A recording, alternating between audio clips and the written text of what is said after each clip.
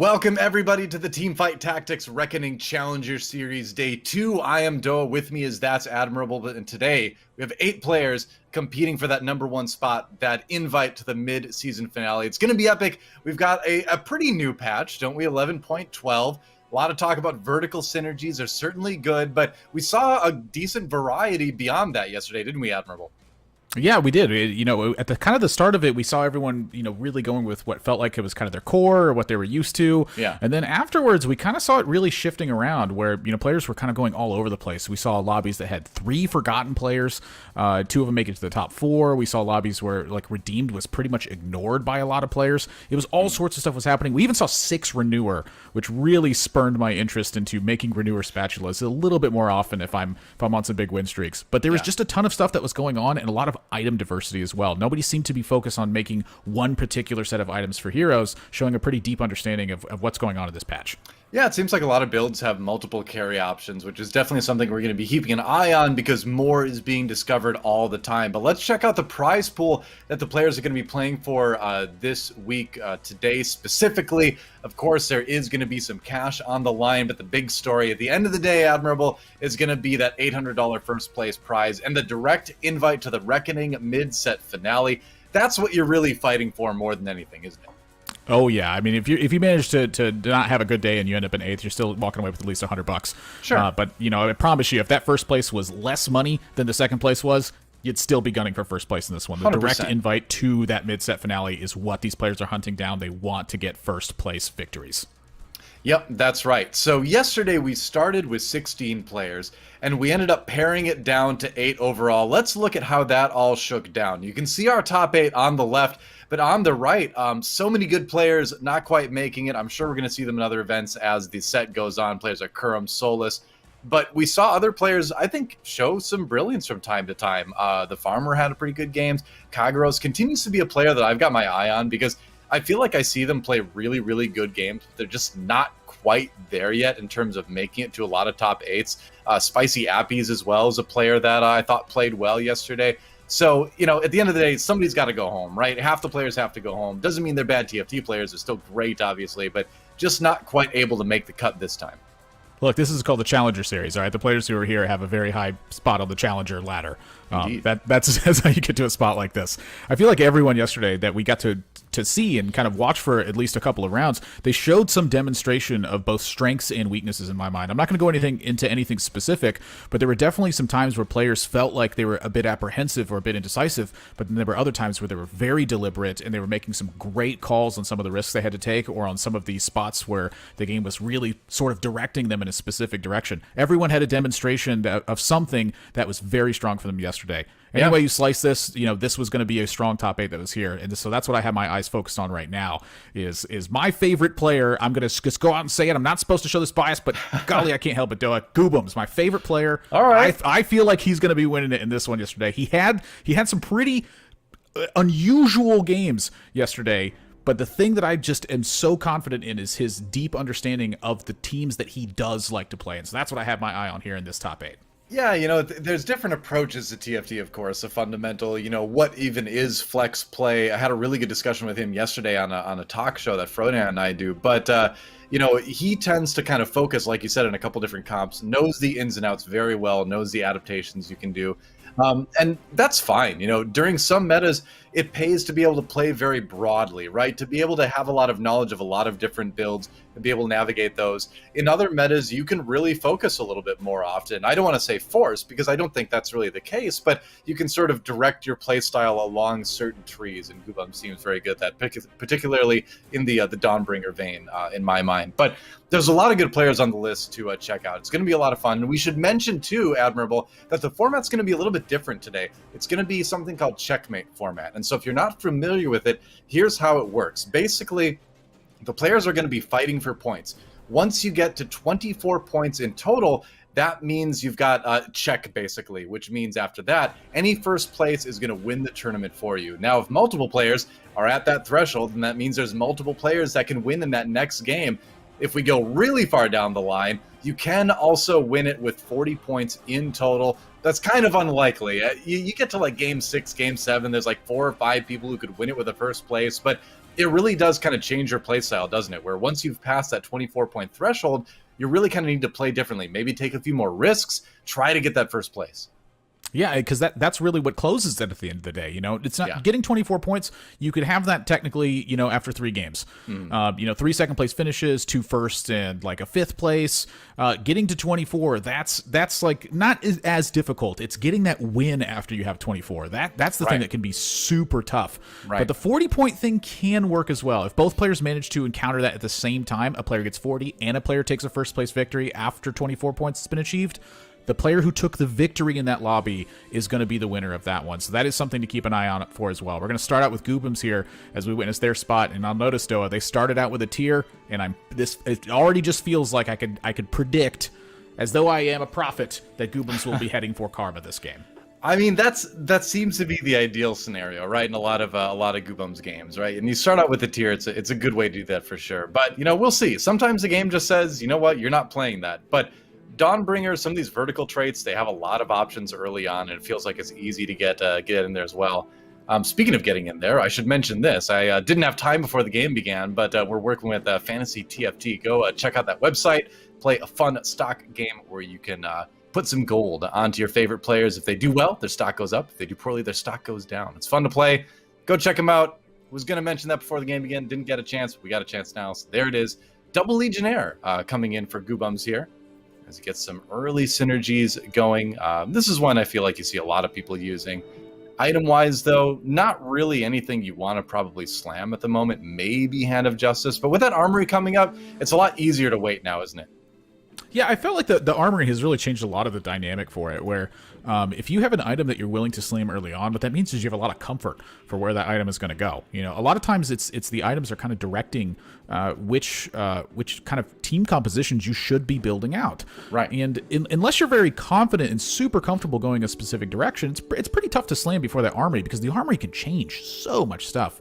And so when I see this composition here from, the start of a composition here from Goobums, if you decide to slam, like, say, a Last Whisper, or you decide to slam a Hand of Justice, you really cut off a lot of options that you have there. And so I feel like the patience for the armory, very important. And at the same time, also just the comfort, being able to slam something, that can be the big difference in a game. If you manage to start getting a 5-win streak together because you slammed an item, that's something that can really pay off.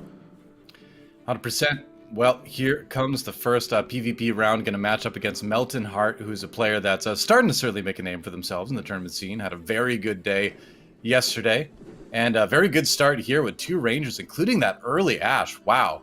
Just hit, apparently, is the theme for Melton Hart so far today. Yeah, to me, the big one is the Lee Sin that's sitting there in the front as well. That Lee Sin's going to slam the ground and slow down the attack speed. That's always something fantastic that you're looking for. Melton Hart yesterday, pretty strong day, 33 points for a tied in second finish that they had, and they kind of just went through Unforgotten most of the time. They had a Draven game where they focused on some Mystics, and then it was a Forgotten, and then in the last one they ended up going with some Redeemed with a 4 Ironclad Vel'Koz build. So kind of curious to see where they're going to end up going there. It feels like Forgotten is a little bit of a focus for them. In terms of Goobums, though, Goobums didn't necessarily have a very direct day the entire time, which felt a little bit unusual to me. Well, it was very up and down. His scores were 7-3-1-8-2, so it was really a roller coaster for Goobums yesterday, and that can happen sometimes when you're a little bit more, focused towards one tree in particular. That said, he did play a decent variety. We did see 2 Dawnbringer games, but only 2, really. He played a Rangers game, he played a 6 Forgotten game, couple Dawnbringer games in the middle, and then an Abomination, Nunu, Brand 3 kind of re-roll thing at the end. So, it does seem like he's willing to play whatever the game kind of gives him at the end of the day, but it certainly seemed like he was stronger on those Dawnbringer builds for sure. I'm kind of curious about this one. I noticed that Goobums took a look over at Melton Hart's board and was noting the bows that were sitting on the bench there, and considered slamming the Hand of Justice in this one. I was curious if Goobums is thinking about wanting to go the Yasuo build. You started with Yasuo and you have a bow and you have some items that really support what this build is trying to do. But if someone's trying to contest that, it's a lot harder. 2 players in the lobby trying to go for a Yasuo build, it makes it a lot more difficult to get that 3-star Yasuo, which is what you really want. And so I think that Goobums feels like it's going to try to keep a close eye on players that have a Yasuo or that have multiple bows and see what they're going to end up doing with them. Sure. Because I feel like that could really influence them from moving away from it, as I know it sometimes has tried to influence me from doing that same thing. Yeah, well, I think more than anything, you know, we're seeing a typical player with a pretty open board, a pretty open trajectory here in the early game. So the question is, you know, what is he going to see at the carousel possibly that helps him kind of make that decision? In this meta, it kind of does feel like you are maybe rewarded sometimes for making an early decision about the trajectory of your game and just sort of sticking to it. But you can wait through a lot of stage 2 to make that decision sometimes. And I think slamming the Hand of Justice on the Yasuo, I mean, if nothing else, this is going to, you know, maybe win you some rounds, but at the very least save you some HP. Does that Cinder get the cast, though? That's a question. Oh, no, it doesn't. And that's a win. And that's a few HP saved here, again, for Goobums. Yeah. It feels like a Hand of Justice difference, too. I mean, look at how low these life totals are. Yeah, I agree. Remaining here. Yeah. Golly. It's tough to slam items in the middle of the fights like that. I always feel like if I don't slam the items that way, that I'm in trouble. I know what you mean. It's you know, part of you is like, well, I just want to greed. I want quote unquote perfect items. But in this set more than ever, you know, the sort of argument of perfect items, I think, falls a little bit flat compared to other sets, just because we've got so many more items. Oh, the Yasuo it depends on with the champion cloak. Too. But yeah, that's huge. Look if he finds another Yasuo, that's a Runins right off the bat for him. So it's looks like Yasuo might be the way to go for Goobums here in this game. That feels like a big find to me. I know that's where my idea was headed. Sure. But I tend to force this composition a little bit too much. I mean, the question is, can you find 4 Nightbringer? Because that would really sort of propel this stage 2 board a little bit ahead of where it's at. If you can find a Sejuani, then you'll be in really good shape, I think. Yeah, find a Yasuo, any Nightbringer. Yep. You know, a Nunu at this point actually looks pretty good as well. Like, there's a lot of stuff going on for Goobums' board here in terms of, you know, holding through and preparing for stage 3, facing up against that Nunu that I was just kind of mentioning. Yeah. And this looks like a tough one here. Could be. The Soraka is going to certainly be annoying to deal with. And then, of course, like, you can take all the units out you want, but when the monstrosity shows up, it's going to have a death cap. It's going to have the Warmogs. It might not even show up here. Nope, it won't. And, yeah. Well, like you said, it's going to be a tough board, especially the Brand with the death cap in the back, free firing. That's going to be a lot of damage on your team. Yeah, kind of take a peek around here, looking at Setsuko's board, a Sacrificial Gauntlet plus a Shojin on Alessandra too. That's looking pretty nice. Hey, there it is. Yasuo! Oh my gosh, a 2/6 Yasuo 2? With a Runons and a Hand of Justice? This is fantastic! I think it's good to see Goobums wait for a moment before combining that, just to think through all of his options. A lot of times you might be tempted to just slam it and be like, oh, there it is, there's the Yasuo. But it's a commitment, right? To build this Yasuo 2 is a commitment.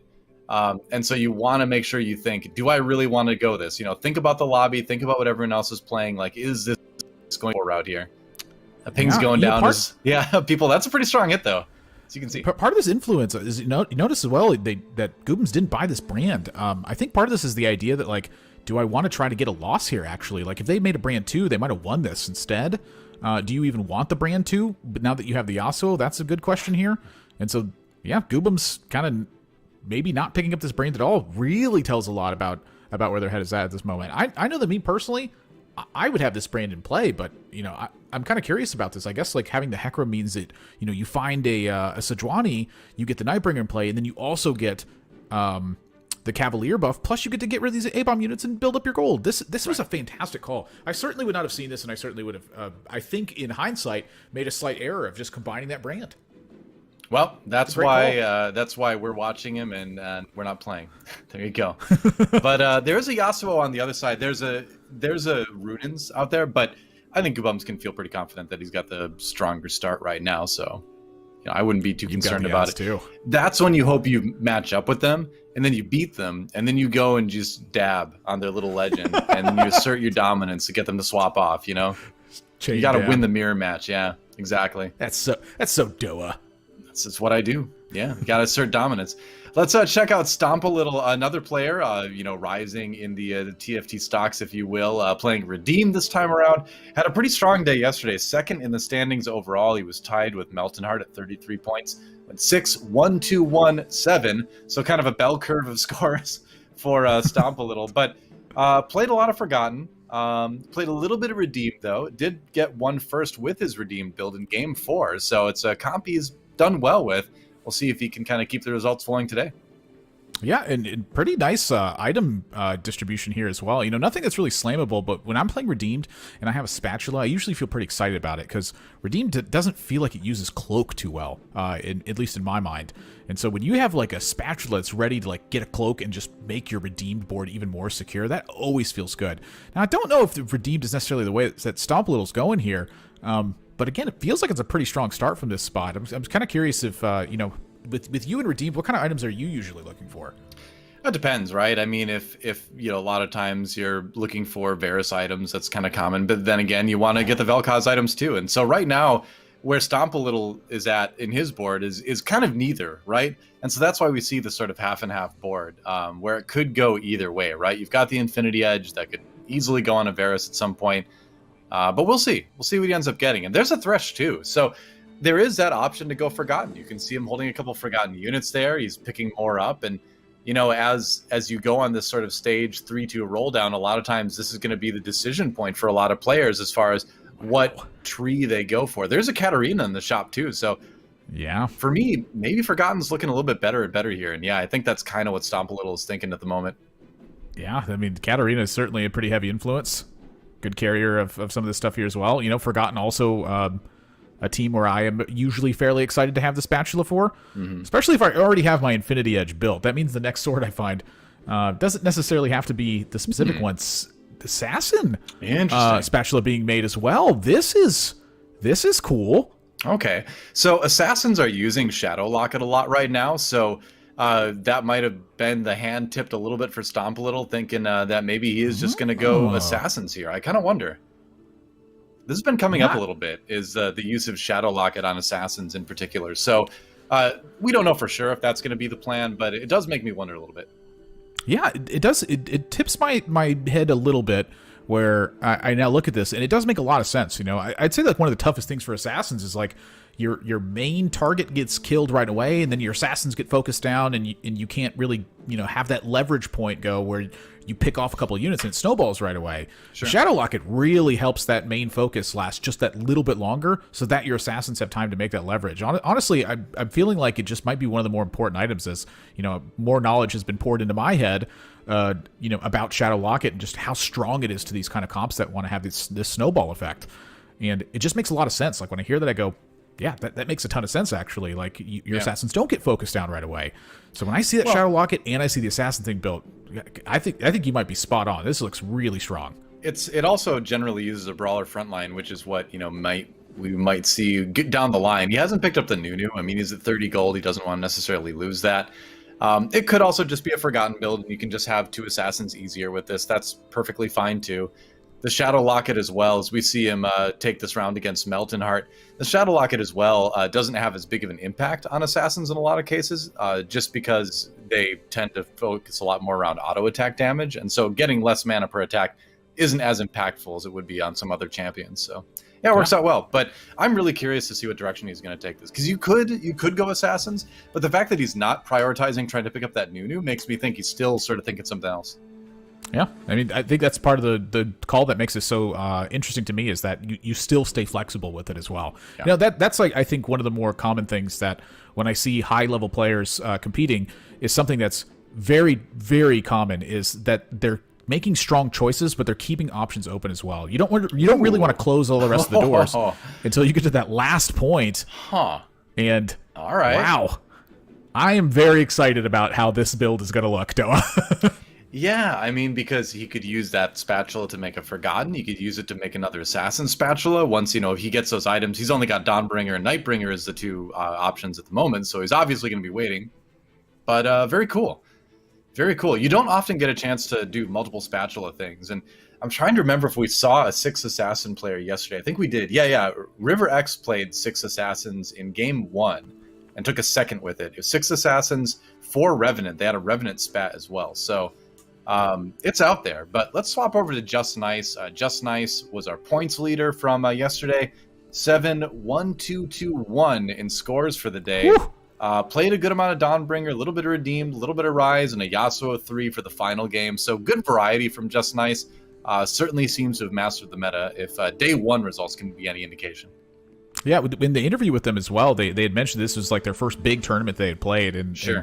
Like right at the start they had a little bit of nerves, but started to overcome it at the end. And I think given the order in which you had told me those results, the 7-1-2-2-1, it felt like they overcame those nerves really very quickly afterwards, because Just Nice was playing fantastically yesterday, and I think that part of having these performances and having these finishes is you do need that little bit of luck to really pivot you in that direction, but you have to be capitalizing on everything as much as you can as well. And I feel like Just Nice absolutely was doing that yesterday. I was very impressed. Yeah, and we see a pretty open board at the moment. Has Dawnbringer, has Abomination. We saw players try to play the Riven Abomination yesterday. It's okay. I don't think it's the strongest build at the moment, but it's out there. Then again, this is something that could certainly pivot too. You could pivot farther into Abomination if you happen to hit a Rise and a Spatula for that. You could pivot farther into Dawnbringer as well. So Just Nice at 92 HP and options. That's a pretty good spot to be in. This monstrosity is very strong, by the way. Yeah, I mean this is like potentially the three best things you can have. It's a Runons, it's a Deathcap, it's a Warmogs. It's not always going to win every fight, apparently. But if it comes out at the right spot and you have something alive that's actually cranking some damage, it delivers a lot of damage. To me, what I'm looking at from Just Nice's boards, they're already on 7, and so think about how much gold you had to have in order to get to that point and make it fairly comfortable. A-bombs is a lot of portion of what helps you do that. Yeah. Well, let's check out Ramblin'. Just took the round off of Just Nice. So Ramblin' stock certainly rising in this particular game, but he's down at number 8 right now. So he's going to need to have a pretty big spike to get back into this. That said, it's a strong Hecarim. He found a Draven. So depending on what these items are, he might be in a little bit better shape. We'll see if he can find a Rise at some point too. That's what you're really going to be looking for. But all right, so a possibility for maybe a Zeke's for the Draven. Probably going to wait till 4-2 to see if an Armory pops up.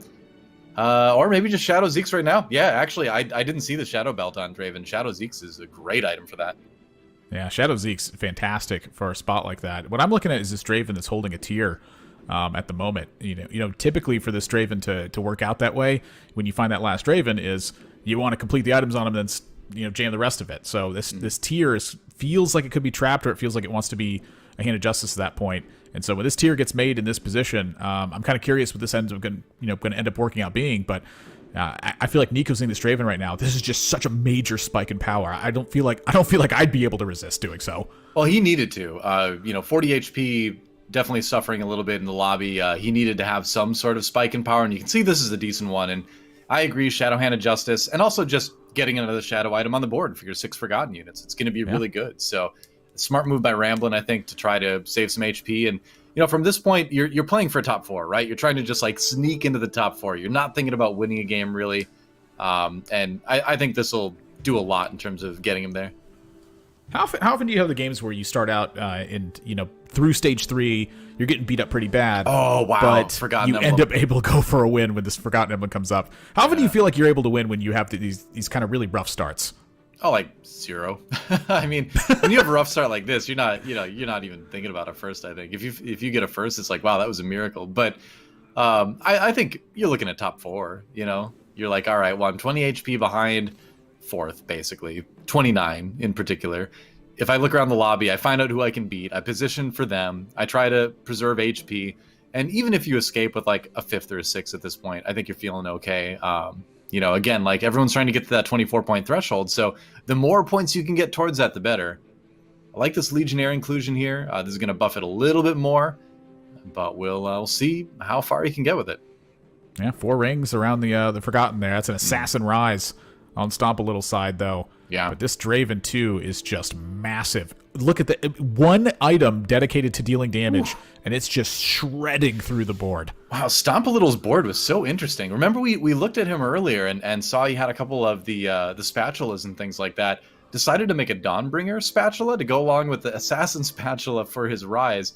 And so you've got the Dawnbringer synergy with Kha'Zix to help Rise live a little bit longer. And if you get a Shadow Blue buff or a Dark Blue buff with a Shadow tier, I guess that can turn into something really scary. But it's not working out. He's down to 25 HP. So I wonder at the end of the day if he didn't try to get a little bit too tricky there. Love Forgotten Ward, by the way. I think that's one of my favorite units to put the Forgotten Emblem on. It's absolutely one of my favorites. Pick up some backup Hecarims for when that Rise shows up. Ramblin', I imagine, is instantaneously going to give this Rise the dark blue buff if and when it shows up. In the meantime, though, it is really just about making sure that you are not getting hit too hard. Well, yeah, the Hecarim, I mean, you look at those items like, oh, those are Rise items, so yeah, we'll see. You're getting to a front line at that point, too. Hopefully he's got another Hecarim, too, to replace it with, but yeah, I think a Rise would be very strong. Speaking of very strong, look at all these items on the Syndra. Now, this... You would imagine, you wonder if some of these items are going to get moved to the Vel'Koz at some point, but I've been saying it for a long time, Admirable. I think Syndra is a very strong unit that a lot of people are underestimating it right now. Yeah, as she dies. But trust me. Well, signed to a Draven 2 and a Hecarim with a Dragon's Claw, you know, usually pretty good in terms of how that composition is meant to work against you. Someday Syndra will rise. I could attest to DoA has been preaching about this Syndra nonstop for the last few days, and I have tried it, and I got PBE, dumpstered right away. Yep. And you know, I think eventually it might end up working out. But you know, I do agree that Syndra it definitely feels like one of those units that is super strong to me, and then it's just at some point, I don't know exactly when, I can never identify it. It just feels like it falls off the cliff. Well, it's really fragile, and I mean, you kind of have to run it in Coven, I think, to really get a big benefit about it from it. But here's the tips. You know, at this point. At this point, I think Sphinx would love to find another Syndra to swap some of those items over into the Vel'Koz. But that said, you could make an argument for Syndra 2 with these items being stronger than a Vel'Koz 1 with some of those items. So. Oh, the Heimerdinger though.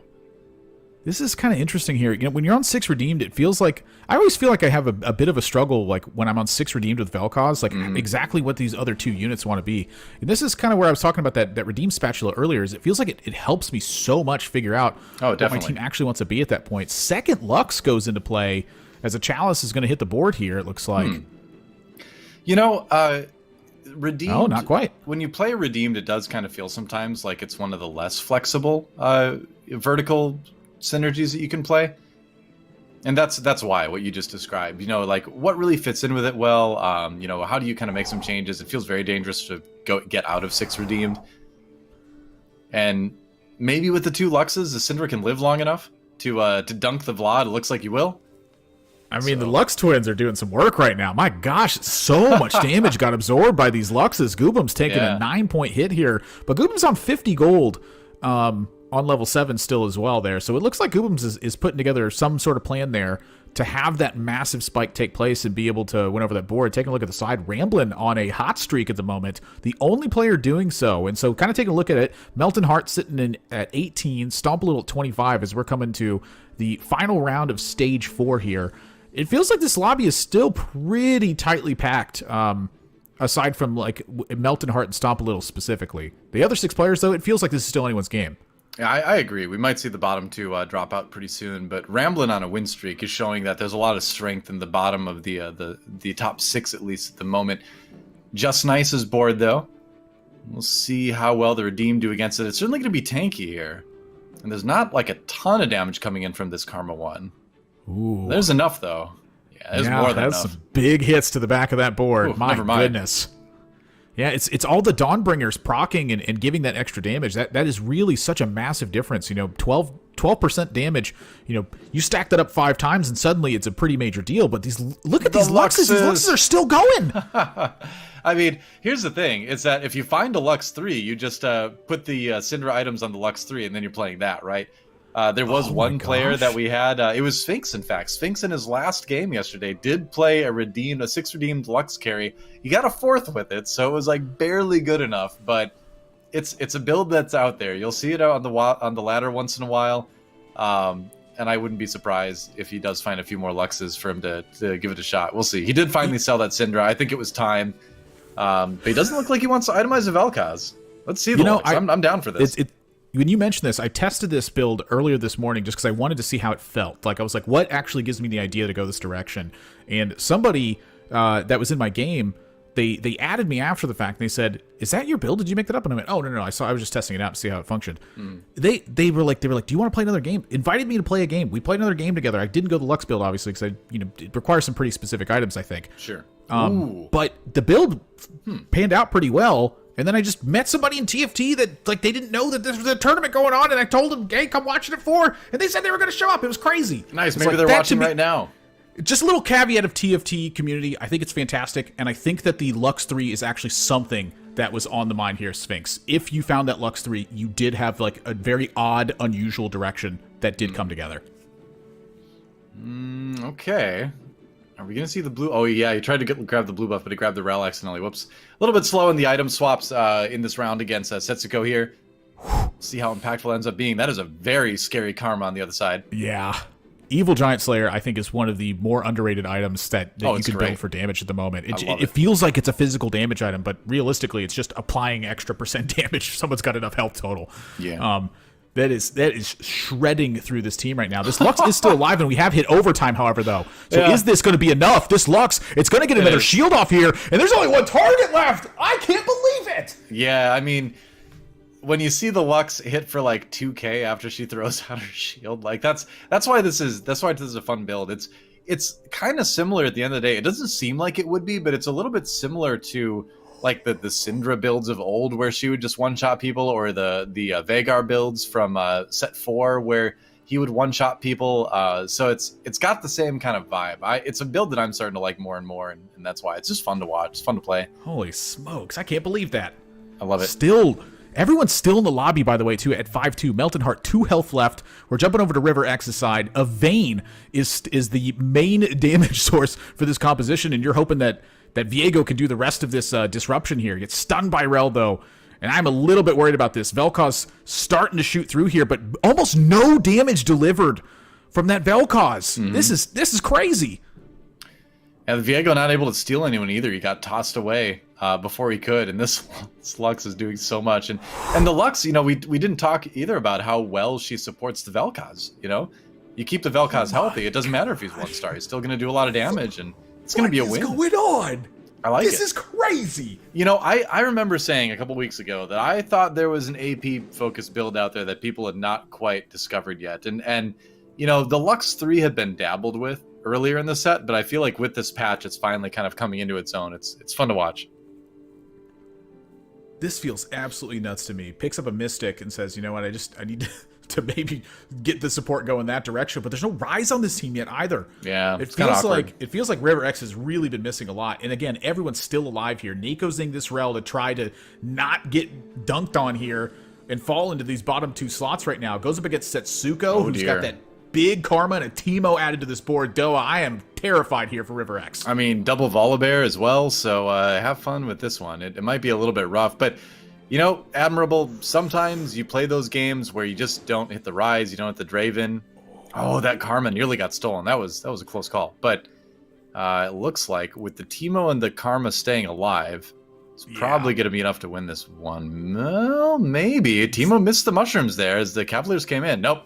Karma just does too much damage. And yeah, it's like I was saying, sometimes you play Forgotten, and especially with Forgotten probably being the most popular vertical synergy right now, you're going to have games where you're just contested, you're not going to hit the Rise and the Draven, and then you're going to kind of suffer a little bit like this. Melton Heart, by the way, is still alive at 2 HP at 5-4. This is kind of a crazy lobby. Oh my gosh. 5-4, 8 players still alive. How many times have you... I don't think I've ever seen this before. Not often, yeah. This is definitely getting to be a pretty tight lobby. You've got 6 out of the 8 players in the 20s or below. Like, this is nuts! It is indeed. What's he going to find here? All right, so... There's a Draven. There's a Draven found. Probably better than the Lux 2, or not the Lux 2. Probably better than the Vayne 2 at this point. That's the debate right now. Yeah. Also, no, just says no. Huh. And frankly, I don't really blame them for this because it's the Shadow Zeeks and 2 Runons. Okay. Like Draven likes a damage amplification thing, right? Like Vayne kind of amplifies her own damage. She needs to be able to stay alive and just attack and hit enough stuff. And so I feel like River X made a really tough call here, but made it pretty decisively. Sure. And frankly, it looks a lot better to me. This Vayne with 2 extra bolts coming out now, it's delivering just 33% more damage basically. Yeah, I can see that. All right. Yeah, it's tough, right? Because she does more damage spread out across the board, but there's less of that single target opportunity, right? Now, here's the question. Can you beat this insane Garen too? It's Legionnaire Garen as well, and he's got the Stone Plate, and he's got the Warmogs. There's the heal from the Dawnbringer. It's a Garen 2 as well. Like, oh my gosh, the Hecarim! Whoa! Melted Heart finally gets knocked down. The first player to get eliminated going into 5-6. Stage 5, round 6. The first player gets eliminated. This is insane. That's rough, too, to make it that far into the game and then still take an 8th. You know, what can you do? But let's take a look at Ramblin here. Ramblin, you know, was trying to put together a Forgotten build a bit earlier. He did find the Draven. He did find the Rise. And he's got that strong Forgotten Mordekaiser as well. I like that he's got the Claw and the Hextech Gunblade on the Mordekaiser in particular. That's just going to make it really, really tough to deal with. Let's see if Just Nice can do that, though. Strong Karma again on the other side. And that Heimerdinger, too. Garen getting a big shot off there, but that Rise with the Dark Blue plus the GA. Garen gets stunned now. Rise stands back up, and here goes the chain. It is stuffing that Garen into the ground, and this Draven gets protected, but that Riven's still cranking some damage now. The Riven has to go down. The Rise manages to take it down. And so look at that. Dark Blue buff Rise destroying that fight there. RiverX knocked out in 7th place. Yep. Top 6, all we have left. And the highest HP is only 25. I mean, if you look at this, there's only a 12 HP difference between 2nd and 6th. So this is definitely one of the tightest lobbies we've seen in a long time. You know, I also want to shout out Stomp a little. I believe he was still playing that Assassin's build, I think, and he's got the win streak going, so starting to make that work. I'd love to see that board soon, but we're going to keep seeing if Ramblin can keep the win streak going. Oh, wow, Jeweled Gauntlet for Rise, I would imagine, is where this is going to go. That is a nice upgrade. I mean, this is a crazy lobby. This is our first game of the day, by the way. I know, right? 6 players alive going into stage 6. There's usually 2 players left at this point, maybe 3. I can't believe how tight this lobby is right now. And look at that Assassin's board. 2 Shadow Zeeks onto that Nocturne. 8 Nocturnes found for Stomp a Little here. So there's your answer. As far as how has Stomp a Little been able to stay in this, he's about to hit the Nocturne 3. He only needs 1 more Nocturne. There it is. He gets the Nocturne 3. But the big key, I think, to a lot of this is the Assassin Dawnbringer Rise as well. You've got some sustain, but you've also got a little bit of pausing to allow the Nocturne to get rolling. I like that adaptation. He's got a Zeeks, and he can be very mobile with it, with the Ivern, if he wants to maybe swap someone else in instead to give Nocturne that speed. But we'll see. It's a scary board, but, you know, can he hit a top 4? That's the question. Well, here we go. This fight, I mean, every fight here is just absolute maximum vital importance. Up against Ramblin, who's got this built out. Viego gets knocked up in this position. Whew. That Mordekaiser, it's about to get a big shield. The stun, though. All right, here's where Revenant comes in handy. Can the Nocturne come back and heal up? Get stunned again. And this is the danger of this build. Yeah, the Nocturne goes down, and that Nocturne's going to do an insane amount of damage, but only if it's not stunned. And there is a 5th place, potentially. We'll see how the rest of the rounds go. Looks like Stomp a Little might be able to sneak into 4th, depending on how this round against Sphinx goes. Might be. Sphinx. Looks like they're getting taken down here. It's CC is the way that you knock out these high resilience champions. Wow. 3 players go down in 6-1. That was a well-earned 4th for Stomp a Little. I think that was that was kind of just like grabbing your rank and just sort of like dragging it along to a sneaky top 4 there. So it is going to be Just Nice and Sphinx on the outside looking into the top 4 and 5th and 6th respectively. Stomp a Little gets 4th. Pretty amazing there. And now we've got our top 3. And there is a bit of a gap here, Admirable, right? 25, 20, and 20 the HP for Ramblin, Goobums, and Setsuko. The veteran players, if you could say that, claiming the top 3 in this game. Well, this is a scary board, too. That Yasuo, you know, finding a Yasuo 3 is definitely like the major difference that this composition has. This Mordekaiser that's in the back here, as they fight the ghost of Ramblin here. This is just feels like it's so scary. He stole the Yasuo 3.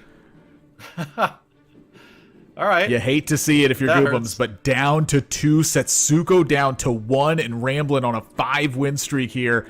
Wow. Ooh, okay. Lee Sin 3 gets found. That's going to be a lot of damage.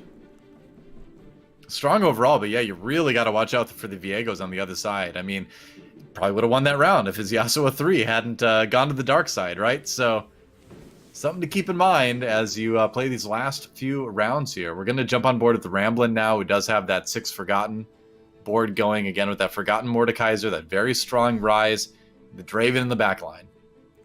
Here we go. Every fight is a must-win for Goobums and Setsuko. Yeah, fight's a ghost here. They can technically both win. Or, I'm sorry, they can't both technically win because they're fighting against each other. This Mordekaiser gets isolated. Like, what was the difference in this round? How much changed for this to happen, for Ramblin' to lose this fight? And he is hoping Goobums isn't going to win it. But Goobums is going to win it. Setsuko's going to go out in third, Ramblin' down to 7. The next fight is going to decide who wins. Yep. Setsuko out in third. And one last carousel before we decide it. Any big items out there? There is a more evil Anomicon. That's going to be a valuable one. Locket. The Redemption. Yeah, the Locket is big. Couple different options. Chalice. Okay. Wow. All right. So going for the AP boost. I guess there's not... I mean, you could put the more evil Anomicon on the Hecarim, I guess, if that would have been the case, but I'm not doing it. I'm kind of seeing it as like maybe it's mana item for Vel'Koz. Like, just get the Vel'Koz to cast as quickly as you... I'm sorry, the Viego to cast, excuse me, as quickly as you can to try to make that impact go along. Even if Viego just picks up something for a little bit and can't necessarily destroy the unit, but instead is going to go for the AP buff, and I totally understand. And so here we go. Can Ramblin' tries to fake the position out real quick. We'll see if it had an impact. Mm-hmm. Goobum says, I don't fall for it. And here we go. Great Shroud. Really good Shroud from Goobums. Can the 3 stars carry here? The Diana in the back line, if she gets some crowd control on the Draven, which it does, that's going to cut a lot of the damage here. The lift up on the Lee Sin, but Viego wasn't able to turn him to the dark side. Mordekaiser looking scary here, though. The Shadow Rise! The dark control. blue buff Rise! That'll do it. Unreal how powerful that is. Yeah, Ramblin' is going to take first here over Goobums. It was looking good for the Nightbringer player for the moment, but Shadow Blue Buff Rise, what more can you say? Like, a lot of people would say that's the strongest champion / item combination in the game right now. When Rise drops a little bit in health, the blue buff goes off, he chain casts, and everybody's CC'd for the end of time. Yeah, it's really a double power spike thing that happens, where it's like the Rise, obviously that's a good unit, fine. Yeah. The dark blue buff catapults it. And then the final rocket is that GA, where the Rise can then stand in front of your whole team. It gets knocked down, and then when he stands back up, because the Guardian Angel, he's already got the dark blue buff active, and the chain CC just starts from there. I think that is absolutely the most powerful item combination in the game right now. Certainly seems that way. Let's check out our scores from lobby number 1. Of course, we saw the game, and the nice thing about today, Admirable, is that we don't have 2 different lobbies to swap back and forth between, just got the one. But let's check out the points. Remember, the first goal is to get to 24 points and give yourself the opportunity to win it with a first place after that. And so right now, Ramblin' and Goobums, Setsuko, the 3 that are farthest along there. And it's technically possible to win this in 4 games, I guess. If you go, or no, maybe even, 4 games, I guess. If you get up to 24 in 3 games and then win it on G4, I suppose. Yeah, that's the earliest it can go, and then Game 7 is the I believe the maximum that is available here, though. But yeah, 24 points, that's your first goal. And then the second goal after that is to achieve a victory in the lobby. And so for right now, Ramblin', you're having a pretty nice, confident start when you pick up the W in game number 1. Yep, it was well earned too. That was a well played game, and got to see some cool stuff. Got to see the assassins sneak into 4th, and I think that's a good indication of what we're going to see today. We're going to see a lot of what's strong in the meta, but with players this good, there's always going to be little adaptations that are going to kind of get one player just another couple spots, just another couple points. That's what they need. It's always fun to watch. We're going to take a quick break, everyone, and when we come back, game number 2 of the TFT Reckoning Challenger Series, we'll see who gets one step closer to checkmate. You're on day 2. It's going to be awesome. Don't go anywhere. We'll be right back.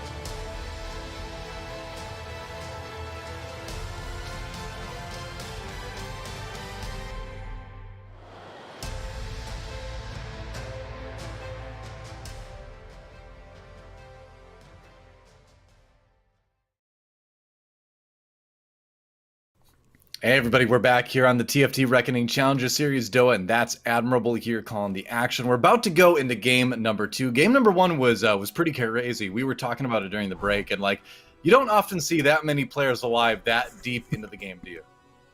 I mean, if you'd have thrown me into that one at the 5-4 carousel or 5-5 carousel and all 8 players were alive, I'd been like, is it like a 13-player lobby? Like, what's going on here? All 8 players were alive in the middle of stage 5. It's crazy.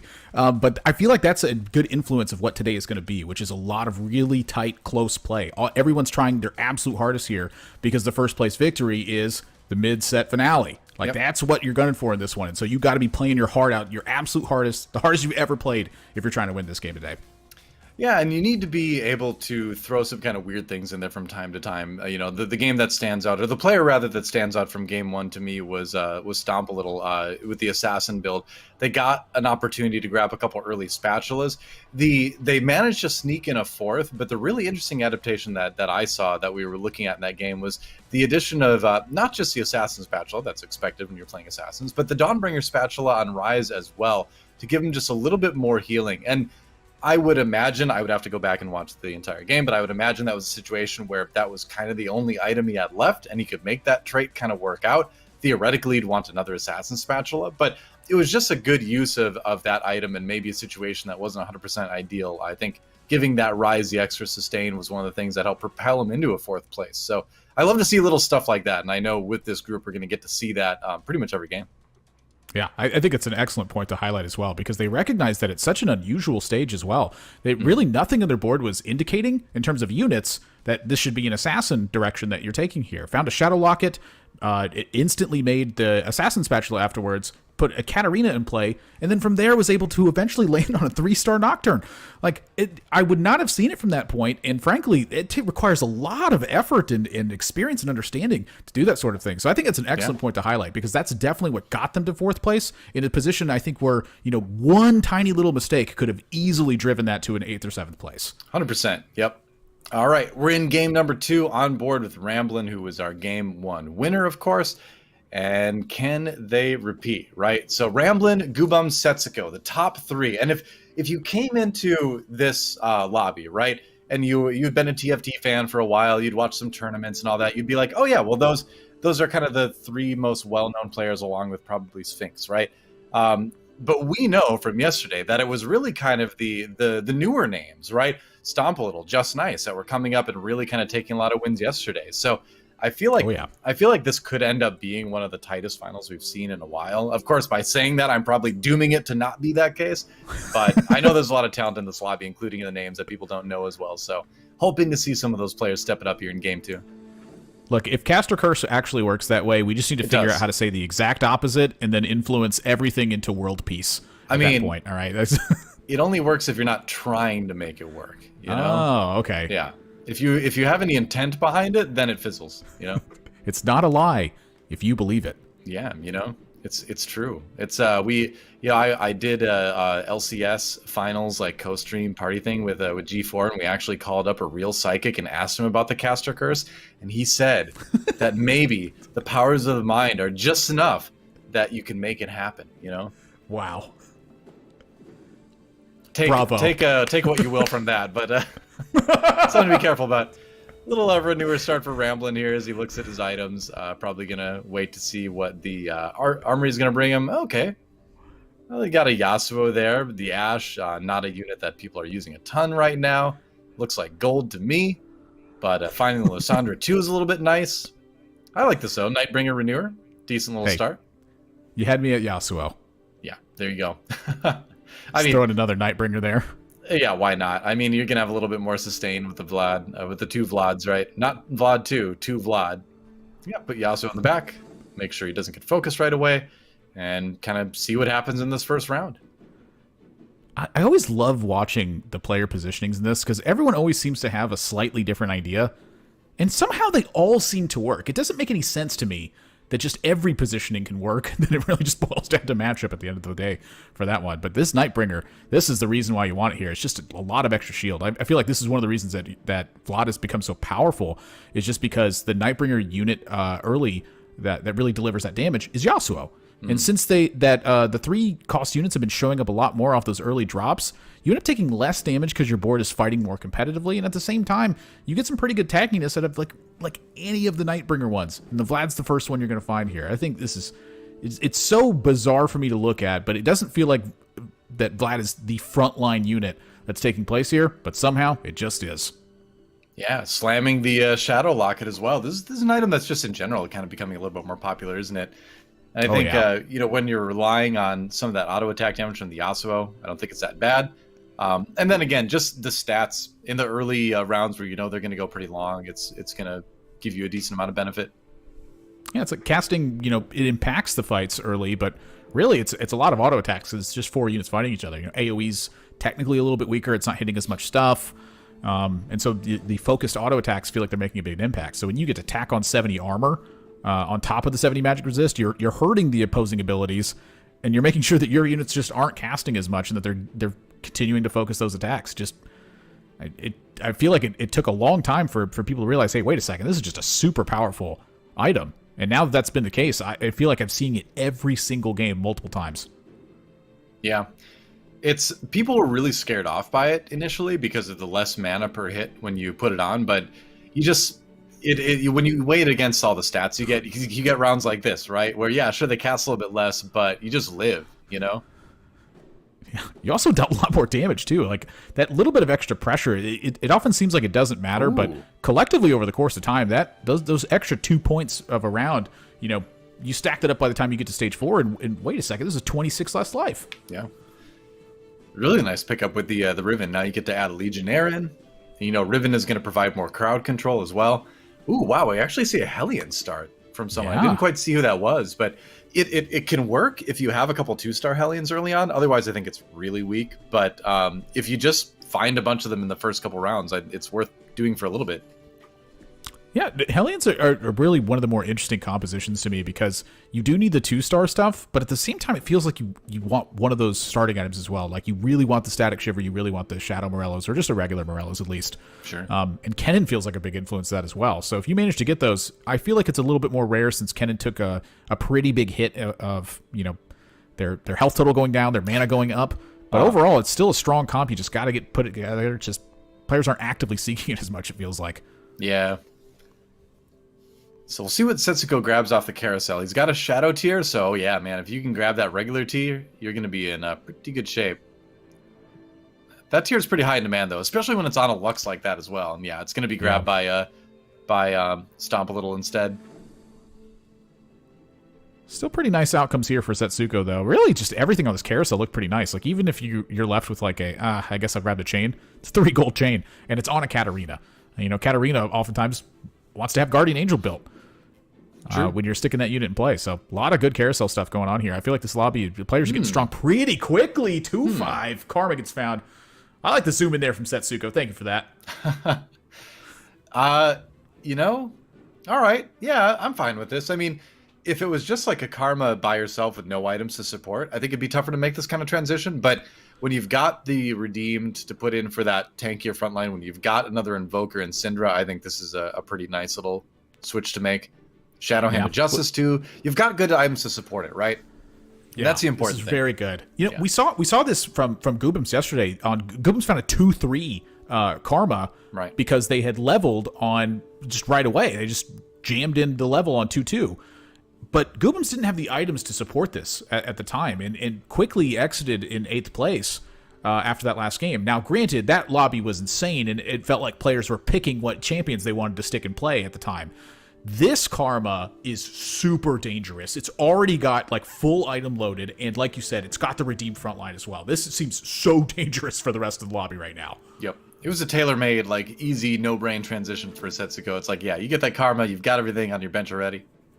You're good. So, should be a pretty smooth stage. Well, obviously, rest of stage 2, and maybe even to stage 3, depending on how much other people hit here.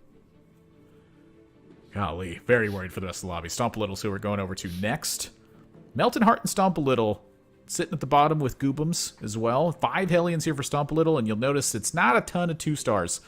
without 2 stars, it feels like Hellions are much tougher. And when you run into this right away, the feeling that I'm getting here from Stomp a Little is, oh yeah, okay, Karma as well. Yeah, I can't find a 2-star cannon. You find a Karma with full items. Yeah, makes sense. Well, yeah, I mean, it's like I'd kind of mentioned where without 2 stars, this generally won't win. You can see he's on a 2-round loss streak now, make it a 3-round loss streak. Good items, but again, without the 2 stars, it's really tough to make it work, especially on the Kennen front. Like, he casted, but there are plenty of rounds where the Kennen won't even cast at this point with 1 star. So we'll see. Hey, Kennen 2, that's good. I found another Poppy. Yep. So you can still just sort of play this out and just play the econ game for a little bit. Yeah, I think I do like kind of going this direction, given that they have the static shift and the Shadow Morello as well. Just the 2 stars they're not really important because you need the units to be 2 stars, just because you need the extra health in play. Yeah. The whole point is to have that Kennen burn the entire team and then have the time of the Hellions kind of popping out of this portal and coming back. Just it gives time for that Morello's to burn everything. It's 25 seconds, I believe, for the full burn to take place. I think so. 25. But it'll burn the whole life total if you let it. Yeah. Well, it'll burn 100% of their life. So if they heal it all, it won't kill them, but like it'll kill most champions. But it just takes way too long to do it a lot of times. It's nice to have though. Tough choice here. I feel like that. Oh god, this is a lot of gold to spend to put this Zyra in play. Yeah, it is. And Zyra has taken a couple nerfs over the last couple patches too. She's not, strong enough to insta-slam, as you can see it. You don't want to take out 5 Hellions right now. This could be like a level 6 play, potentially. But, man, this is a tough decision here.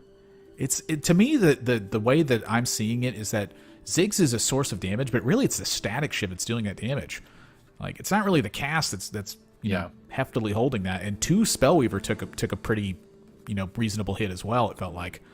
I feel like this is good patience here to not jam this in play. Yeah, you're going to be continuing the loss streak. He's going to complete it. Okay, I thought maybe 30 gold would be the priority. You could have sold the Zyra rather, and different game, and get up to 30. But no, prioritizing is the Zyra too. So throws it in. Yeah, sure, you get Spellweaver, but I think the bigger thing is that you get the Zyra too. And you get the crowd control, you get the potential a little bit of a damage boost because the static shifts are going to be shredding MR on the other side. But it's a rough spot for a Stomp a Little for sure. You chain this into Invokers a lot of times. That's why we see him pick up the Syndra, but gets a little bit rough. I like throwing the Thieves' Gloves on the Zyra at least. This is just kind of like maximizing the potential of this board, such as it is. Yeah. I think this is a good call, too. I mean, very happy for Stomp a Little to pick up that Shadow Bow as well for the Stiletto, because this is quite a bit of damage that's getting poured out of this Ziggs right now. You're just, like you mentioned, the Zyra, the whole point of it really is the CC that it's providing. That in combination with the Kennen, hopefully that gives you the time for this Morello burn to really take place, and for this Ziggs to be able to stay alive and keep getting these Shiv procs. This is such a massive difference. All right. Looks like it's enough to take out Goobums at least. That I guess that did make a bit of a difference. The item and the crowd control from Zyra, you can see she crowd controlled basically the entire enemy team, gave more time for the Hellions to do their damage. Yeah, Goobums had a lot of forgotten stuff that was on the bench when we just saw, and then suddenly we look back over a couple seconds later and all the forgotten units were gone. I'm kind of curious to see where the rest of this ends up going. Jumping over to Sphinx's side. For Dawnbringer in play with a fully stacked Riven at the moment. Yeah, wow, that's a scary Riven.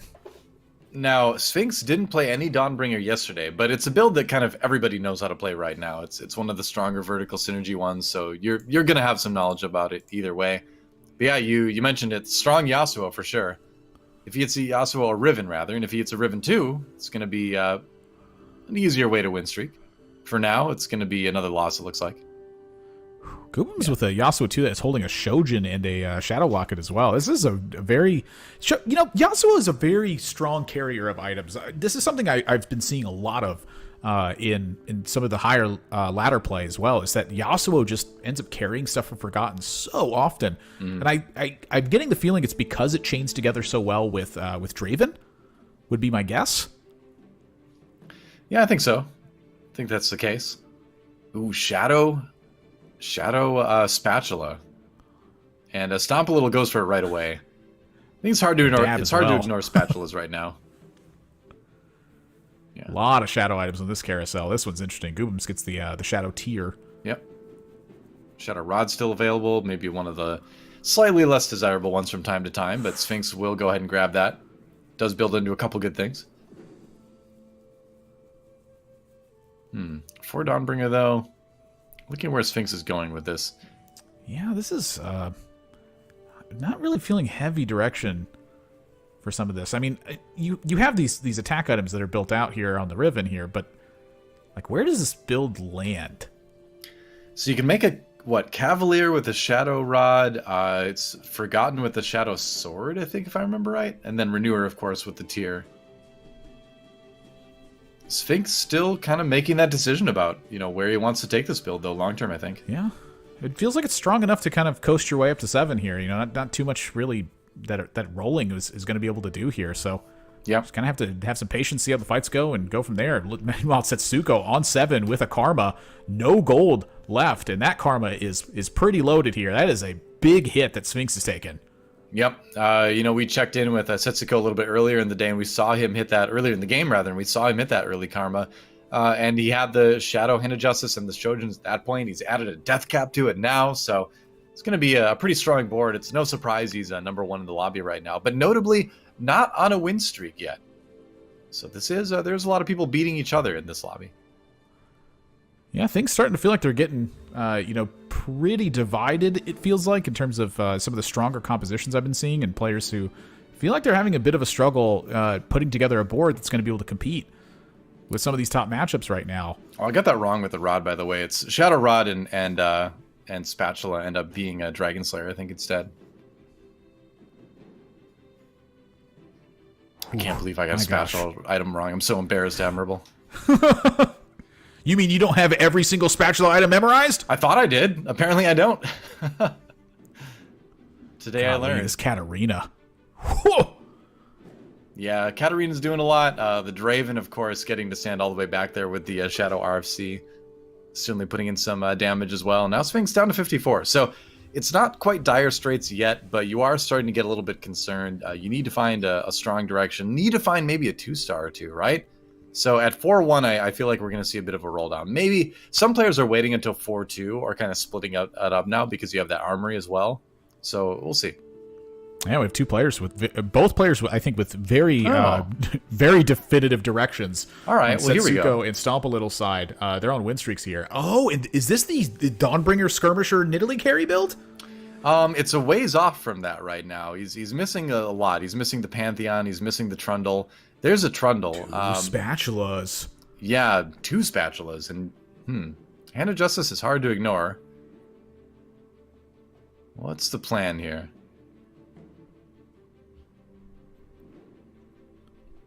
Not picking up the Trundle, so I don't think it's going to be the Skirmisher version with Nidalee. Because usually that can chain into either 6 Skirmishers later or 6 Dawnbringers, so he's probably, at this point, going to be Dawnbringer. There you go. There's the Karma.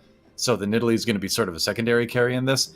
Get 6 Dawnbringer in, and so now at this point, a little bit of rolling maybe on 4-2, a little bit of item distribution, and might have a board that can start to sneak back up the lobby a little bit. Yeah, not fantastic roll down there from Sphinx. Stopping at 20 gold on the sell back up.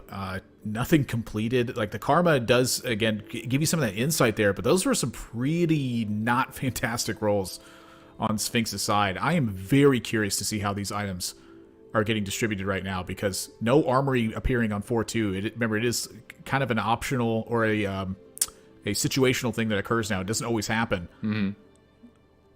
Big changes here. Okay. Evil Giant Slayer with the blue buff. Makes a lot of sense. Yep, I think it's very good.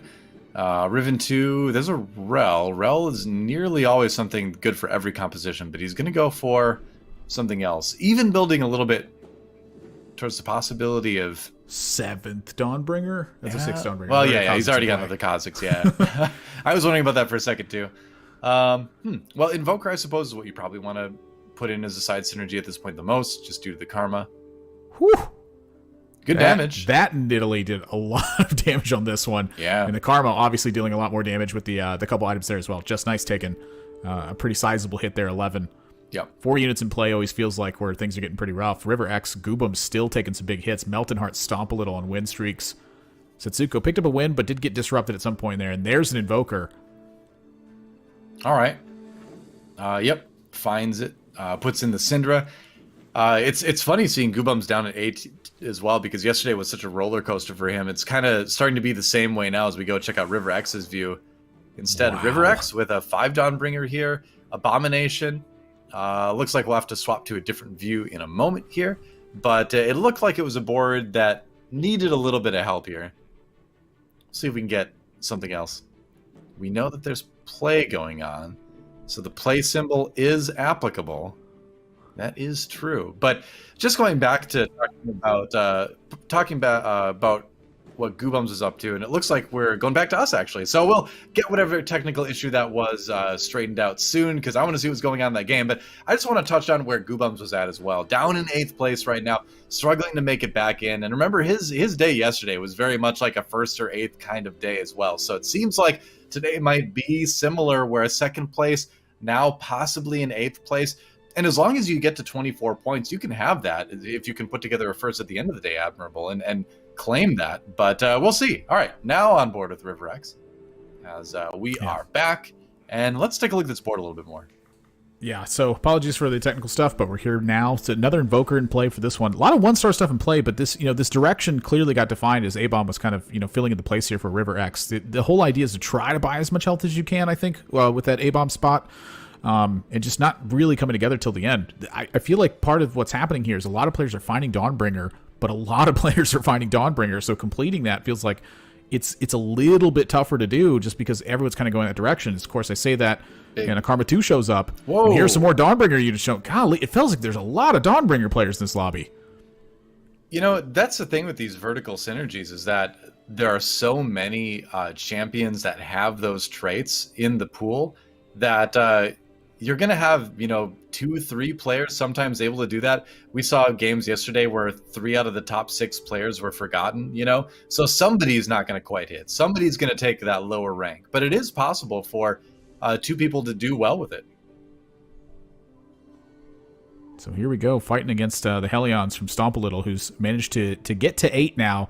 And a Revenant Spatula thrown onto this Kennen here, the bootleg Guardian Angel, as I like to call it.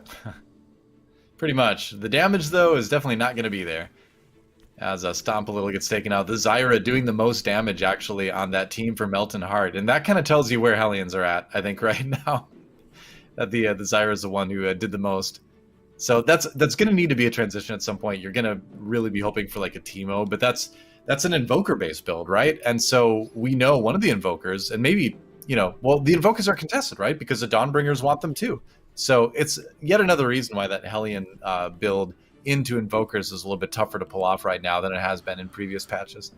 Yeah, it's a bit of a risk to go that Hellion build. I know that I was, for a little bit of time before the Kennen took a nerf, I was attempting forces on it, and it really felt like if you found the Teemo as you catapulted into 8, that things just, it's like you hit cruise control and started stomping everything. And if you didn't find the Teemo, it was really tough, and you constantly had to cycle things around and kind of like move through items and hope that you could improve units like little by little depending on the matchup you were facing. Coming up against Sphinx here, River X, we're seeing like what a difference it makes with like a Karma 2, but that Nidalee loadout, again, with multiple players playing Dawnbringer stuff here, it feels like that Nidalee is just, scraping by. It has that Runons, that Shadow Hand of Justice, and it's putting through quite a bit of damage here. With all that percent damage that's there, and that Shadow Hand of Justice, it's getting 40 attack and 40 spell power each other time you toggle a takedown with that unit. It just, the percent stacked on top of the flat damage, it's just such an amplification of how much damage that Nidalee is going to be dealing. Yeah, 100%. It's a great alternative carry if you can't itemize the Karma, and sometimes you just want to play 6 Dawnbringer and not worry about the Karma. And we mentioned the little skirmisher adaptation you can use, and Nidalee's kind of emerging as one of the better carries out of that tree right now. It's all on the Karma train though for River here, and item-wise, I guess maybe since that was Raptors, you just do the Hex Tech at this point for the Karma. Well, there still could be an armory at 5-2. Yeah, maybe there's a chance you can hold for a round. But I suppose it feels like it's getting pretty tough here. Like you're at the bottom of the life total. And so you got to make something happen. Like, you notice how aggressively that the gold is being spent here by River X. And when you're looking at these items right now, there's not very many options on how to capitalize on this rod. You know, can you capitalize on this rod properly, or should you just leave it here and hope that an item can show up at some point? You also want to think about itemizing the Garen as well, which is what's going on. Yep. All right, there's that. GA? Okay, sure. So the item prioritization goes on the Garen. I suppose the returns of going Hextech may not be as much. Oh, but now the Karma gets stolen by the Viego.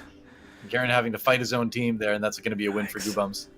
Yeah, Goobums shifting over to Forgotten and finding some pretty good units in that spot. We're going to go over to Goobums' perspective now.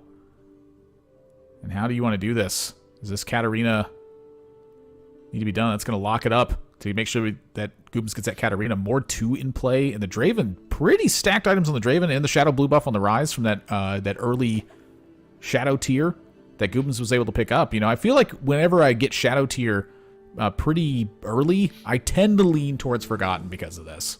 Yeah, makes sense. Any build you can do and put the Rise in is going to benefit from that. Looks like a pretty strong board overall. You know, obviously the Rise 2 would be a big upgrade at this point for Goobums, but with proper positioning, this could maybe dig him out of the bottom 8. Look at this, a Teemo too already for Stomp a Little? What? Yeah. He must have found a Nico somewhere. I mean, my gosh, that is just massive. Yeah. For that to be taking place. Viego gets a steal, but that, again, Teemo 2. Wow. It's tough to beat that one. Goobums taking a big hit here. 13 gets delivered. I was kind of curious why Stomp a Little's life total was going down as well. It's because of those. River X drops to 3. 1 hit remaining on that perspective. And boy, does this lobby look pretty tight if you are not Ramblin' or Melted Heart right now. Wow, though. Stomp a Little just like so bailed out with that Teemo. That was about to be a fast 8. But like you were talking about with the Teemo early on, if you can get it online, suddenly things kind of change, right? And so we'll see how far Stomp a Little can take it for now, at least. The Legionnaire Rise, cool adaptation there. You do see that from time to time, just because Rise benefits from the attack speed. The attack, you know, the healing helps a little bit, but it's more about just getting that crowd control out even faster.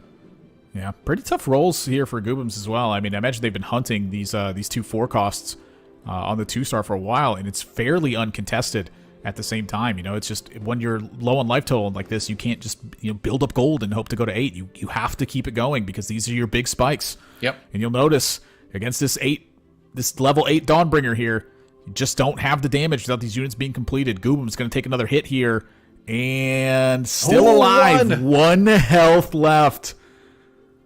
Scary and again, stuff.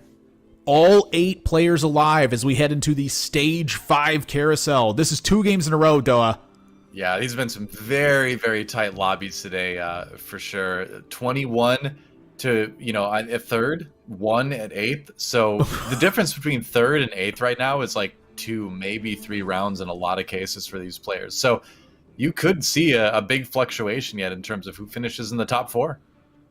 It's just crazy how tight these lobbies are today. Yeah, I love it. I think people are figuring out the synergies very well. They're getting very good at playing into the specific traits here. Just trying to find that Rise too, but it's so tough. It hurts bad. I mean, at least he's able to get the GA on the Rise. That's going to make it even better. But it does hurt a bit to not be able to 2-star any of those, especially when you're 1 HP. You're like, all right, well, in a lobby like this, that's the difference between 8th and 4th, So yeah, and Melton Heart in the pool that you're trying to fight. Ramblin' finds the Rise 2 as well. Golly, these comps, everything looks so evenly matched here. I feel like position matters a ton, and then a slight amount of combat RNG is going to be dictating quite a bit here. Pantheon, exactly the direction that this Draven is faced right now, and that is bad news for Goobums. Yep, and the Rise doesn't really, or the Draven doesn't really last long enough to do much of anything, and that's going to be Ramblin' knocking Goobums out. So insult to injury when, Goobums not able to find the Rise 2. Then he sees Rambling find the Rise 2 anyway. Then he plays Ramblin' and gets knocked out by him. Like, that is tilt-inducing. Stomp a Little goes to 9. Just Nice knocked out as well. 8th and 7th. For Goobums and Just Nice, respectively. And so here is your top 6 as we head into the final round of Stage 5. That's right. It's going to be Melton Heart way up at the top. with that win streak going. Now, Melton Hart got an 8th last game, so this would be quite the bounce back if he's able to do it. We're on board with Ramblin for now, though. Ramblin did win the last game, and he's second place in this lobby as well, with a pretty strong 4-4 board, the 4 Dragon Slayer, the 4 Nightbringer. Has that Yasuo carry, but pretty far away from Yasuo 3 yet.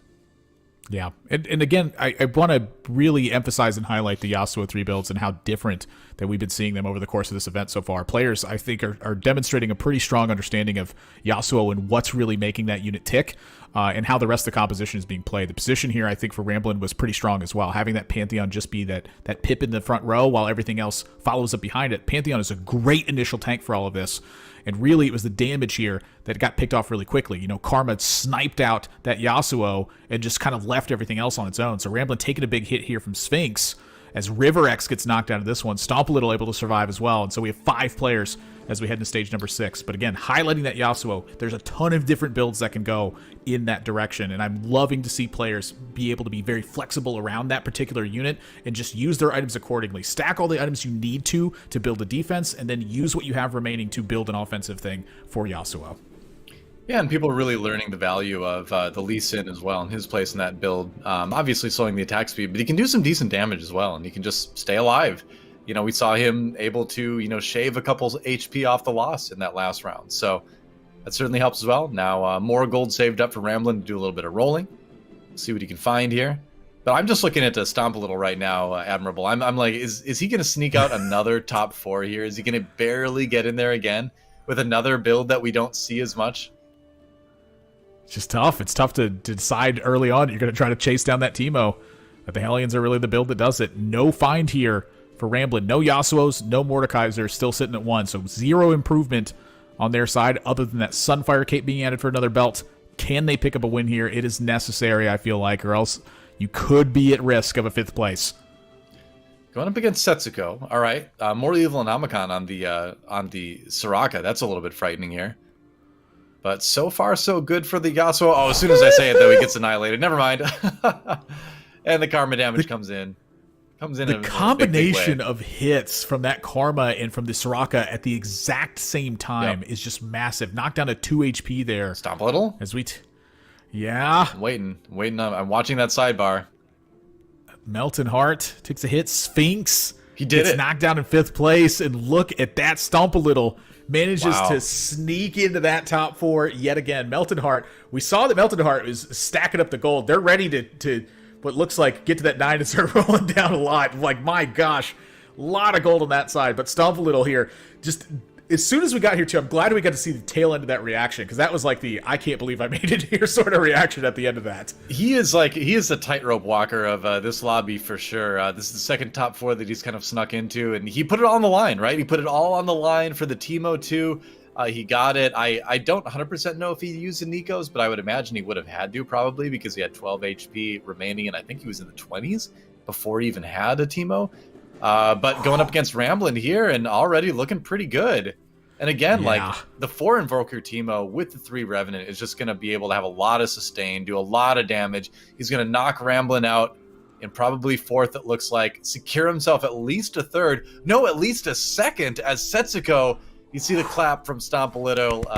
Great performance here and showing that, hey, Hellions are still on the menu. Yes. And that's exactly what he said there, too. I read his lips perfectly. He said exactly what DoA said. Hellions are still on the menu. Yep. And going up against Melton Hart at 51 health.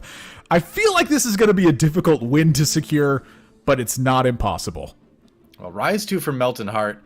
Obviously, all Melton Hart needs to do is win 1 round. Stomp a Little, faking out the positioning here.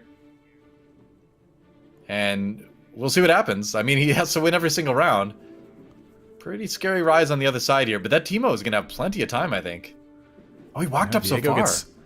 Viego gets chucked away as well on that spot, and the Teemo keeps dropping the shrooms in the back to slow down that Draven, but gets knocked down, and this is collapsed on. GG. Melton Hart, 51 health left to take that 1st place and Stomp a Little. Excellent 2nd place finish there.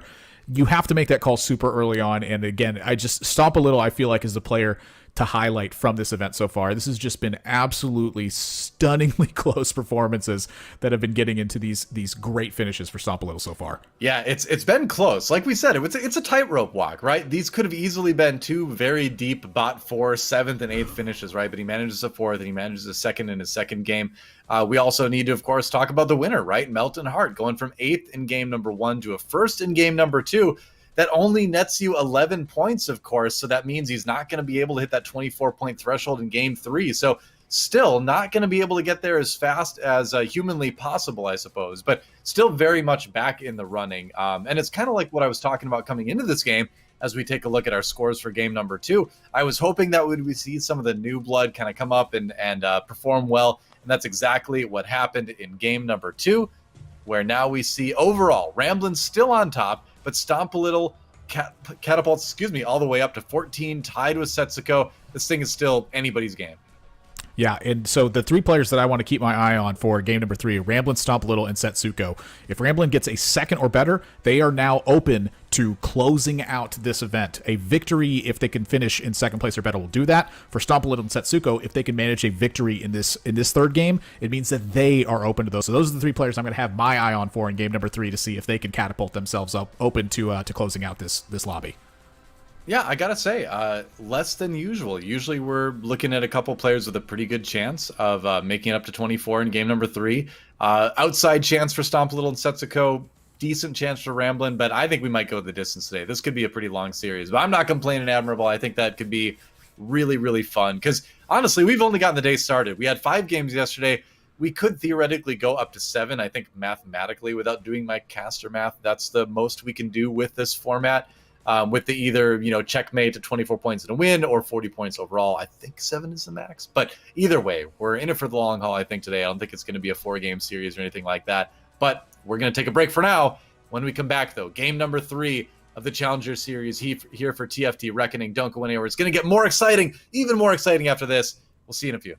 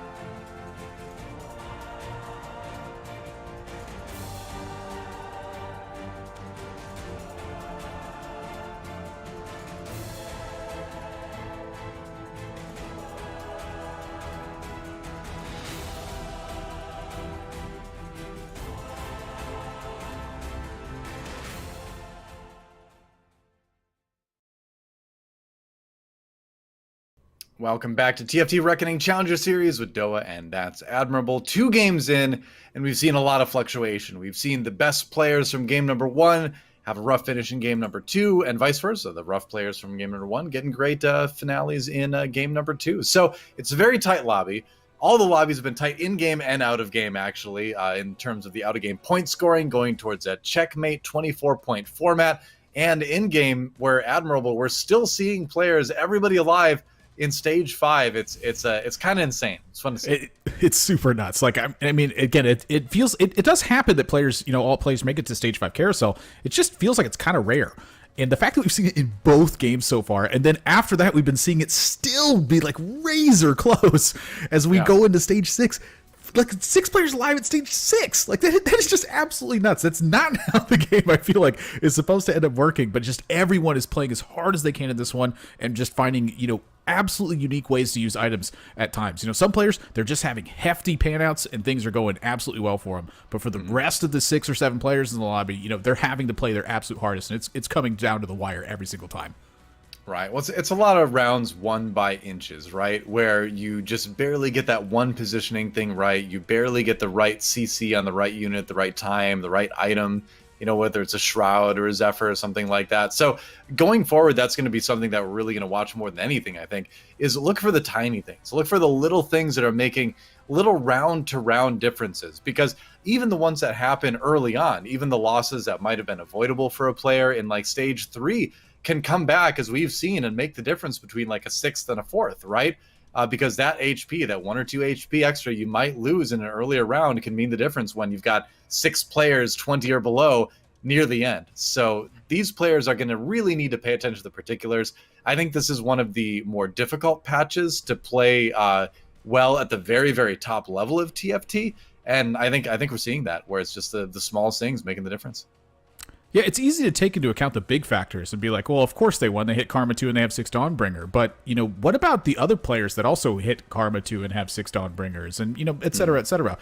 It's like you mentioned. It's an excellent point. The little tiny things can make the huge differences that are in this one. And I think that a big highlight from that one as an example is just Stomp a Little being alive at 2 health at the end of that game and getting 2nd place because of it. At what point in that game could that have made the entire change? They had 5 Hellion at 1 star, chose not to roll anything.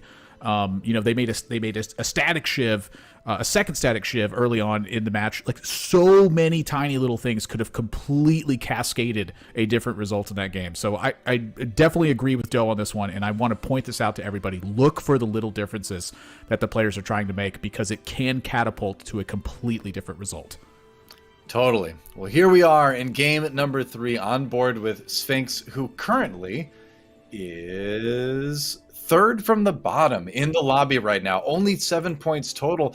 And when you look at other players in the lobby like Ramblin', Stomp a Little, Setsuko, getting closer to that 24-point threshold, the pressure is starting to really mount on players like Sphinx, Just Nice, River X to have a big result, to have a big finish in this game, to get close to themselves, because you don't want to fall behind and start to, because then the mentality Admirable kind of gets to be like, all right, well, what can I do to stop X player from winning, rather than what can I do to make sure that I do well, right? Yeah, and it's a really tough thing to have to consider. I think a lot of times when you're in that spot and players hit that 24-point threshold, really the only thing you can do to stop them from winning is like making sure that you win yourself. And oftentimes it's kind of the position you're going to be in too. You're going to need to win in order to hit that checkmate point yourself. But if you get the wins early, that's really where it makes a big difference. So you don't panic and have everything go out of control, but it is really important for the players that are at that 9-point threshold to have a strong performance this game. Goobums, Sphinx, Just Nice, and River X, they're looking at 9, 7, 6, and 5 points respectively. All 4 of these players need a top 4 in this game. Definitely. So Sphinx with a lot of decisions here, and actually a lot of 3 gold champions coming through. So the ability to sell a little bit, the ability to maybe put together a strong board. There's a Kha'Zix too. So along with, okay, so it seems like Dawnbringer, and then you put in the Katarina, and that looks pretty decent. Yeah, this is looking fantastic. Wow. Really, it looks like a very good board early on. Now, what they're lacking though is he's lacking items, right? He can make a locket. Regular locket hasn't quite been the most popular item lately. You've got an armory coming soon, so I think you just scout around, yep, exactly like he's doing, and then try to find a good place to put the assassins. And wow, there's a lot of actual assassin splash going on early in this game. Yeah, a lot of pretty good-looking starts from a lot of players here. You know, I feel like Katarina, absolutely is going to be the difference in this particular one, as well as the fact that it's a Kha'Zix 2 that's fighting here. But for most of the players in this lobby, it does feel like that the Armory is going to have a pretty big impact on the rest of this as well. For Sphinx, looking for something that gives you some sense of direction with, some of the units that you have in play right now. My eyes, clearly on the Katarina. If you can find anything that gives you the emphasis, yes, this is the direction I should be going, that's going to be the biggest influence right there. And there it is. Yep. All right, so Shadow Locket is an option now. Let's see what else. Abomination actually is an option with the Nunu showing up along with the Brand and the Callista, but you're going to stick with the 2 stars for now, rather. And then maybe wait until like level 5 and throw in Forgotten. We'll see. This feels like a very, very tough call here as well. Kind of looking at the Abomination thing here, you do have the option of also going to 10 gold with units that frankly have really no other use for the composition you have currently that's in play. So this is a heavy decision on a very tiny little spot here where it's like, should I be moving up here or should I be doing something different? And it looks like it's going to be Forgotten in level here. This is certainly an option that I had not considered, and I think this is brilliant when I see it in hindsight. This is a great way to start building a win streak, and at the same time, opening up your window to be able to find some stronger units. You're looking for like more Katarinas here. If a Diana happens to show up from that small little 2% that's there, a lot of crazy strong things can happen now from Sphinx in this spot, and I think that this is a very smart choice to be making when you need a strong performance in this game. Yeah, it's a nice little stats boost for your Forgotten champions. Obviously, his shadow item is not on a Forgotten champion at the moment, so you just kind of get the base stats from the 3 trait. But it also just adds the Vayne damage in there. So, yeah, I mean, if you want to keep the win streak going, makes a lot of sense to go for it. Does hurt your econ a little bit. Vayne too, all right, so even a little bit more damage now. Yeah, it does hurt your econ, but I feel like this is a pretty nice risk to be taking here. Oh my gosh, Goobums with a Katarina 2? Wow. All right. That can be disheartening sometimes to see if you're building the Katarina as well. But I didn't get a chance to look at the rest of the board. Dawnbringer Brawler here for, looks like Ramblin' he's checking out. Yeah, you'll notice that Sphinx is checking the players that are not only in the pool, but also just the players that also leveled to 5 in this one. A number of players have done so in this game. And so that kind of gives you a highlight of, the influence of the tournament is perhaps having on the decisions players are making as well. They need strong performances, and so they're having to take bigger risks. So and such decisive wins here for Sphinx as well. And how we've had 2 really close games so far. That's admirable. I don't think we're going to have as close of a game across the board this time around because we've got a few players in the lobby with distinctly stronger boards than a lot of the other players do, and that means, like we've seen Sphinx do, they're going to be delivering some big hits to the other players. We already see Stomp a little down to 76 going into the 2-4 carousel. So I don't think this one's going to be as close. I don't think we're going to see 8 people alive at 5-4 this time. Yeah, it definitely changes a lot too when players, they feel like they have to take those risks because they need strong performances. It really changes a lot of things, and so the little things here can certainly matter a ton, but really, I think it's the macro decisions that players are making that are having the heavy influence in this particular game. So Sphinx getting disrupted in that spot, that economy certainly got hurt a bit at that point. You're looking to build that economy back up by having a win streak. It's the whole point of going to level 5 before everyone else. The problem is that got disrupted, and so when that gets disrupted, it really changes the way that you're having to look and how you're playing the next, several rounds in that position here. Jumping over to Setsuko's side, and a pretty strong looking board from Setsuko here as well, but honestly, I feel like I can say that for just about everybody in the game right now. Well, I mean, he's got the Brawlers, he's got Dawnbringer, but he doesn't really have a lot of 2 stars here. All right, another Shadow Spatula. We're sure seeing a lot of that today. Shadow Locket, yeah. The Shadow Locket, right. Is this Udyr 2, though, really strong enough to carry you? It seems like it might be against Stompolita, who's currently the lowest in the lobby, trying to rely on his own Katarina. He does have the blue buff. I'll tell you what, Stage 2, this is the highlight for Udyr, but it's also the highlight for Katarina. Katarina is a massively strong unit in Stage 2. And so, Setsuko also here picking up a second loss here, perhaps, looking to pick up a third loss as you're heading into Krugs at this point. Figuring out a way to manipulate that momentum is a very vital part of playing TFT. It's you have to recognize when you're weak and when you're strong, and when you need to intentionally try and highlight one of those two directions. Yeah, I feel like we're seeing a little bit of frustration here from Setsuko, just the way he's moving his mouse around a little bit right now, in that your board, it's not really going much of anywhere at the moment. You're still very, very open, and the Locket Slam is definitely a big part of it, but you're kind of searching for direction. You're kind of just riding this out until you get to Krugs. Two-star Katarina with the dark blue. That's pretty nice. Yeah. Forgot buff on Goobam's side as well. Yeah. Shadow Locket, I tell you what, Shadow Locket it continues to impress me, because even when you're taking losses, you're not usually taking heavy losses early on. Yeah, good enough damage. Took a while, but the Katarina finally ground through the rest of the board, and Setsuko's going to take a little bit of loss there. Ooh, Hellions again. Wait, who was that for? I didn't see. Did you see? I think that was Just Nice. Didn't catch it. Okay. All right, Just Nice, a player that certainly needs a big win. They're at 6 points total right now. Just one above River X, who is currently at the bottom of the lobby. Yep. Udyr is going to take a bench seat there, gets sold out. Bumps up to 30 gold here for Setsuko. Nice economy here.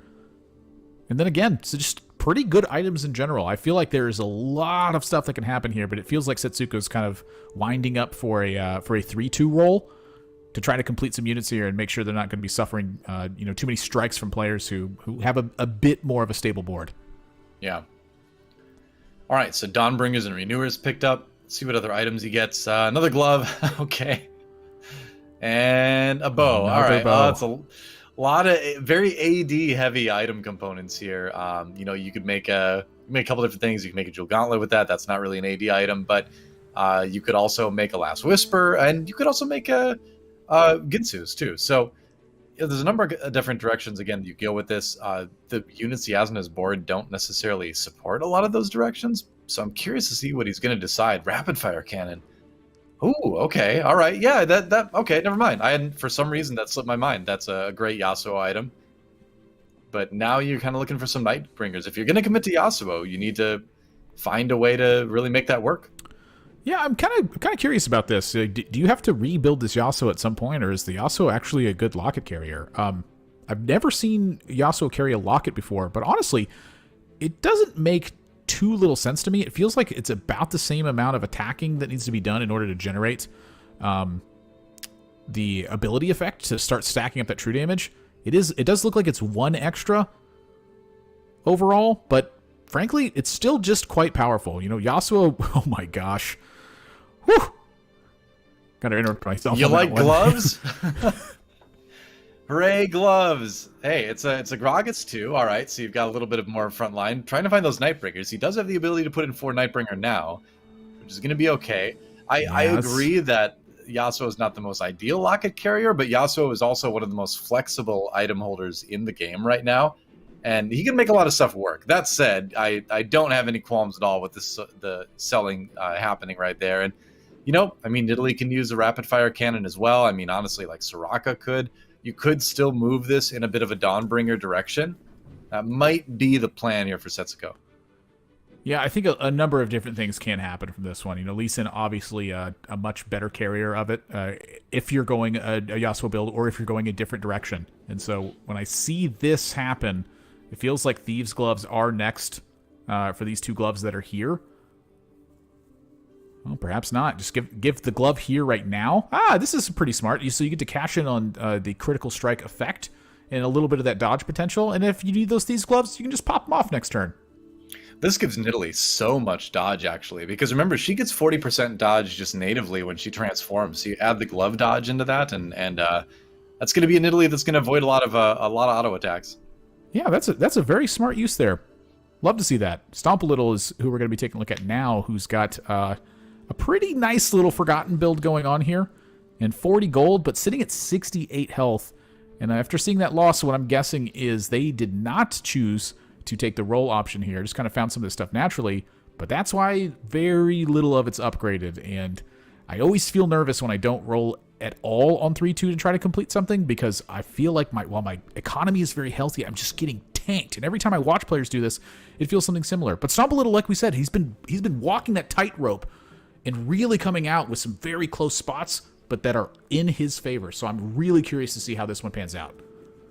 Yeah, he's very Aegon-esque in that he's not afraid to like drop to 30 HP before he completes, whatever build he happens to go for. He really loves generating a ton of economy and then kind of going from there.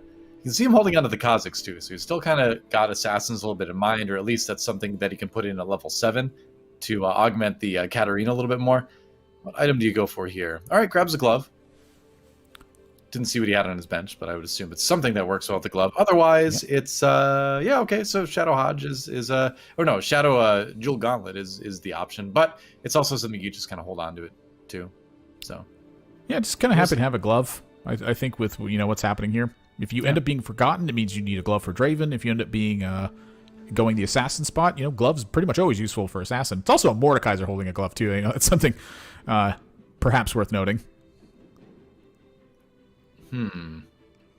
I don't know. Like, you're low health. Yeah, I wouldn't... Do you really need to slam something right now? Because the pressure is on, right? You're starting to feel your HP is slipping away in a big way. You're not really finding a lot of upgrades. You've committed to saving, though. You've said, I'm not going to roll. I'm going to take whatever losses come along with this. So if you're willing to take the HP losses and not roll, I think you're willing to greed the items as well. No reason to slam something right now. And I think this is very wise from Stomp a Little here. The obvious one is Forgotten, but Assassins really is that second one. And we were talking about this a little bit earlier. But Shadow Locket really is a super key item, I think, for Assassins. I've been seeing this information coming in from a number of different spots, players talking about it, and really conversational stuff that's taking place about talking about Shadow Locket really is that's really the more vital assassin item to start out with. And so that's why I think Stomp a Little is taking the direction for here, is saying, I could be Forgotten, but I could very easily be Assassin here. I need to get to 7 and start rolling. Oh, he'll never be forgotten, Admirable. Don't worry. We'll remember this play for a long time.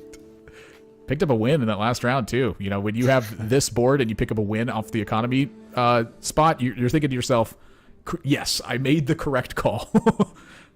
Yeah. 5 1-star units, picks up a win at the end of stage 3. This is pretty massive.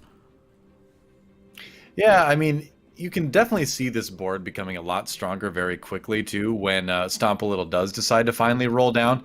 Runs into Melton Hart, who's currently the lowest player in the lobby right now. He's got this Vayne, too, that he's relying on for damage, which can be a bit iffy from time to time. So maybe another opportunity to get a win if this Katarina can live. No, not quite. Yeah, that's a hefty Vayne, too. 3 shadow items, Giant Slayer, Zeke's, and the Runons on that Vayne. That thing is dealing a ton of damage right now. So for Melton Hart, getting to 7 and finding 6 Forgotten off that is going to be a major step in how that board is going to work. And for Stomp a Little here, perhaps we're going to get to see the major step, because this was a lot of gold saved. On to 7 during the creep round. Just, you're saying, what, I sacrificed that potential of the 50th gold there, but you get a roll towards the level 7, which you're going to be spending a lot of gold on anyway. So this is more of like a trade of 1 gold for 2 gold. Yeah, you get another chance to hit a Draven, hit a Rise, probably a little bit more importantly, and then just kind of take it from there. All right, Belt and Tears. So got a few good options. Hand of Justice and More Evil Anomicon. It looks like maybe what's in mind right now. Yeah, a lot of casting stuff showed up in this one, and so look at that. Okay. Saving these Dawnbringer units, now pivoting towards that Dawnbringer. This was a fantastic call from Stomp a Little. Right, and this is one of the things you can do if you only have 1 stars of everything, right? You can make these big pivots to kind of match whatever it is you hit on the roll down at 4-1. This is a difficult thing to do, as we see him doing this. This requires a lot of very quick on-the-fly decision-making, and it usually involves giving up on winning your 4-1 combat. But it is something that can benefit you down the road. There's the Sacrificial Gauntlet alongside the Hex Tech. Kind of, reverse chipping away at your life total there. And look at how much damage this is delivering right now against Goobums. And Goobums is pretty close on this Katarina. Does have a GA, but ends up getting shredded down. That Dawnbringer just ends up boosting that damage and chipping away at the rest of it. Stomp a Little here. This is such a fantastic call. I am super impressed with how well this has been played by Stomp a Little. Yeah, it seems like a really good transition. Wow, he finds the Ivern too right now. Wow. But just the item combination of the Sacrificial Jewel Gauntlet and the Hex Tech kind of mitigating the damage you're going to take from it is a really nice way to play this if you're not going to be able to go IE for like the big crits. So yeah, good turnaround. Looks like Stomp Little might be stabilizing a little bit as we move over to check out Just Nice, who needs to do a bit of their own stabilization. You can see there was a bit of a roll down happening, a bit of a transition being made right now. Did he buy the Kale? No, he didn't. He's also going for a Dawnbringer angle, looks like. So many players playing Dawnbringer. How is Just Nice is going to work out? There's the Death Cap. There's the Warmogs. There's the Bramble. That Taric is... I'll tell you what, if things get locked onto that Taric, they're going to be locked on for quite a while. But the Thresh pulling in this Karma means that it's going to be targeted before that Taric is. Mm-hmm. So for Just Nice here, this is going to be a loss that's picked up here. But again, a pretty similar transition that took place. We didn't get to see the full effect of it or what their board was previously, but, you know, I'd say overall you're pretty happy with your position in this one. It just needs a few completed units here, and then things can get going. So over the months, too, in TFT, we've talked about compositions that backload as opposed to front-load damage. And if we compare these two karmas here, we see that, right? Where we looked at Stomp a Little's karma, the Jewel Gauntlet, big crits right away. That's front-loading damage, which makes it much easier to win rounds after you make a big transition, because the fact that you might have a little bit of a lack in star levels overall is mitigated by the fact that you're doing a lot of damage up front. Whereas Just Nice makes that transition.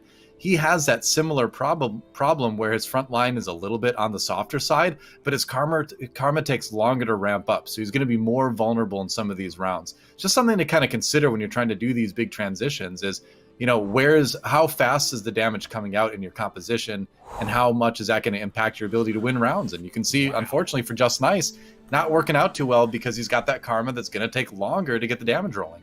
Yeah, and kind of also looking at Ramble inside too, the double crit with the IE Jeweled Gauntlet alongside a 2-star karma on top of that as well. So this is a pretty major difference in those two boards. Just Nice, you know, I'd mentioned you feeling pretty good about your position. After seeing that fight, I'm feeling a lot worse about this spot. I think that Just Nice needs a massive improvement to what's going on here, or things could get really ugly really quickly. Now, that being said, 2 of the tough boards I think are out of the way.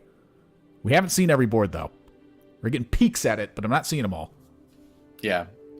Played against a couple strong ones. But the other part with making these big transitions as well is that you don't get as much time to reposition, and so you're going to be vulnerable in that way, too. So the more you can front load the damage after a big transition, the better chance you'll have of not hemorrhaging too many HP. Here's another bit of a roll down. Sells the Taric because he needs to go up to that 6 Dawnbringer. You know, can the Ivern and the Gragas provide enough of a front line for the Karma to stay safe and ramp up? You know, you can build the Death Cap here, I suppose, on the Karma. And that is going to be a good amount of damage actually coming out. Now, double Death Cap, that's getting be a little bit more serious here. So we'll see if the front line, again, can give Karma time. That Gragas is going to be tough, but that's going to be about it. Ooh. And a true damage effect here that's going to be happening. That Karma needs to pick off the back, but the Katarina snipes off the Karma. Yeah. Oh, you hate to see it. Just Nice is going to take another loss here, it looks like. I don't think the Gragas is going to be able to stand on his own, and that's a lot of damage. 1 HP, essentially, for Just Nice. 1 round remaining. You know, before he gets knocked out, essentially, right? He needs to win every single round from here on out, or he's out of game 3. And for a player that only has 6 points total on the day, getting an 8th or a 7th here would just be devastating. It would take you so long to get to 24 points at this point. I mean, it's like, this board looks pretty strong to me. I don't know. It's such a, there's just not a lot protecting that Karma, you know? I mean, she's still a 1-star Karma. She's going to be very fragile.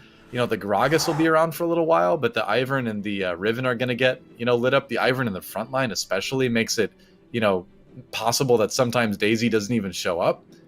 So it's a rough situation for Just Nice, that's for sure. Especially considering that he was our points leader in day number 1. What a transition! What a change! Oh my gosh! And again, the Karma getting targeted and that little bit of extra damage. The Thrash finishes off that Karma, but I feel like they've made a big enough impact. They were able to wipe out Stomp a Little's damage, and I think that this is enough to be able to pull away with a victory here.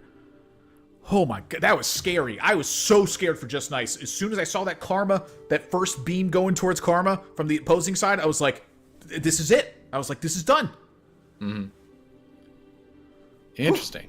So yeah, Stomp a Little, and Stomp a Little even had the Ivern too, which was a nice little upgrade there as well.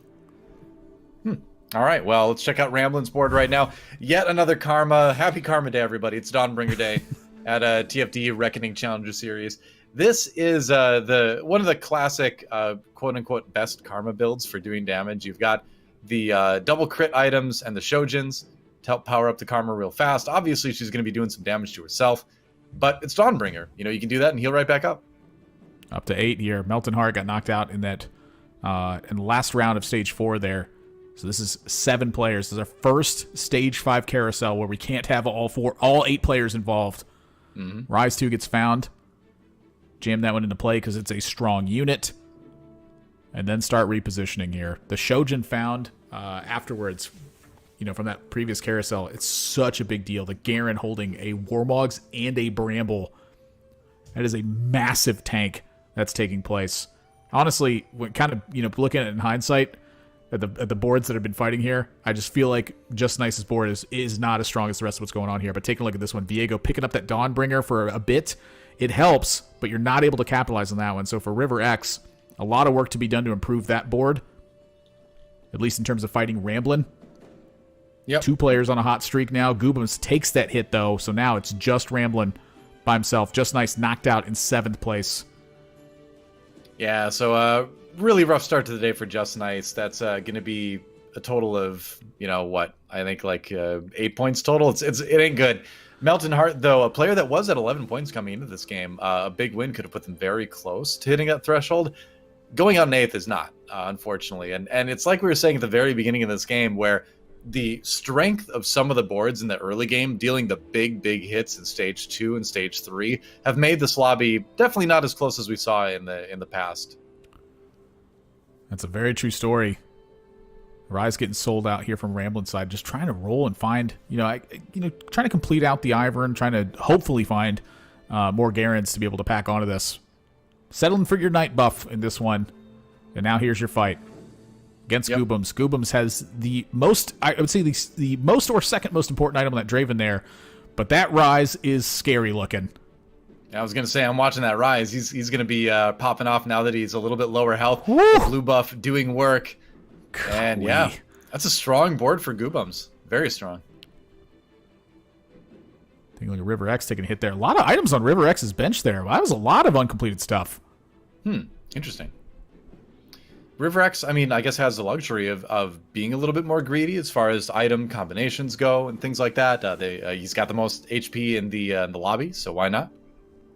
But you want to combine it at some point, especially because we're going into 5-3, right? Yeah, I'm kind of curious. I'd like to see that position, see kind of what the holdout is on those. Perhaps it's in a transition. Perhaps you just don't have something that can carry it at the moment. Well, let's look at Setsuko.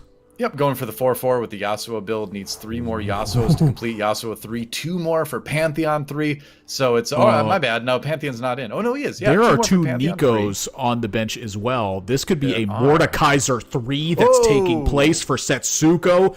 Decided to roll it down to see if you could maybe not have to use the Nikos on that Mordekaiser. But by golly, that Mordekaiser is scary. No kidding. I mean, look at this. He's even got the Warmogs and the IE from the gloves as well, from the Thieves' gloves. Oh my 10K gosh, damage. That is massive. 22,000 Mordekaiser damage with a Thieves' gloves item. DoA, this is stage 5, level 7 for Setsuko. How on earth did a Mordekaiser 3 get built? Man, I wasn't even looking at the board when we first checked out his board. I'm like, looking at the usual things. It's like how close he is to the Yasuo, how close is he to the Pantheon. It's like, nope. Double Nikos and Mordekaiser, make it happen. And yeah, Setsuko might have a board that takes a first here. And the big thing with that is that if Setsuko does take a first Admirable, he's going to be at 24 points. So a first as opposed to a second is a very big deal for Setsuko in this lobby. Oh my gosh. I'm just speechless staring at this. Hey, when you hit. Sometimes those forecasts just keep showing up. And honestly, I really have to give some amount of credit here on the Thieves' Gloves choice as well for Mordekaiser. Mordekaiser's like one of the few units I feel like they can make use of just about any item in the game in some capacity. Sure. So it really doesn't matter what this unit grabs. It's at 3-star. That is the scariest unit in play. Full stop. Yeah. Now, I will say a dark blue buff rise can stop it. But a lot of positioning stuff has to happen properly there for that to take place. Jumping over to River X's side. And here we go. Who's getting the Sunfire? It's going to be the Hecarim. And I'm looking at that Viego. Can that Viego steal this Draven that takes place? The Thresh pops it, but that Viego gets disrupted by the Rise taking place, but the Draven falls. And on River X's side, the Draven did not fall, but there is a dark blue buff Rise. It's starting to lock down the board. Oh, maybe one more shot from the Draven on that Rise. I guess it would have popped the GA, so it would have been able to come back. Meanwhile, of course, Setsuko getting the win with that Mord 3, but yeah, we might be going down the wire with some of the top 3 in this lobby. Setsuko, the one on the win streak. Meanwhile, Sphinx does drop in 5th, it looks like. I'm sorry, 6th, actually. And Sphinx, bottom 3 in the lobby right now, too, so that's another rough result for him. Player that's been around the TFT scene for a long, long time. But so far, today, just not his day. Keep an eye on River X, though. The Zephyr positioning is going to be really important when you know that Mord 3 is out there. Yeah. Gonna have to glance around the end of the lobby and try to pick off where those Zephyrs are going. And honestly, a Zephyr on a Hecarim makes a lot of sense here, but that is not in the right spot. That's a Shroud that gets hit in that corner as well. The Yasuo is part of the focus here for these assassins, though. So if you can isolate this Mordekaiser, there is a chance that you can get it. It really boils down to whether or not this Rise can get the timing of this right. So the Draven's starting to get some hits here, but not able to get a big crit. And I think this Mordekaiser is now the scariest thing in the game. The Viego picks it up, but that's about it. River's going to take a hit here. Mord just had his axe to the sky there for a moment in a celebration as he waited to come back down and finish out that round. He just kind of watched his other team members finish off the Draven there. So Viego picked up the Mordekaiser to celebrate. Like, please don't hurt me too bad. It's like he's like the Lion King, man. He's just like he's crowning that Mordekaiser king in this lobby. That's what's going on. That said, like, the crowd control, you make a good point, where the crowd control ultimately is the thing that's going to determine the winner, right? Like, if Mordekaiser gets CC'd for long enough, he can never cast, he can never get that big shield, never start one-shotting people with 9k hits, right? So if that's got to be the focus, right? Zephyring, crowd control, anything you can do to stop the Mordekaiser in its tracks, that can be the key to possibly beating Setsuko. It's going to be hard, but it's possible.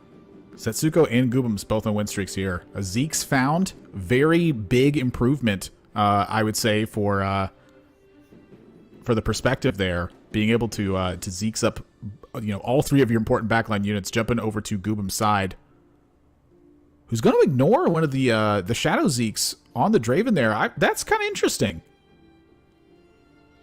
Yeah, it's probably not ideal, but you want the Viego to be able to start taking people as fast as possible. He takes what do you take? Is that the baby dragon over there? I think it might be. That's interesting. But meanwhile, look at the rest of the fight. I'm just watching Rise CC everything here. As usual.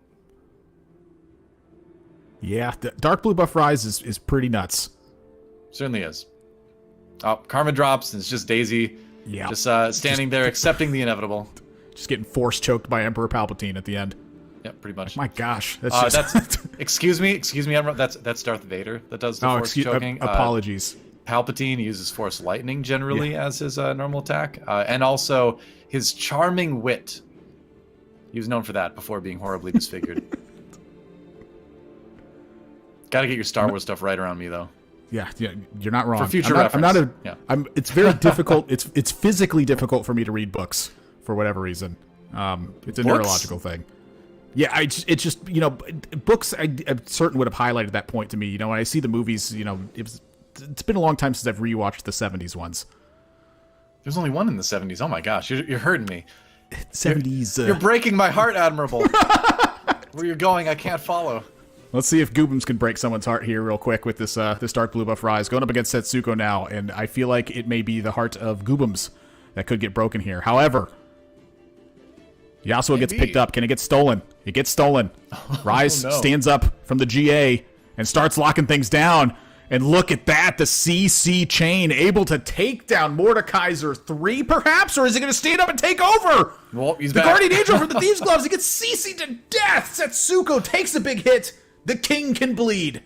Yeah, it's like we talked about. If you can crowd control the Mord, he's not a problem. As soon as he hits the ground, he's going to be taking people out. But just enough people remaining for Goobums, and Goobums with the 6 Forgotten board, especially on the back of this Rise, might just be able to win this lobby. That said, let's check in with the rest of the lobby. Stomp a little, this time not able to sneak into the top 4. He's going to exit in 5th. Setsuko, River X, Ramblin all have secured a top 4. Big for Ramblin. Again, Ramblin, our current lobby leader right now. Goobums, though. 10 would put him at 19. That would put him, again, theoretically 1 game away from the threshold. So we'll see. There's going to be a lot of players very close at the end of this to being able to get to the checkmate portion of the tournament here. Ramblin's karma falls. And I think this is the end for Ramblin on this one. That Garen gets picked up by Viego as well. Holy smokes, this is a big win for Goobums. Goobums just absolutely catapulting ahead of the rest of this lobby. Setsuko and Ramblin fall. River X going to make it to that top 2. Can they win the remainder of these rounds? River X currently has 5 points coming into this one. So a big finish for River X here. This was a necessity, I think, if they had a hope of closing out this particular event and winning this one. Oh, yeah, Can 100%. they take a first is my question. Well, it's already so big to take a second. Yeah, where you come into this game being the lowest person in the lobby points-wise, now a chance. You're back in it. Even if it's only 8 points, that still puts you, within striking distance in 2 games, which is, it's still a tall order, but at least you don't have to get a first. You can get 2, good finishes. So you're not in a great position, but you're still in it. You're definitely still in it at this point if you're River X. And if you can win, so much the better, right? All right. Forgotten versus Forgotten, though. Thresh gets picked up. Yep. Katarina getting a couple strikes early, and the Draven gets picked up by Viego, but the Thresh turns around and knocks it down! Viego got stolen by Goobums, actually. That's huge. Yeah, the GGs come out.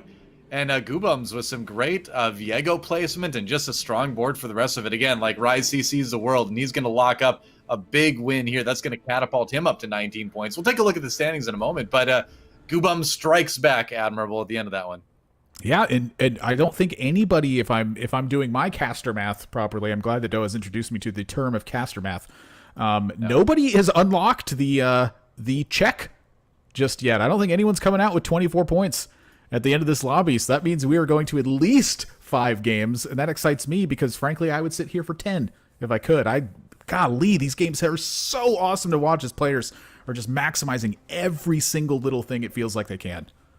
Yeah, well, we'll be able to see those statistics in just a moment, see where everybody's at points-wise, but I think you're right. Again, without doing all the formulating myself, I was kind of keeping an eye on it on the other monitor, but let's actually let the officials show us for sure. Ramblin' 1 point shy of that 24-point threshold, but look at how many players are within striking distance now, right? We've got Ramblin', Setsuko, Goobums, Stomp a Little, all within range. The only one, River X, Melton Heart, Sphinx, and Just Nice still need 2 games to get there, but we're moving right along, right? I mean, we're definitely, almost certainly, I would say, going to have a couple players across that threshold at the end of the next game. Ramblin is guaranteed to get there. Ramblin could just surrender at the start of the game and he would still hit that 24th point. So that will be in check. So for Setsuko, simply a 4-point finish. A 5th or better will unlock it. For Goobums, you do need to hit at least that 4th place finish for it, though. But this is going to be fantastic. So much excitement happens, I feel like, as soon as that check gets unlocked, because every single little thing then influences whether or not a player can close the event and earn themselves that spot at the midseason finale. Yeah, the stocks are rising and falling as we watch the players succeed and, not so succeed. And that leads me to a shout out here. I want to shout out Ball Street, our partner here. Go to fantasytft.com. You can play a free-to-play stock market game where you get to compete against other TFT fans in real time to earn prizes for your TFT knowledge. It's the ultimate pick'em game that allows you to change your mind at any time. Prices go up when the players are playing well, and they go down when they're not. So Fantasy TFT is also giving away tons of rare eggs during each live stream as well, so you can go in there and earn some rare eggs. It's fun. It's fun, Admirable. We've been doing it a little bit. I'm going to be checking my stocks during the break. You guys have a chance to do that too, because we are going to take a break right now. And when we come back, I got a feeling some players are going to break that threshold, put themselves 1 game away from winning it all and getting that spot at the mid-set finale. Don't go anywhere. The action is heating up here at the TFT Challenger Series for Reckoning. We'll see you in just a few.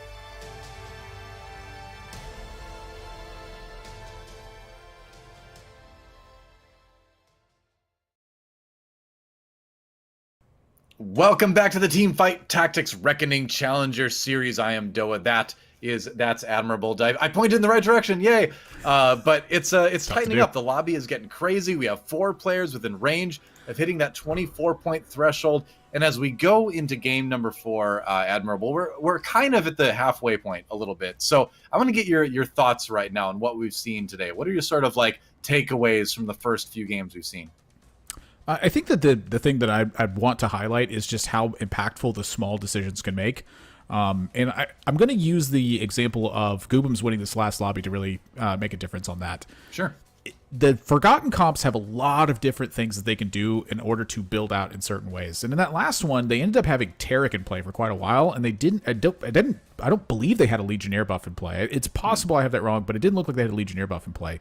And that's a pretty big difference for what's happening there, because it feels like that's such a vital thing for Draven to have.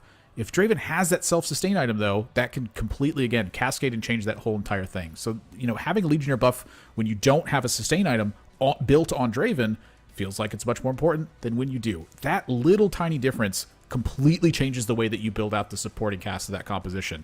That little change ended up yielding, I think, a first-place victory there for Goobums in that previous game. The tiny things, that's the things to pay attention to, because that's what's making huge impacts when the lobbies are this close. Yeah, I think for me, the things that stand out as we wait for our next game to get going here, the things that stand out are sort of the mad rush for everybody to play Karma, and then having these forgotten boards on the back of the really strong interaction between Dark Blue Buff, Very Dark Blue Buff, and Rise kind of come and take away a lot of the wins from those boards. Like, no doubt Karma is very strong. We saw it win some lobbies, but the Forgotten board with Rise specifically seems like a good answer to a lot of different boards. And when you're building something strong in a tournament environment like this, or even on the ladder, you can apply it there too. You want to find boards that have a broad application of ways they can beat it, right? Rise can CC anything, right? Doesn't matter what the board is on the other side. Rise CC is always going to be good. So Forgotten seems to be one of the safer ways to go. So I'm kind of curious in the back half of the day now if we're going to see more of a focus on trying to get ahead of the other Forgotten players in the lobby and a little bit less on the Dawnbringer that we saw so much in the first few games. Yeah, I think that's an excellent point, I think, as well. The fact that the very dark blue buff on a Rise can completely change the way that a composition is working right now. That does tell me a little bit that, maybe Rise is a little over the top right now. But I digress. The point is, week, maybe, yeah. Staying flexible does not mean that you're just, constantly changing around your lineup and you're using your items for different things. And it means being able to change your direction on a moment's notice. And I think that's really something to pay attention to. I think it's a very difficult thing to pay attention to as well, is seeing what other players are doing and then having a composition that doesn't require a tremendous amount of change in order to have a big impact. True. Well, we are on board with Ramblin' here as we get things started with game number 4. He's got 2 belts. Belts on belts on belts. And you know what? Dawnbringer loves Warmogs. They love HP. So this is not a bad start if you do want to try out the Dawnbringer. If you find a couple, and hey, there's a couple right there, Gragas and the Kazakhs as well. That said, you can make use of that with Renewer as well. So we might see him pick up the Kazakhs, especially if he gets that Gragas 2 in play. But you might as well wait and see since you've already got that nice synergy with Renewer.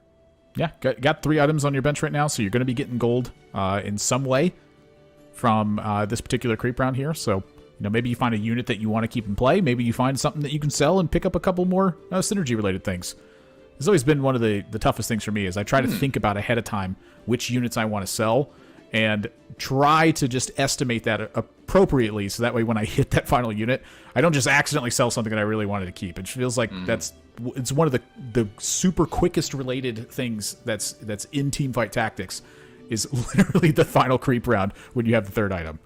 Yeah. Really nice find with the Morgana there, because that let him take out the 2nd Vladimir and put in the Morgana for a Nightbringer and Renewer. So if you're not going to level up, if you're looking like for a 3-person board, this is probably going to be one of the better, 1-star ones you can put together. Either way, you can see a couple different directions that Ramblin's thinking. It's not ready to commit right yet, not ready to invest anything to level, so just kind of ride out the possible loss streak here, and then see where things go from the armory. Yeah. I feel like with the gold count that was given here, as well as the Warmog start plus the Nightbringer start, this is a fantastic position for Ramblin'. Why invest gold into going up to the next level when you really want to complete this Lissandra and this Vladimir, and at the same time be able to, get some gold going for that infrastructure at some point here. Vladimir looks like it's going to be able to take out 2 units as well on this 4 versus 3. This is a fantastic start for Ramblin', I think. Yeah, I mean, you see him sell the Vel'Koz and pick up the Varus as well, as we see the armory choice come through now. And these are kind of the 2 options, right? Where, there's a Gragas, though. Now you kind of want that Vel'Koz. Yeah, I was going to say, oh no, he's going to sell the Gragas. Never mind, 10 gold, and he's just comfortable staying with the Renewers after that Vladimir. Okay. Yeah, I think this is super smart, too. You have decent item support, that can go a lot of different directions and stay open to a lot of different clauses. You were able to complete the Vladimir. You got 10 gold. You're going to get a strong carousel positioning here. And frankly, you're just not going to take that much damage because your board's pretty strong. Ramblin', I feel like, is one of the players that I've seen the most in this event not go to level 4 right away. And it's, it's anecdotal correlation here, but, Ramblin's been having some pretty strong finishes across the board as well. So perhaps the focus on the economy there is what's making such a big difference for Ramblin'. Yeah, he's been playing very well, and you got to respect the resistance to playing the Dawnbringer rat race, right, against the other players in the lobby. You've got this strong Renewer Nightbringer to focus on instead, and you don't really have any early Karma items or anything like that. You've got AD items, so he's going to win this fight. Yeah, he definitely is. I mean, Warmog's on a Vlad too is going to be so strong, That's fantastic. Yeah. Wow. All right. Ooh. The rich get richer. Wow. Another Nightbringer and completes the Lissandra 2. Still has 10 gold. This is fantastic early game. Like, this is a big, big smile when I look at that board. You can't ask for much more. It's not going to be definitively the strongest board in the lobby. It can certainly win streak through 2-7, but I saw a couple boards when he was going through there. That one looks strong. There was another one with a Warwick 2 where maybe he could take a loss or two. We'll see how the Warwick board does. This is a pretty strong Forgotten start, actually, for Just Nice. At least able to creep up into the middle of this as well. Morgana only hitting the Warwick in this spot, though, but able to pick up the first kill. Does that snowball it enough? I think it does. I think it does, too. Really good positioning, actually, for Ramblin'. You saw him scouting around, and this was intentional, That Warwick, though, is so scary. I don't know if it quite burned through the Vlad. This is like the battle of the ultimate sustain, right? Because you've got the Shadow Stone Plate as well, which is more healing. But, that's a big hit, though, yeah. Lissandra 2 end up kind of making the difference there. So here we go on a carousel. Blade and a glove with this start. Shadow Spatula every time. I just love me the spatulas right now. I'm looking at that. I'm like, if it were me, I'm like, forget everything. I'm going Abomination. Whoa! But that's just me. That's not a good tournament style. It's gonna be Just Nice though that grabs the spatula. Of course, he's playing Forgotten. So with the items, you could theoretically make a Forgotten spat and just go that much deeper into the tree. Yeah. I like that you mentioned the Abomination with it too, because the Shadow Spatula on an Abomination unit means if you have that glove, pops right off too. You don't have to sell the unit it's on. True. That said, let's go check out RiverX's board. RiverX right now, another player going for the Forgotten kind of thing, and I'm curious about my hypothesis coming into this one. If we are going to see more players start to focus on the Forgotten tree as the day goes on, and so far we see a couple players dabbling with it. Still too early in the game to really say for sure. Even though players do like to commit a little bit earlier right now to the trees they're going to throughout the game, there's still a lot of room for maneuvering and pivoting through stage 2 and even through a lot of stage 3. Fighting up against Goobums here. Pretty reasonable board for RiverX, but it is just a tiny, tiny bit weak, I think. And this Varus 2 that Goobums has picked up early on here, I feel like this is going to be a carrier for items right now. Doesn't look like the rest of the board is supporting this quite well. But RiverX going to be able to pick up the win here. Yep, it's very nice to Forgotten. See.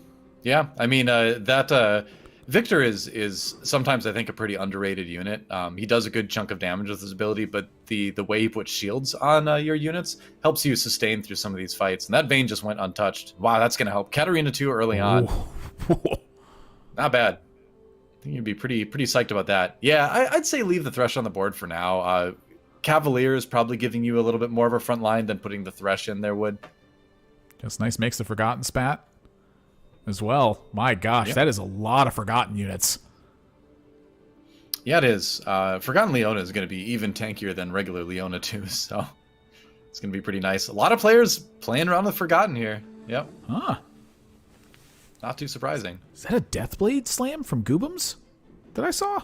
I don't know. We're taking a look at this board. That's a Callista with a shadow Runons. When that Abomination gets completed, that is going to be a big one. That is one of the best Abomination items you can have. Yeah, it definitely is.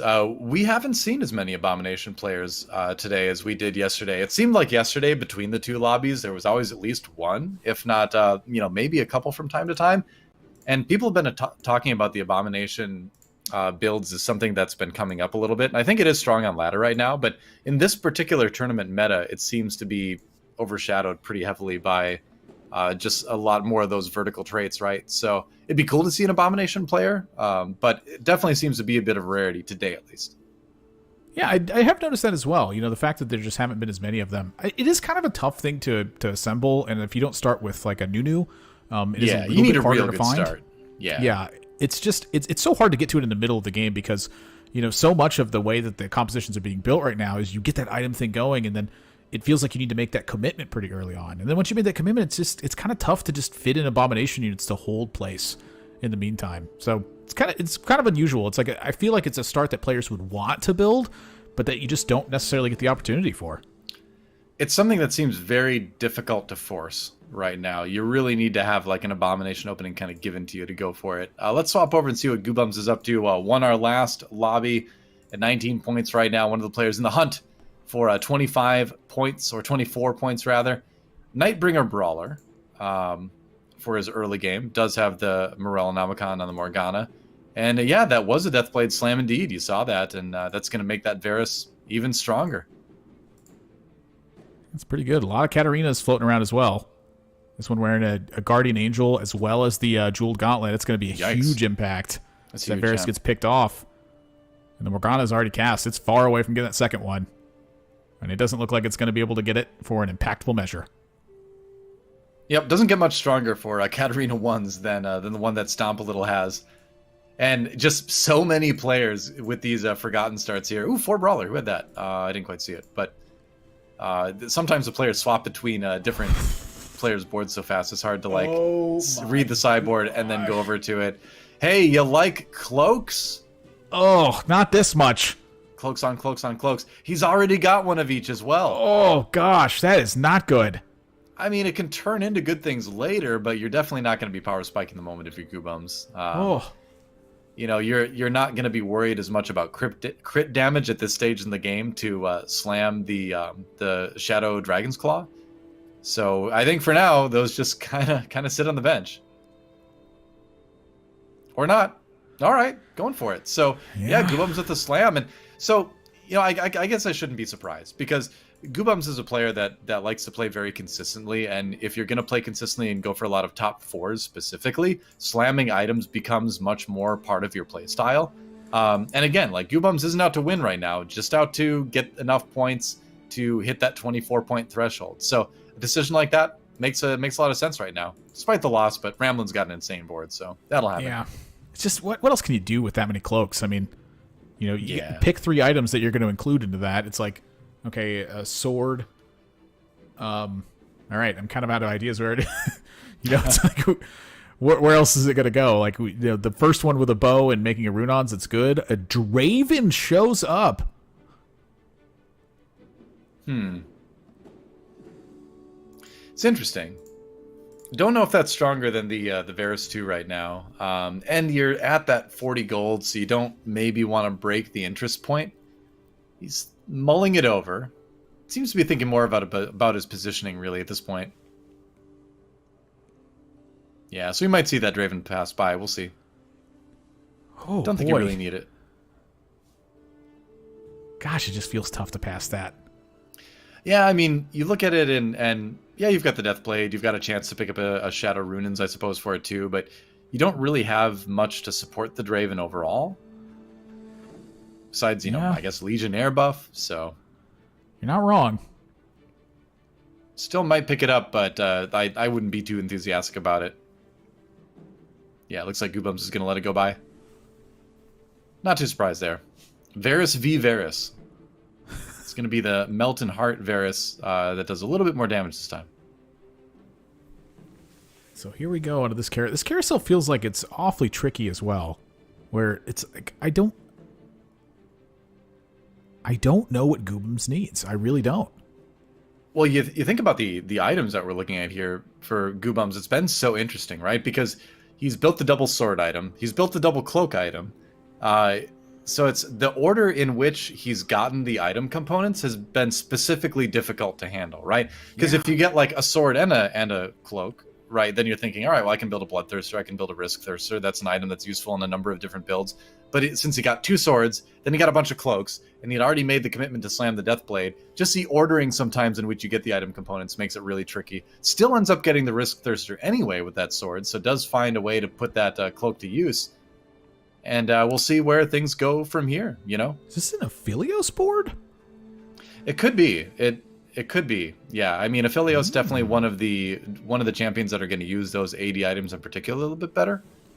It's definitely one of the least contested, I'd say, 4-cost carries as well. It's like, it feels like it requires some pretty specific spots. Like, I don't really have a problem with the unit. It's just that it feels like it really needs like really specific things taking place. So but in the top... Deathblade, Risk Thirsters, feels like some of the ones. In the top 8, in the compositions played by the top 8 that came into today, there were 2 Aphelios boards played total by all 8 of our players. Both of those Aphelios games placed 7th in their respective ones. So we've only seen Aphelios played twice by all 8 players combined on day 1, and they got 2 7ths. So Aphelios, small sample size, but definitely has not been performing super well in this tournament. And I think in general, it's 4 Ranger can be strong situationally, but hasn't been great in the meta at the moment. So we'll see if that ends up being the choice for Goobums, that as he's pretty low right now. But let's go over and check out what Setsuko's up to. Looks like Abomination is the route for now. Yeah, it's a pretty strong Abomination looking board here as well. You have a Shadow Locket to kind of hold place for when you need that front line to get going. You have found the Rise as well to get that 4th Abomination. Things are looking pretty nice here. Now, with another Locket left over, you know, we haven't really seen double Shadow Locket taking place. Yeah, that's that really hurts your mana gen for sure. So I don't know if we're gonna see that, because you also could get something like Shadow GA, which is going to be good on the Rise later, and we see Rise, of course, worked into a lot of Abomination compositions. So we'll see what the plan is down the line. Another win for Setsuko. He is very high, and that's the thing about Abomination, is that if you do get handed a really nice Abomination start like Setsuko got, specifically finding the Rise early, then you can absolutely win streak through stage 3 with this. He's on a 4-game win streak right now. He'd love to move some of those items over to the Rise, but he hasn't found that extra brand quite yet. I guess he's got one on his bench here, but either way, this is one of those situations where you can kind of make Abomination work. Yeah. Feels like a little bit calmer of a game that's been taking place here as well. Like, not like crazy finds taking place. Nobody has like these really absurd looking kind of outcomes happen just yet. And so I feel like this is really the big inflection point of the game that we have reached at this moment here. Getting out to 4-1 and then players having to roll and really try to stabilize their boards from this position. For Setsuko here, I do feel like the board is strong enough to not have to justify a ton of rolls. And you've been on this big win streak here. Your items are not looking super clean, but they're not looking bad. And so when I see the spot here, I think Jeweled Gauntlet is a totally reasonable slam. And for the rest of this, you know, there's a potential for an armory on the next stage, but go ahead and get that armor, is what Setsuko says. Yeah, I guess so. I feel like this is right. Like, if you get a blade, like, it wouldn't be GA. I think it would be Shojin at this point. You know, given what I'm looking at, it's feeling like a Vel'Koz is like a reasonable option from this perspective. So a lot of interesting things happening here for Setsuko, and I think a lot of subtlety here is going to take place in terms of what this composition ends up being. Yeah, this brand, now that he's got a brand too, this brand is going to be doing a ton of damage with these items, and I like the inclusion as well of the second Rise, because it's kind of like Cultist, right? Where you remember how the more of the Cultist you had in, even if you had copies of the same one, the more it would kind of buff the HP. So the monstrosity does benefit a little bit from having the second rise in there. Ooh, spatula is tempting. Then again, Zephyr and Giant Slayer both good items as well. Yeah, that's really the thing that I'm looking at here is you're being offered like a renewer outcome from a spatula like that, which is, kind of an interesting spot from this point, but a full item, like, golly, it's hard to turn down a full item. I mean, yeah, it is, especially when it's a great item like a Giant Slayer. So can't fault him for taking that. The one argument for the spatula is that you're going to have a carousel coming up, but then as a counterpoint, you're going to be the last pick probably, so you're not going to get, as much of an option to maybe get that Shadow Glove and build this Abomination spatula. So I think why not take the Giant Slayer? It's going to go onto your Abomination, so that's going to be another good item to power up the Monstrosity. That's what it's all about right now. Abominations collide. Yep.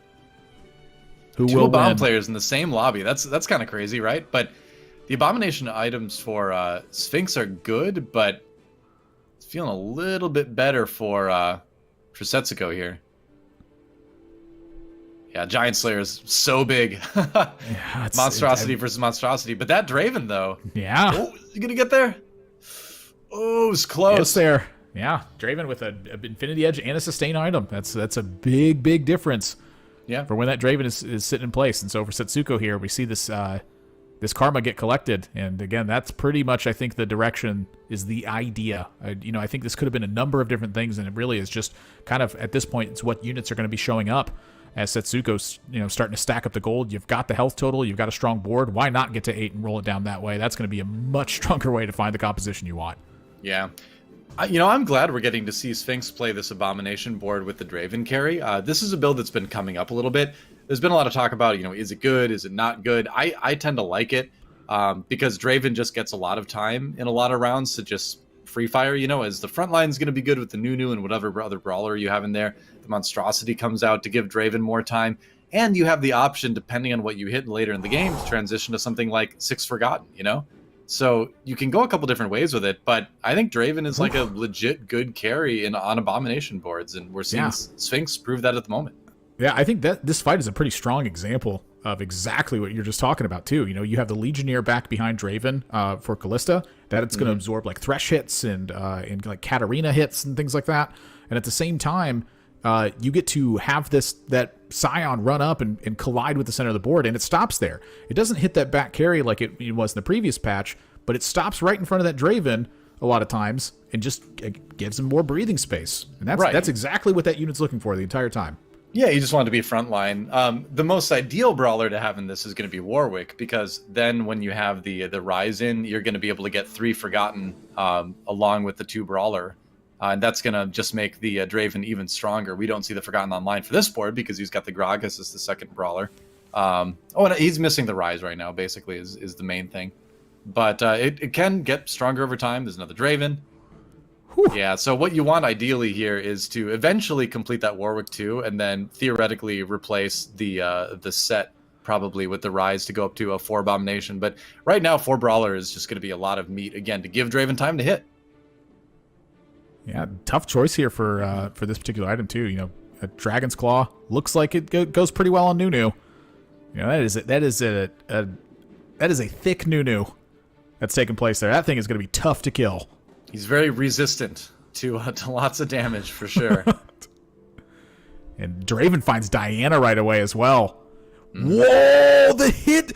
Where did the Draven go? Oh my gosh! Katarina 2. That Katarina is melting the board! Yeah, Katarina 2 with the Jewel Gauntlet. That definitely does happen. And Nunu is actually going to be last unit standing, as the Abomination just got melted as well. So, Stomp a little. Definitely doing some work with this Forgotten board. Just nice and Melting Heart. They are having some tough spots there. Goobum's down to 28. Starting to tick up a little bit here on Sphinx's side, but my gosh, this is such a drastic difference from the first 2 games that we had, where the lobbies were ultra close the entire time. But since we've gotten to this point where the context of points ends up mattering and players are having to take risks in order to try and find that point of check to hit that 24-point threshold, the risks have been creating these like canyons in the lobby where it's like first place Setsuko 72 at 4-6, Just Nice 15. Like we had all 8 players alive at stage 5 carousel 2 games in a row, at the first two, and now it just feels like players are having to take risks, and some of them are failing on their attempts, and they're getting crushed as a result. Yeah, for sure. Goobums has swapped over to the Aphelios, and he found the Aphelios too, so it is what we were kind of thinking it might be, but oh man, the monstrosity got back there in a hurry. But still, that is a really tanky Morgana. Holy cow. Nightbringer Morgana with those items is going to sustain for so long. I wonder if Goobums can turn this into a top 4. It's going to be tough. Like I said, we have not seen Aphelios perform well in this tournament. It's out there. It's on the ladder, and it's okay, but we haven't seen it be super great yet. Let's check out Ramblin's board. He's got the Nightbringer thing going as well. Yasuo looking strong, but the addition of the Teemo, and he's going to swap some things over a little bit to transition this into a 4 Invoker board, and yep, could get good. Yeah, this is transition time for sure. The Infinity Edge the Teemo found, the double crit on the casters is just, this to me feels like one of the most dangerous things that you can be facing down at the moment. It does have a rod floating on the Teemo at the moment. That's a bit awkward. You kind of want the GA, I suppose, in that case, but you know, what can you do? Well, you can start rolling on 8 and finding some stuff to put in play. I guess. Got a decent amount of HP. I wonder if we're gonna. I wonder if we would see him rebuild it. Garen is a nice hit to up the damage again with that magic resist shred that Garen's ability does. Well, the Karma gets found. There's the Ivern too. Nice. Some big frontline changes that are happening here. Says the Garen's going to take a seat for a moment because that Lee Sin is the front line right now. Yeah, I mean, it's going to be a really tanky Lee Sin, and it's all about giving Teemo time, right? That's what he needs. Teemo needs to throw the shrooms in the right spot and have time. Does not hit the Draven again, and so here comes the Scion, and that Draven is still cranking through, but there's the hits from Teemo, but the Teemo falls. A little late. Teemo can kind of troll you sometimes if you're playing him, and you know, he doesn't ever hit the carry on the other side with the shrooms. That makes you feel kind of bad, and I'm sure Ramblin's a little bit annoyed by that one. But it's the cruel trait for a reason. Teemo giveth and Teemo taketh away, as they say. It looks like it's going to be an Archangels maybe for Teemo. Ooh, or do you go Shadow Archangels maybe for the HP, you know? Yeah, it's kind of interesting here. Pretty tough call. Goobum's moving up to 8, down to 12 health that Goobum's at. Yep, all damage. And there's the Lee Sin cell, and then just keep going. You got to find a way to make this board a bit more stabilized so that you have time to deliver that pressure. Karma gets upgraded a second. Garen gets found. There's the Taric upgrade. Mm-hmm. This is a much bigger front line, it feels like. Can the positioning and the fade of the hits on Teemo feels like a big difference here. And the key still being the 4 Invoker, right? Okay, and GA on the Kindred. This is something that we don't see quite as often, but in this particular case, I like it because if the Kindred does drop early, theoretically they come back and save the Teemo, right? It's all about keeping the Teemo alive. Big heal from the Taric comes in, helps him mitigate the damage from that Volibear dropping forward. Oh, but now it gets blown up. The Karma on the other side just a bit too strong. Now it's Garen on his own. Golly, it's a good spread here on Ramblin's side as well. It's that Karma just kept sniping that Teemo away. Yep. True enough, so Ramblin drops to 30, but 30 HP is still 4th in this lobby. We might see another carousel here where all 8 players are alive if Just Nice can win his round. This is just it's so insane to be seeing this. You know, I was just talking about how big of a difference that we had, but you know, for the players at the bottom, they're having to spend all of their gold to get as strong as they possibly can because 8th. It's just the last thing you want is another 8th place finish, if that's even a chance for that to happen right now. So all that gold starts getting spent. You know, for Ramblin here, this has been all this gold is spent as a transition. For Setsuko, you know, it feels like they have still had some time to kind of coast a little bit and rely on that economy to still maintain itself without having to spend too much. You know, they've lost a little bit of life total since then. That's it. So kind of coming into this fight, that's the Teemo shot you're looking for, is the one that happened right there. Just blew up the entire back line. And so for Ramblin, you know, this is exactly what you're wanting to see. For players like Just Nice, for players like Goobums, if they can live for another turn, Just Nice falls in 8th, and RiverX taking a big hit here. Everyone else is going to stay alive. We're getting 7 players to this Stage 5 carousel. Yeah, a lot of the players towards the bottom really started to hit, especially players like Melton Hart. We'll have to check out their board a little bit later and see what they're up to. But here we go. 5-4 carousel. Redeem spat on the Garen. intriguing, but I think you're going to want something again to just power up that Teemo. I feel like that's a guarantee. Is it? I can't remember. Yeah, it might be. I mean, you went right for it. And yes, it would be a guarantee. Yeah, and with those items, probably worth. I mean, you've got that redeem spat there, so it's a little bit awkward. But then again, you're not really as worried about the redeem buff. You're more worried about securing that top 4. And in this case, I agree. I think it's going to be the guarantee that's going to give you the best shot to do that. So Garrett shows up in the window. Troll shop. As it turns out, you could have just taken something else and gotten the guarantee anyway, Ramblin'. All right, so joke's on you. If Ramblin' can replace that Lulu with a Lux, that does activate the redeem buff. So that could be something that they're considering in terms of hunting for. As we jump over to the Stomp a Little side here, still a Draven 1 in play, and this is an unusual looking Forgotten board, but this is kind of what I was referring to in terms of like having the flex sometimes and move things around. This is a Nocturne for Assassin, and then the Volibear carrying a Legionnaire Spatula to fuel the Draven Legionnaire spot, but then also get that Revenant spot. However, when you come up against this Teemo board, this is terrifying, and your board gets shredded in Stomp a Little spot. Yeah, I mean, your board's very fragile for sure. I mean, just by the nature of being Forgotten, but then you add to be like an Assassin-focused Forgotten board, and then you're really asking to get blown up by Teemo, which is exactly what happened there. So, bad matchup for Stomp a Little. Board update, or rather a lobby update. Riverex and Goobum's out. Riverex out in 6th. Goobum's out in 7th, actually. So the roller coaster continues for Goobums. He went 2nd, 8th, 1st, 7th. So, kind of trading, but unfortunately, Goobum's not able to hit that 24-point threshold this game. Let's see what he can do next game. But for now, we're going to see if Stomp a Little can sneak in another 4th place. He's at 18 points right now. He would need at least 4th to secure 24. So it's still possible, I suppose, as he would get 6 points from a 4th place finish. Rise gets knocked down by Draven, but stands up with a GA on a dark blue, but gets knocked down right away. And that's how you can beat the Shadow Rise, is that exact same thing happening right there. And so now, with all the damage lost on Melt and Heart side, their board is going to melt away. And for Stomp a Little here, every single one of these wins is so critical, because that's what you're trying to do. You're trying to sneak into that just one place higher every single time, because there's just not much left that can be done from this perspective here. It's continued to build towards that Katarina 3, and a lot of this just went down to Stomp a Little. This was the position that they chose for this, was the Nocturne supporting the Assassin thing, Katarina carrying the damage items.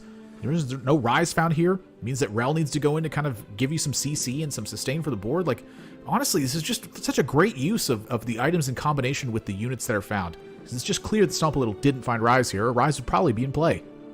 Yeah, Stomp a Little basically is just like the dude who like puts all of his compositions together with like duct tape. Like, they're almost falling apart, but he's like barely holding them together and like barely sneaking into 4ths today.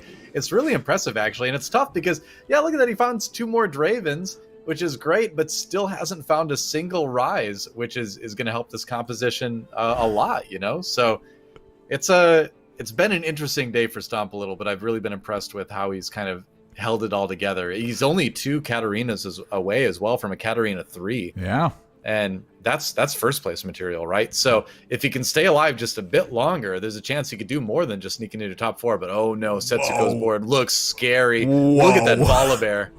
Oh my gosh. That is not good for Stomp a Little, and I think that the posture that's being held from Stomp a Little there is kind of influencing that a little bit as well. That Volibear has a Shadow Morelos, and it is really tough to handle. However, the Katarina's still alive. Yeah, the Katarina doing some damage. Draven got some time, but yeah, in the end, it's not going to be enough. I was wondering for a second, oh no, and it's just barely enough to knock out Stomp a Little, and he's going to go out in 5th as well, which means that's no 24-point threshold met for Stomp a Little.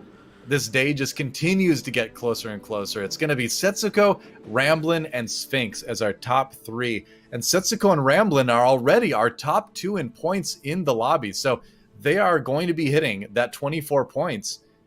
Sphinx, even if he gets a 1st, is still only going to be at 20 points. Melton Heart, even a 1st, would only get him 22 points. So it looks like after this game, we're going to just have, no matter what happens, Ramblin' and Setsuko over the threshold. Yeah, man, that's It's not only that, but Ramblin' with another top 4 finish here. They're also moving towards that second potential checkpoint, which is the 40 points before someone with 24 points gets a lobby victory. 40 points also is a way to close this out, too. So Ramblin' continuing to have these consistent finishes is a big deal there. Sphinx getting knocked out in this one. Again, just board pretty outmatched. It's pretty tough to outmatch, I think, that Volibear board at the moment. As we jump over to Ramblin's side here, it's looking about the same as the last time we saw it.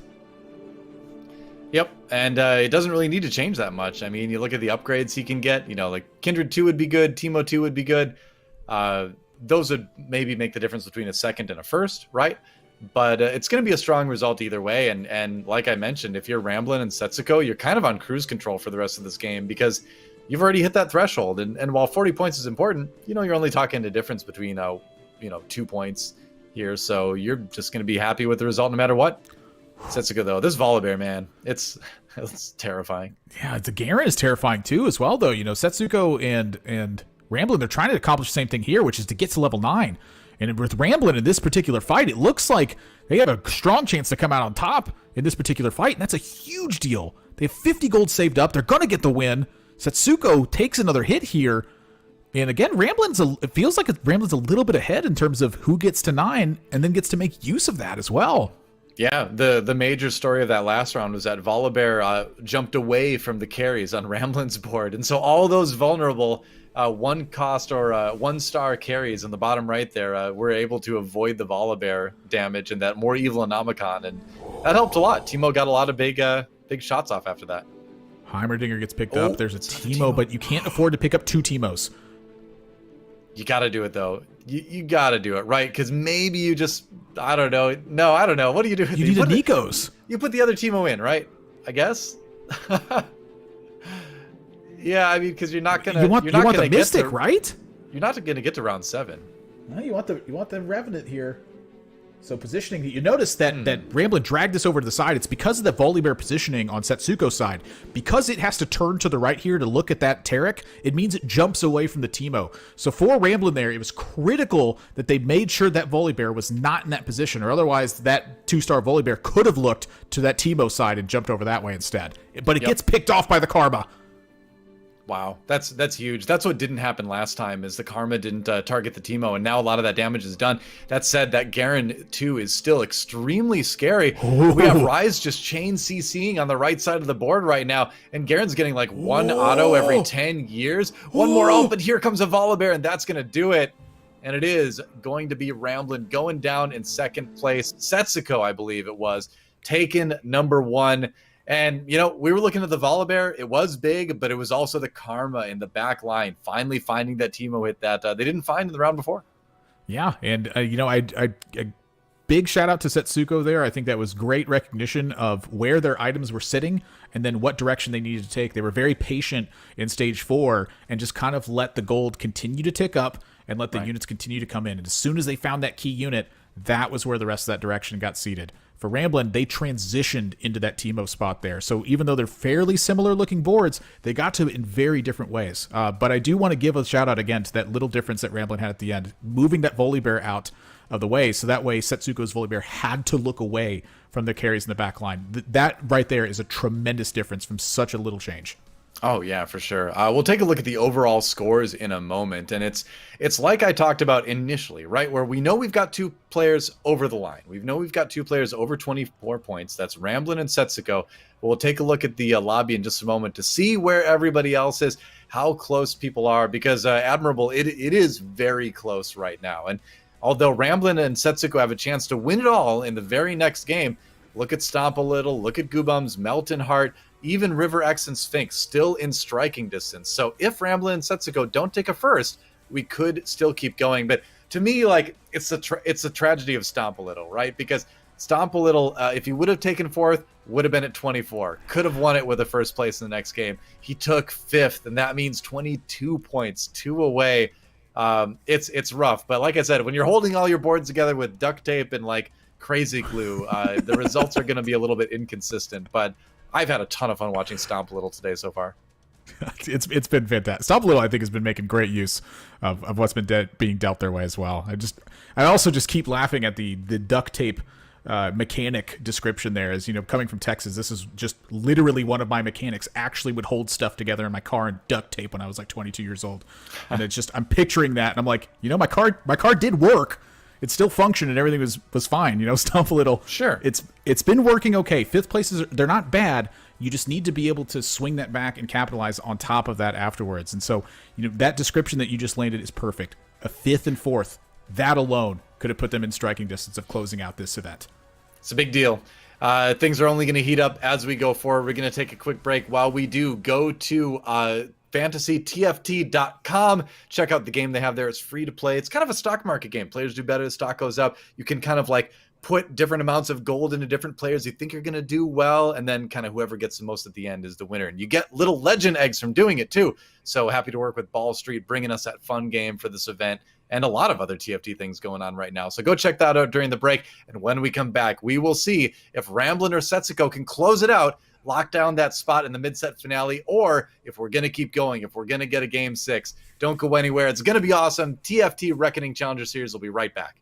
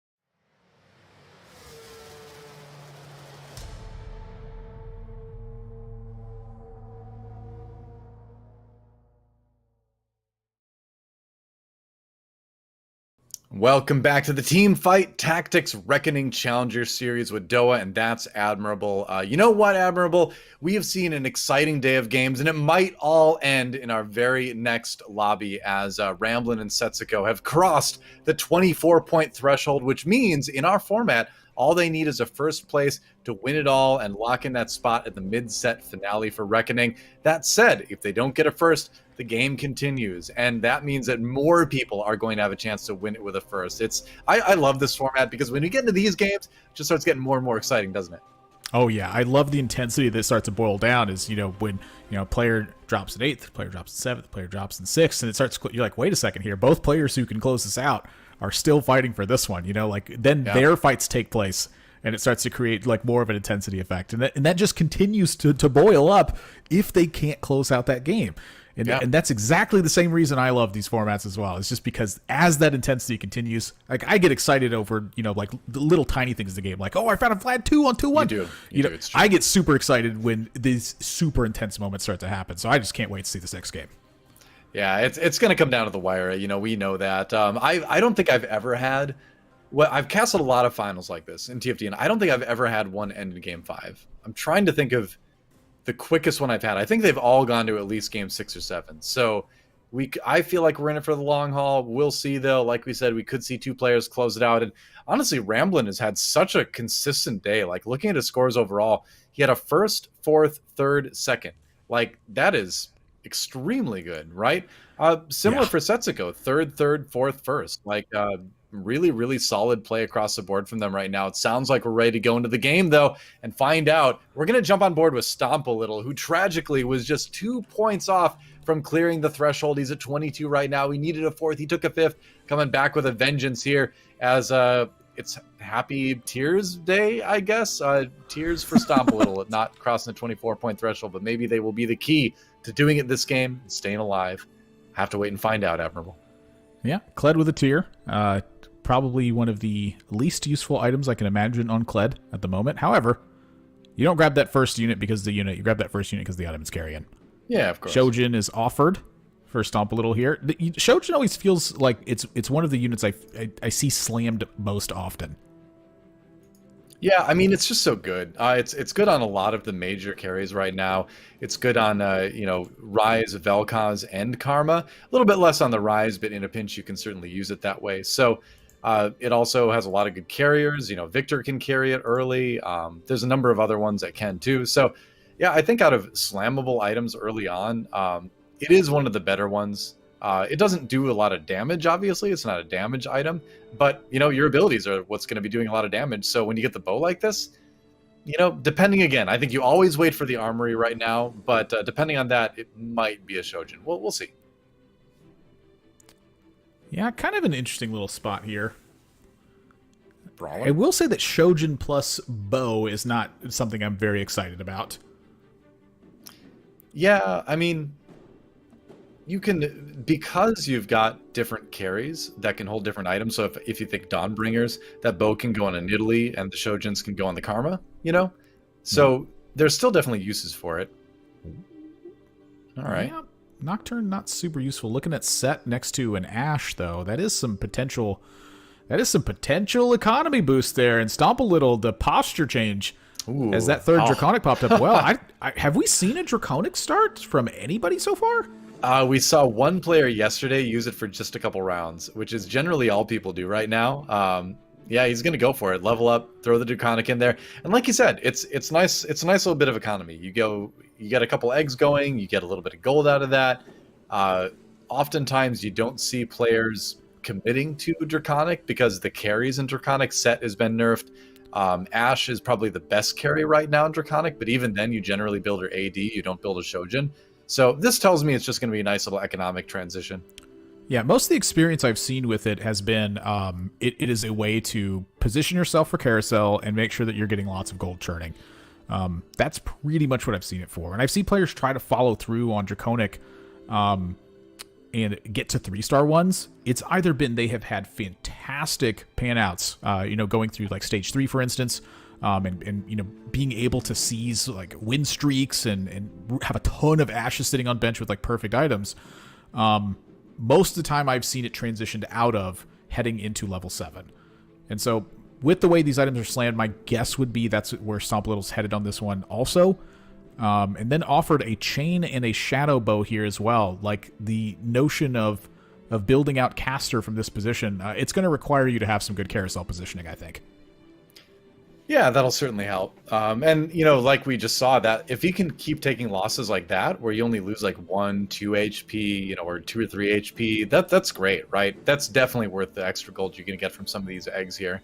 So we already see kind of the transition, you know, maybe being planned a little bit, picking up a few of the good items anyway, or good units rather, that can help with that. You need like an insane start with Draconic to really stick to it. So yeah. But it is cool seeing someone do it. I do like that it's redeemed stuff as well. You know, that's been a fairly common stage 3 that I've seen, is to have like 3 redeemed, 3 Draconic in play. And so you're kind of ignoring some of the way that the Draconic stuff is working. You know, it's pretty much it's Brawler in the front line and then something else, and then Ashes like supporting Varus, for instance. In this one, though, a lot tougher of a loss because that Yasuo has got a Runons and a Rod, and that thing hits hard against the weakness of Draconic units, which is just health is the thing that they offer. Yeah, it's just too much damage too fast to really get some of the slower stun-enabled damage. But there's a Varus. Okay. So it's like you're saying, you know, you can go for this redeem build with the 2 Rangers and use Ashe as this like really nice utility unit. Looks like he's going to stick with the Draconic for maybe another round, as, you know, you might as well keep the loss streak going through Carousel. But I feel like the transition is already there. The other thought process is, do you go up to 10 gold right now? But where you know you're getting a little bit of gold already from the Draconic stuff that's coming out, I think it's okay to spend a little bit here, get set up for the transition. You can see him circling it. I think you nailed it, Admirable. I think this is going to be a little bit of redeemed after this. Yeah, I think this is a great choice for Stomp a Little here as well. You know, you're sacrificing life for gold, and so that gold isn't necessarily able to provide you income at this point. You have units that you want to keep. At some point, you intend to put in play. So just go ahead and level up there. Try to find some better units, get some stronger stuff moving there, and hopefully get some more stuff in place so that you're not taking as much damage. Mm-hmm. You know, that's what you're trading when you have this early Draconic stuff, is you're trading health for gold. Use that gold to help swing that momentum at some point, because you're taking that step back so that you can take a lunge forward. And I think that's a very important measure here for Stomp a Little. I'm gonna have to watch Stomp a Little stream after this, because like he's looking at the camera and he's talking a lot, so that makes me wonder if he's describing a lot of his thought process there, and I'd love to hear everything he's thinking about when he's going through these games. So I'm definitely going to go and check out those VODs later. You got to find those streamers, you know, in TFT that can teach you a lot, right? Yeah. It's like, oh gosh, I'm panicking. Why did I choose Draconic? Yeah, he could just be like complaining about Draconic right now. That could be what he's saying too. He's like, Draconic, but you know, maybe he's sharing his insightful thought process. Who knows? I'd like to assume the better thing. Another Varus. Yeah, Varus picked up off the carousel with a blade. Not bad. Much better use of where that bow wants to head. Giant Slayer we've seen just be a fairly common choice for casters in terms of damage. So I think the spot there is it's starting to craft in the, I'd say, the proper order. For Ramblin' here, Shojin and Shadow Ginsu's Rageblade on a Lux. Is this the infamous Lux reroll build? I mean, it could be a lot of different things, right? He's not really committed to anything at the moment, but a Lux like this, unfortunately isolated versus the Kazakhs. But normally this would be pretty good, right? It'd be fun to see, but I don't know. I doubt it. I don't think it's strong enough to play often, especially if you're playing like Ramblin'. You're looking for a first place, right? Like he wants a first. He wants to end it all, you know, as far as this tournament goes. I don't think you're going to put your hopes in Lux 3. You're making a good point. However, I want to offer a counterpoint. Okay. You have 2 Luxes. You have a Shojin. You have a Rageblade. How early can you hit the Lux 3? Because right now, Ramblin' is trading life for gold, and you know what you need with a lot of gold to find units. In order to find a Lux 3, it's very costly.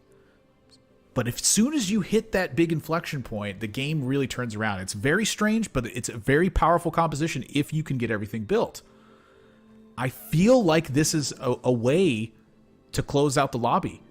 You have a little bit of luck go your way on top of the giant macro planning that's taking place in this spot because of the early recognition. Well, I would say you are very optimistic about the power of Lux 3 and Yeah. Ramblin's ability to get there. That is it's a very optimistic take, Admirable. So, well, I'd love to see it. It's always a fun build to watch. Uh, but I'm gonna bet on no. We'll see. I'd love to be wrong though. I'd love to be wrong. He does find 2 Knight with the Poppy there. This board is just not super strong in general at the moment. But it's like you're saying. I think the economy is a big part of it. He's actually saving the 2-star brawlers as well. So that tells us that he's got something else in mind already that he wants to hold on to the brawlers for.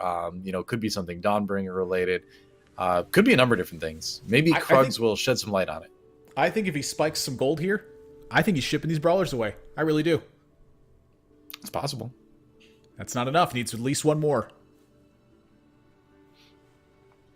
If another gold pops out, though, I think it's a sell. Show me the gold. What's in the Krug? Oh, it's a spatula. It's a redeemed spatula, possibly. That's oh my gosh. Oh no. Oh, I'm getting very excited now. I think this is a Lux. I think this is a Lux game. Ladies and gentlemen, Admirable might be right about this. I don't want to believe, but that's a redeemed spat. He's committing to redeemed at least. That said, hey, Vel'Koz could hold those items too. It's a true story. Redeemed is very strong. There's no doubt about it. You could break down the spatula certainly helps. Yeah, you break down the 1 Lux. You put the Shojins on the Vel'Koz. You put the Ginsu's back on a different Lux. I wouldn't dare sell a Lux. We'll see. Stompalo here with a pretty interesting start on Stompalo's side as well. 2 early Aphelios is found. And starting to build up the Rangers here. This is... I will say that when Aphelios is going to work, I feel like this is the way to do it. You were talking about it earlier and how it's pretty much just continued to have poor results. In fact, it actually had another 7th place finish in the previous game. So all 3 times Aphelios has been played in this event, it's had 3 7th place finishes. 2 of them are Goobums. When you find the Aphelios is this early, though, I think that could be a big difference. I wonder, I would imagine those Aphelios came out of like a gold orb or something like that because we're just coming out of Krugs here. Doubt those were found naturally. But I wonder. I tend to think that's a bit of a bait. Again, I don't really believe in the strength of Aphelios right now. And that's coming from someone who played a ton of Aphelios earlier in the set. But it just does not seem super stellar right now. Check that out. 6 redeemed already. As, we get Knight in there as well. This board for Ramblin's starting to look very promising. I love this. I could not be happier with the board right now. Redeemed is my favorite start, and when I get a redeemed spatula, it somehow always lands on a Nautilus too. I don't know how this feels like what the universe intends. I mean, yeah, Nautilus is one of the greatest holders for the redeemed spat because then it's much easier to work the Relin and keep Ironclad going. You get Knight, which is a nice little buff in terms of damage reduction, and so it just becomes a tankier and tankier and tankier board, right? Yep. And one of the things that's really important about this Lux build too is that it's really good versus Forgotten. It seems odd, but the Lux continues to put a counter barrier against this Katarina. The furthest unit away from that Lux, that's where the Katarina's going. That's where the shield's going as well. So you just slowly chip away, and it's like this attrition battle that takes place. And Lux with a Shojin and a Rageblade is going to win that attrition battle. Yeah, it's a nice read on how the lobbies have gone since Forgotten has certainly been more of a priority today than it was yesterday. He's kind of mulling over what he can use that bow for possibly later.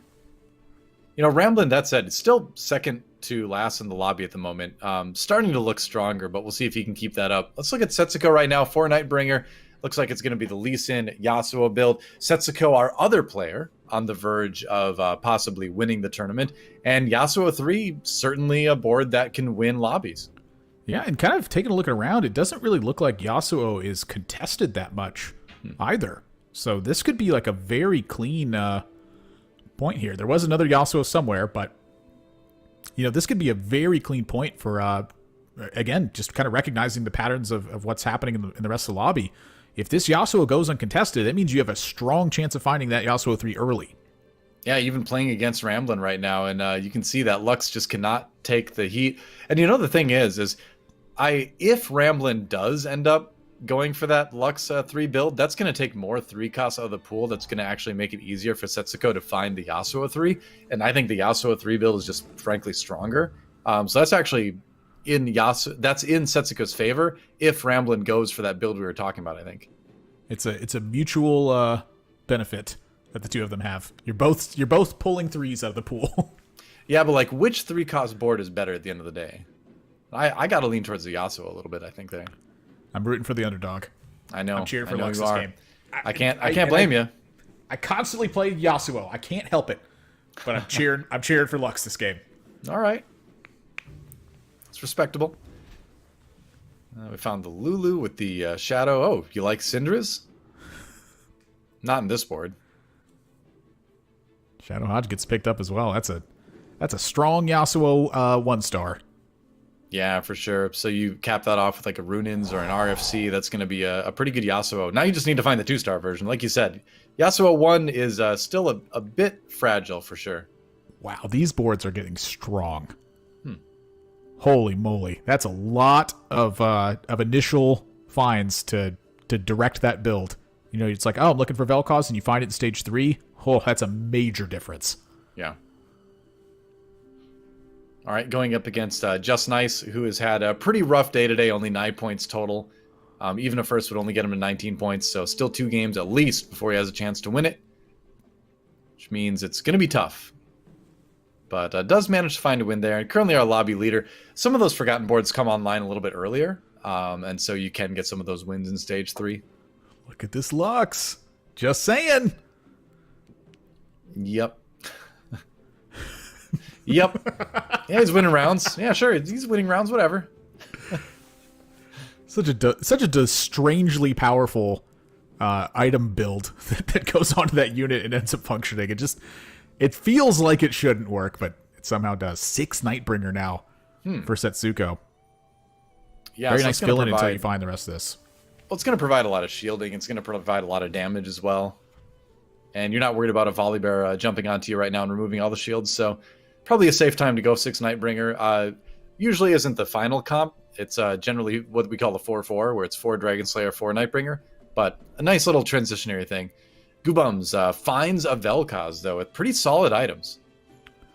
Yeah, it's not ideal because of the, you'd rather have like a Shojin than the blue buff, but you'll take a blue buff. You want the Vel'Koz to cast quickly. And when you have Infinity Edge and Jeweled Gauntlet, usually that first beam is going to be enough to swing the leverage of the fight. So for Goobums here, this is a great find. And again, you kind of look around this lobby, a lot of players seem to be having this kind of direction where everyone's finding kind of what they're hoping for.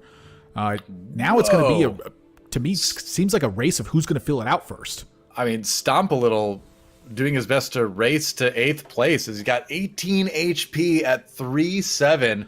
We know he likes to live dangerously, and he just hit level 7, so he had saved up a lot of gold again. Likes to go on the big loss streaks, likes to save up a lot of gold and then try to find a strong board, but this is extra risky, even for Stomp a Little standards. I think this is a bit too far. I don't expect a great result unless you can put together an absolutely insane board right now. Yeah, it's like you've made that decision to not roll and save your gold. You're like, I think my board's going to be okay. Like I'm probably going to take some losses, and then you kind of look up and everyone's board's getting really strong. Like you end up getting a big loss streak. You end up with more gold, but you end up with way less life. And I think that's what's hurting right now. Wow. You notice that River X right now, they're on this roll down trying to figure out exactly how this team's going to get built out. And it looks like it's getting built out fairly reasonably. However, this is still some 1-star stuff that's in play. Most of it is 2-star, but you're hanging out with a Cavalier in the back line that's using a Zephyr at this point. So trying to knock up those carries. And honestly, this is pretty smart. Like the idea that you can knock up these carries and then let the Yasuo ramp up some. So by the time that carry is going to cast, the Yasuo perhaps can pick it off. Supporting that even further with that Shadow Trap Claw. Make sure that you negate that first ability that's incoming towards your Yasuo here. I think this is really important. Yeah. So what's interesting is there was a Mord found by Setsuko, so he's going to have a little bit of strength there, and he's got that Morgana too. But the thing is, he's still just got a Yasuo 1, and then he sees 5 Yasuos over on the side of River X. So suddenly your dream of winning the lobby with a Yasuo 3 just looks impossible, right? You're not going to find that Yasuo 3. So if you're Setsuko, what do? Do you try to play the best you can and try to get that much closer to 40 points? Or do you, try to possibly just make a pivot here too? Because a win would get Setsuko to 40 points.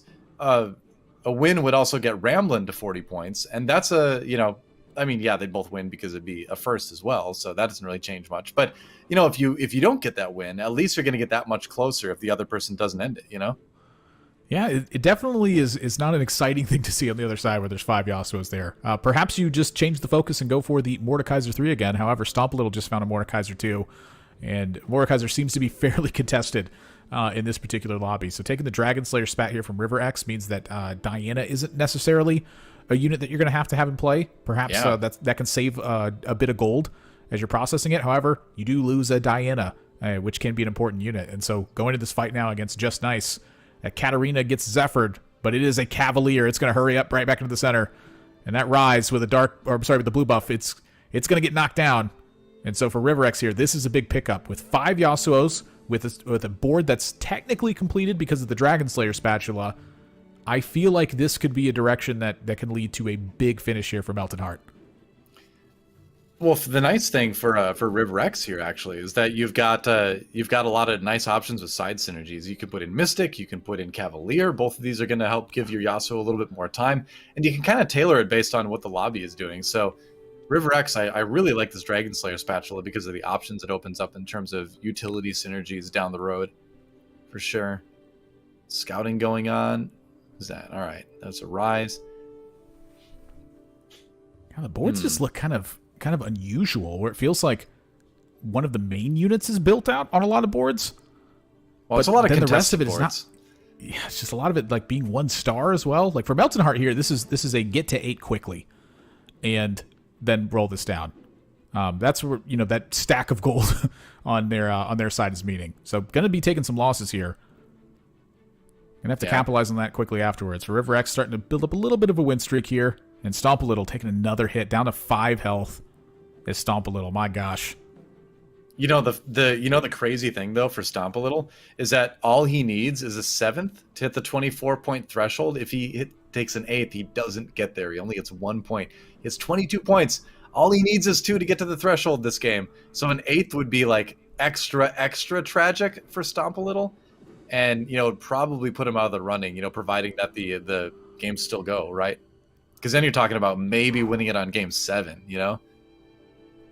Golly, there's just some crazy things going on in that. I mean, it's just I didn't realize what you had just said until you said it, and so when I hear that, it's like, oh gosh, this would be a terrifying 8th place finish. Oh yeah, at this point, the heart is racing for sure. If you're a Stomp a Little, this is where the pressure's on, where you're like anything but 8th. But then it's almost like target fixation when you're like driving or something like that. Where you're trying to avoid the cliff and you just drive right off it because you're nervous about driving off the cliff. Wow. So I'm hoping Stomp a Little is able to make the turn and avoid the cliff, but he's getting a couple upgrades, but it is looking scary. He does find the Rise too, so all right, maybe there's a chance here. Yeah, he did pick up a Shadow Tear off the carousel as well from the Garen that they grabbed. So there's a possibility that's a Shadow blue buff that's going on to Rise that spot. Take a look at Goobum's board here. The Lux having a Rage Blade, being able to help support that Vel'Koz, and then look at that beam just tear through that centerpiece there. And that Rel carrying 2 Warmogs, it means that you're not reaching that Vel'Koz very quickly. Is the usual part of that. So that second beam comes through and then melts the rest of it. That's why the Infinity Edge and Jeweled Gauntlet is such a powerful build for that Vel'Koz. Well, remember when we talked a little bit earlier, too, about front-loading the damage or back-loading the damage on some of your carries. And so this is clearly a front-loaded Vel'Koz, right? You're going to cast quickly with the blue buff. You're going to do a lot of damage with the crit items. After that's done, if you haven't done enough damage, you're in a lot of trouble. But the nice thing is that now mitigating that a little bit with the build on the Rel. So kind of getting the best of both worlds. There's Stomp Little's board. Looked okay. He stayed alive for now. Another interesting thing is that our 2 players that could win it, looking for firsts, are in our bottom 4, which is what you see a lot of times in this format, because you are going to be taking a few more risks if you're that player looking for specifically a first place. So something to keep an eye on, but kind of something you see a lot in this format, interestingly enough. Yeah. Going up against Ramblin', who is has a chance to make that happen. Ramblin' up to 8.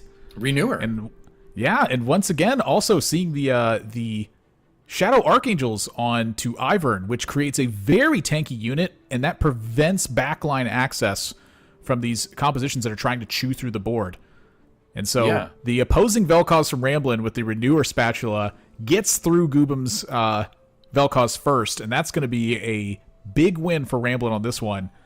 And frankly, I think that Ramblin's use of Spatula here for the Renewer on Vel'Koz, that is a fantastic use. And for Goobams, spells a loss, and for the rest of the lobby, that could be some trouble. However, I'm looking at Sphinx's side as well. Sphinx now up to a win streak here, finds a Karma 2, a Soraka 2, and is sitting on top of things. This is looking great for Sphinx. Yeah, he's got 6 Dawnbringer in there. A little bit of a different carry than usual, where he's got the items on the Riven, right? And it looks like Riven 3 might be the plan. He's got 6 Rivens on the board, another one on the bench. And if he just takes the one with these gloves off, he can make sure to keep the other 3 items on, I believe. And yeah, might be strong. You don't see a lot of Riven carry Dawnbringer, but it's certainly out there. And he's got the Dawnbringer Mord too, which is going to be one of the best carriers of that Dawnbringer emblem. So this could end up being a very strong board. Yeah, and this has been a common thing that I've been seeing a lot lately as well, is players that are favoring to lean towards Dawnbringer. They understand the Riven can be a nice carry for this point, and what ends up happening a lot of times is that this Karma takes a lot longer to get built out, but it does get built out. It has to be, with the completed carousels at this point. But usually this build has a very strong development of win streak just because it is powerful. And so seeing this take place, it feels like Sphinx really has a strong understanding of how this Dawnbringer comp is working, and has chosen, I think, a very strong direction for this. And now a lot of it pans out to matchups and what items you're finding completed after the fact. Actually bought a Teemo there and then sold it. So paying 6 life for 5 gold, still ending at 28. Has a lot of health to work with. You can see, there's Stomp a little. Oh no, wow. That's an 8th, isn't it? Oh no. Oh, yeah. Stomp a little. No, all you needed to do was get not 8th to hit 24 points and be able to win it with a first. That is a nightmare scenario for Stomp a little. Poor, I feel so bad for him. He's at 23 points right now. And again, that means he won't be able to hit 24 until game 6, not have a chance to win it until game 7. And with 2 players already in the running to win it here, if it doesn't end now, it'll probably end next game. So that might kind of just mean the end of the line for Stomp a little. It'd take a miracle to come back now. So we're going to just focus on Sphinx instead, who just hit that Riven 3. And so starting to put together, again, a very interesting Dawnbringer build here. Yeah, and it goes ahead and Thieves Gloves the Karma as well. Karma is certainly a unit that wants to make use of mana items or AP items, and not of things like Bloodthirster or RFC. So Thieves Gloves use here, I think, is partially influenced just by wanting to capitalize immediately. I just found Riven 3. Let's make the board as strong as we can. Is, I think, the notion here from Sphinx, and I think it's a wise choice. Riven 3, it will fall off at some point because it did take a bit of a nerf coming into this one, but right now, start capitalizing on it. Eliminate the players who have a chance to make that comeback, start pressuring the rest of them as well, and that is how I think this build really capitalizes, is if you're able to just hit that curve before everyone else does, you pressure them so that they have to spend their gold right away.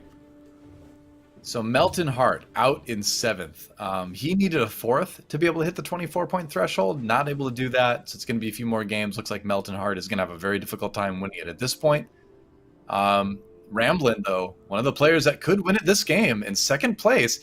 And yeah, like we talked about, that very strong board. He's got Renewer Garen now. Renewer redeemed Garen even. So this board is starting to get a little bit insane. He's got 6 redeemed. He's got 2 Renewer in there. All right. We know Renewer Dawnbringer Garen just does not die very quickly. So here's Goobam's board. Another strong redeemed board. Ooh, that Riven just gets to kind of tear through this and get to this backline, though. This is terrifying if you're Goobams and you stare that down. The Syndra doesn't quite get the cast off in time because the Vel'Koz is gone. And with the Vel'Koz gone, the Riven does overtake what this Lux is capable of at this point. The whole board getting snowballed. Goobam's taking a massive hit here. Yeah, so Goobams only needs 3 points to hit 24. So I believe with Setsuko going out in 6th, that Goobams is guaranteed to at least hit the threshold, no matter what the finish is right now. That said, one of our players that could win it, Setsuko, out. So now it's all on Ramblin'. If Ramblin' wants the tournament to end, he needs to win this lobby. He's in 3rd right now, but he's got what could turn into a first place board. It's another Renewer Spat Garen, and Goobams is going to grab this one, though. it's such a big deal. And honestly, like looking at Ramblin's board where he has the redeemed Renewer Garen, it's also got a Warmogs attached. And that's like, I think one of the strongest things that you can do to Garen is to have this health regen, a giant health stack on top of it, and then a bunch of MR and armor stacked on top of that with some AP. Like, that is a super strong Garen. So Ramblin, I think, very much in a position to be able to win this lobby right now. And so for Sphinx, I think it's about finding a way to prevent that from happening, because if Ramblin wins, all of this effort just came down to not being able to close this out. You have to be able to make a difference. Yeah. Now, I would imagine if you're Sphinx, you'd be looking for Volibear here, because that would give you Revenant for your Ivern, just give you the ability to remove shields and just be annoying, but you'll take the Heimerdinger if you cast. Yeah, 3 Renewers now as well for Sphinx. This Garen gets to the back line. Uh-oh. That's not necessarily a good thing. That Riven is going to continue to tear through these lines. It's just completely uncontested right now, and honestly, this feels like one of the most ignored units of this entire event so far is Riven. Players have not really paid that much attention to it, and then Sphinx has really capitalized on the item build here, plus the recognition that, hey, wait a second, people aren't really buying Riven that much. Maybe I can just try to 3-star this one. Found a bunch of Rivens and went that direction, and look at what's happening right now. Sphinx on a 10-round win streak. Well, it's a really smart read of the lobby, right? Where you recognize that there's a lot of other 3 costs that people are going for, trying to reroll. So you just grab the one that they're not. And it's going to be easier because there's going to be more in the pool because everything else gets taken. So, yeah, I think Sphinx on track to maybe win this lobby and keep the tournament going. And a win from Sphinx would send him over the threshold. You'd be at 26 points after that. So that would be yet another player who has the possibility of winning it next game. Because I got to say, with Setsuko out, Ramblin's board looks good, but I'm no longer convinced it can be a lobby-winning board. So I think we're going to go to a Game 6 here. It's starting to feel that way. It does certainly feel that way. This is I'm seeing some unusual things on this board, though. Like, the Ivern is really what I have my eyes on here. The double Archangels Titans Ivern that's taking place. Garen, the redeemed Renewer Garen gets shredded down by this dark blue buff Rise alongside this Draven. The entire board gets shredded. Ramblin taking a huge hit and gets knocked out. Yep, out in 4th. So the nice news for Ramblin is at least he's closer to that 40-point threshold than Setsuko is. So, he's got that going for him anyway. But we're down to our top 3 in game number 5 here. Sphinx, River X, and Just Nice. And Just Nice needed a good result. He's had a very rough day, only at 9 points right now. Still a long way from 24, but this is the kind of thing that can maybe bring the morale back up a little bit. But I do want to mention River X as well. Another player, along with Sphinx, that's starting to creep back up through the standings. River X also at 16 points, and a win would send him over the threshold. Even a 2nd place would give him 8 points to get to 24. So really big deal for both Sphinx and River X to get 1st and 2nd in either permutation, because that would get both of them over the line. Wow, and this is like a very strong spot to be in here as well. And again, I want to mention the Yasuo builds and how I've seen just such different variation in so many lines of how these items are built. The Shadow Ionic Spark is not an item that I have ever seen put onto Yasuo and held there to build it out to 3. But here it is. Lulu getting the RFC in this instance as they go up against Sphinx now. And it's 3-star Yasuo versus 3-star Riven. And the Dawnbringer buff is big, but that Nightbringer buff dealing a ton of damage here. And River X going to be able to win this round against Sphinx. All right. And finally, that streak from Sphinx has been broken now, and it's just these 2 left. Yep, Just Nice exits in 3rd, and that means that we are going to have a couple more players joining up in the 24-point area, right, where they're going to be able to win it with a 1st. Sphinx and River X are both going to get there, it looks like right now. They're both at 16 points, and it's going to make things even more exciting for sure. Wow, this is unreal. Another player crossing this threshold. We're going to have 5 players that are in range to close out the event in the next game. River versus Sphinx. Oh, okay. So Moore does get Zephyr'd. Oh, so does the Ivern. Double Zephyr, actually. But is it going to be enough? The Riven gets knocked down by the Mord after being just completely obliterated partially by this Yasuo. The Yasuo stands back up. Sphinx now 2 rounds in a row. And look at that health total. 2 rounds it took for that to happen. In the battle of light versus dark, it looks like it's the forces of the Nightbringers winning this one so far, and a big part of it too is those double Zephyrs. Like it's so hard to avoid that because you want your Riven to avoid it, you want your Mord to avoid it, you want your Karma to avoid it. So this is a tough 1v1 for Sphinx here. Yeah, the Zephyrs are very complicated items, but the same thing applies for RiverX's side here as well. Like for instance, let's say that you Zephyr the Riven up into the air, and then suddenly the Riven comes down and starts hitting your Yasuo before your Yasuo is able to be able to return some of those hits. That could be a major difference. But right now, with the way these Zephyrs work, it pops up the left side. The Yasuo walks around and targets the Riven. The Riven gets knocked down again, and the Yasuo still has the GA. There goes procced, but the damage is gone for Sphinx's side, and RiverX going to be able to win this one. This is great use of Zephyrs from RiverX. Yeah, I think the Zephyrs made a huge impact as we see RiverX winning this. Riven didn't have any sustain, couldn't stay alive really beyond just the Dawnbringer buff. And then when you don't have the Ivern, actually the Ivern getting Zephyred is a big deal too, because when Daisy comes in, that's a big amount of crowd control. Everybody gets knocked up, and then the Nightbringers can't do their damage, which they need to do that big burst of damage to get the job done. And so well played by them. That is a win. That is 2 more players crossing the 24-point threshold. We'll take a look in a moment to see who all made it through. I believe you're right that we do have 5 people across the line now, and so that means almost certainly things will end in Game 6, but there's still that outside chance, Admirable, that it'll be different. But check it out.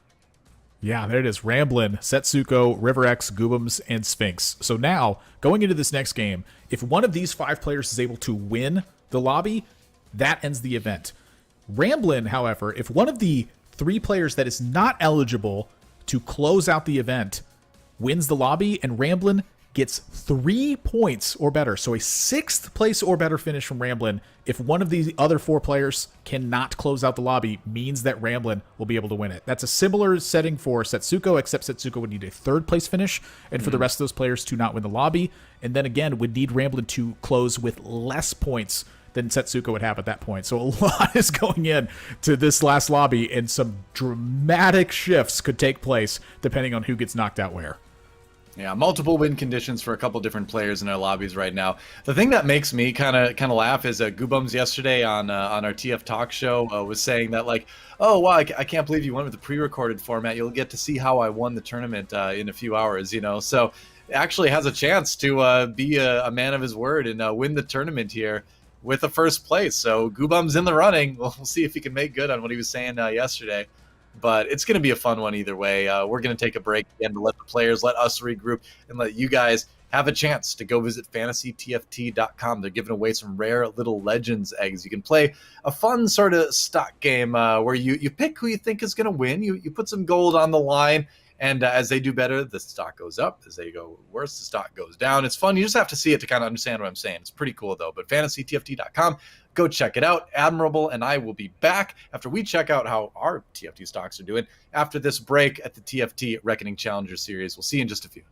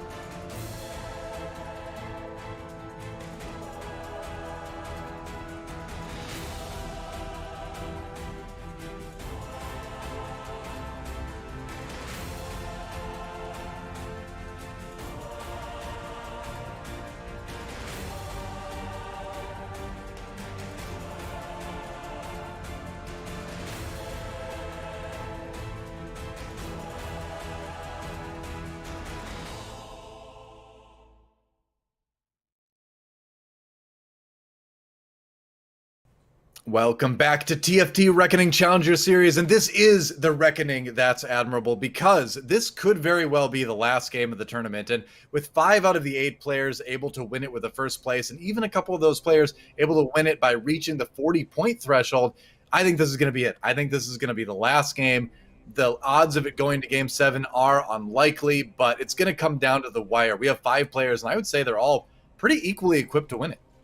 I would say with the way that things have been kind of going throughout this event, though, it wouldn't surprise me to go to a Game 7. We've been seeing all sorts of crazy stuff happen. We've seen 6 renewers happen. We've seen players transition completely away from their team on level 8, sell everything they had in play, and transition to new teams at this point. We've seen a Garen that's been a Dawnbringer, a redeemed unit, and a renewer with a Warmogs, and it still wasn't enough to hold the fort. Everything that we've been seeing in this event has just been unbelievably strong because everyone is trying their hardest to maximize their chances in this one. So when we go into this next game, it would not surprise me to see a Game 7. However, it wouldn't surprise me to see it closed out here either.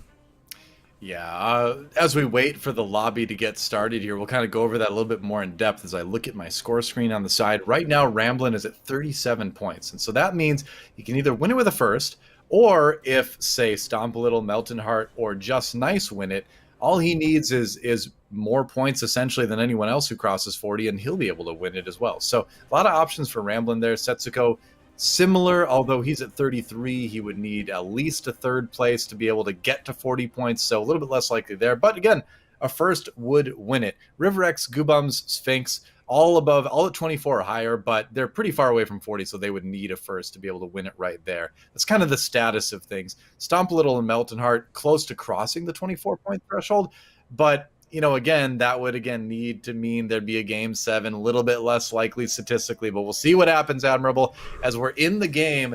It's gloves and tears again, kind of similar to what we saw last game. Yeah, this is the carousels are always really interesting to me because everyone tends to favor one particular item. I don't care who you are. I don't care what you're telling me. There is an item that you tend to favor more than anything else. Sure. Whenever it's tears and gloves, I feel like I get so excited because the potential for big spikes feels major with tears and gloves. Like finding a shadow tier early, being able to have a redemption early on and have that be able to kind of snowball your board as you're leveraging your position really well. The fact that Static Shiv is so important if you're going to go Helions, for instance, and the fact that you start with a tier, it means that like a bow can have a use at that point. There's so many, it feels like just colossal spikes that can happen because of tiers and gloves, and it always really excites me, but golly, I just want the bows. Yeah, we'll see what happens here with Goobums. He found 2 tiers right away, so there's a situation where you can just slam a blue onto Ziggs and have like a decent caster right off the bat to do a good amount of damage with. You don't see a lot of Hellion starts, but it's possible. This is one of the areas where, like, if you find another Hellion, I would be opposed to it, Does have the Knights with Ziggs as well. Yeah, this is a pretty strong one here. And for Goobums knows that they're getting gold in this one. That's the reason they don't buy an extra unit here, is because what you're going to do with your gold is going to depend on how much gold falls out of these creeps. Gets a Nikos. Uh-oh. Yep. Oh, yeah. So that's going to be... Ooh, we can sell the Katarina, though, and buy the Thresh, 3 gold. But do you want to hold on to it, though? Because the blue buff is really good on the Katarina as well. Yeah, this is a pretty big change, I think, in plans here for Goobums. Katarina plus Brawlers with Forgotten here, that feels like the super strong start that you can have, given what's available here. Yeah, and that's exactly what Goobums is going to do. You've got one more chance to see if maybe... Okay, he's not even going to wait for it. Yeah, he's going to just sell the Hellions. I think just judging on the meta, judging what we've seen over the week, both on ladder results and at the tournament, Forgotten's the way to go. Puts the blue buff onto the Katarina. That's a big Gragas 2 on the other side, though. Yeah.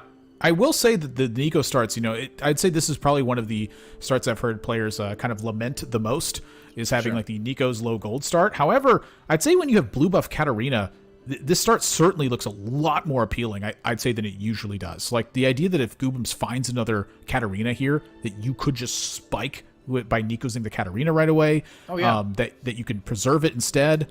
Like, there's so many different things here that are strong. And for Goobums, this is a pretty early direction that's being solidified here. takes the shadow armor, slams it onto the Warwick right away. This is what feels like a full commitment to playing Forgotten at this point. Yep, it'd be tough to. It's not impossible, but it'd be definitely a little bit difficult to make the transition at this point. Does a little bit of scouting, sees what everybody else is looking at, sees how contested he is on the Forgotten side, and it's so early to really know. Oh, that board is. I think he's happy he played just nice already, because I don't think you want to play that board again. Whoa. Yeah, but good start for Goobums, as he tries to line the thresh up to hit a carry. Yeah, it does look like that Goobums will be contested on the Forgotten side as well. And that's not really too surprising. You know, Forgotten tends to support a lot of different directions in an interesting way. And that's really where I feel like I'm most interested in seeing how this actually progresses. Because I've seen players try to carry it with Draven. I've seen players use Viego as like a main feature. I've seen players try to 3-star Katarina and really utilize that assassin point of it. I think that Forgotten is one of the strongest comps in terms of being able to manipulate your items in different ways to output damage. And so, seeing this one here and kind of taking a look around the lobby, there's like infinity edges built and yada yada. There's just a lot going on. It feels like this is going to be a very strong lobby for the players involved. Well, this is going to be a lobby, too, where everybody's really, taking that extra second to think about every decision because there's so many ways in which the tournament could end. Let's check out River X. And now River X has been sneaking up the standings here and has put themselves in a position to maybe win it. He's got 26 points right now. That's third in the lobby. So really from a rough start in the day in looks like a 7th and a 6th to then come back and go second, then 7th again, but then a 1st to get right back into it and have a chance to win it. Definitely a player to keep an eye on.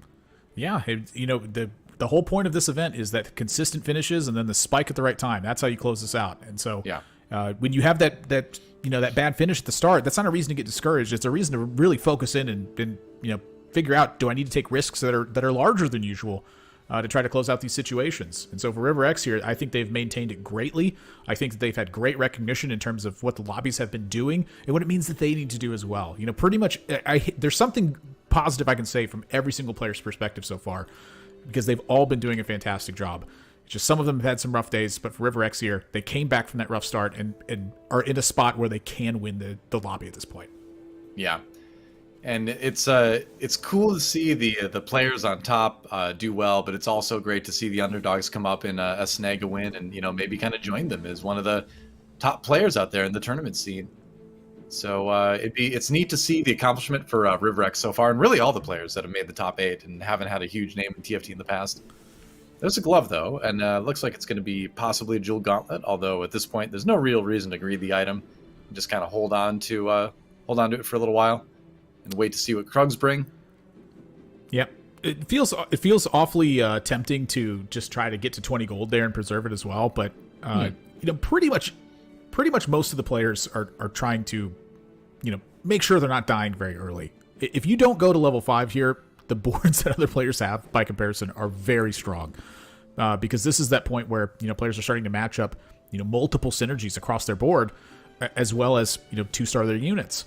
For River X here, they only have Spellweaver, which I would say is one of the weakest traits that you could have at the start. Yeah. And on top of that, really just not super strong units across. So I feel like this was a must level up for River X here, and not being super tempted by the gold count that was available there. Yep, saved a couple XP, or not XP, saved a couple HP in terms of killing a couple units before taking that loss.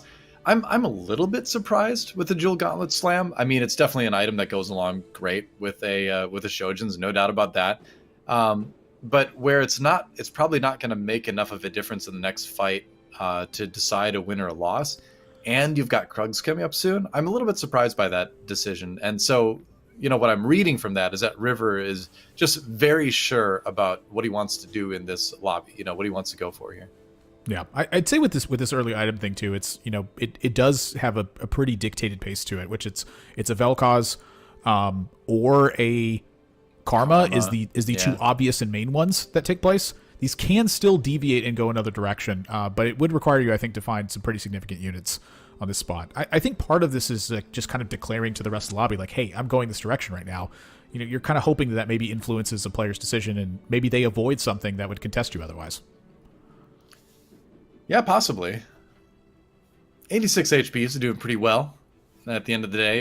It is just nice on the win streak here. So our player at the very bottom of the standings, win streaking early in this particular game.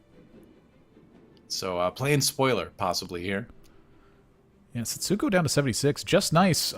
Just Nice needs a win in this lobby if they want to like really try and make sure that that they're forcing it to a game 7 here. And on a big win streak here, 96 health, so that is a 4-win streak that Just Nice is on right now. Goobum's at 94.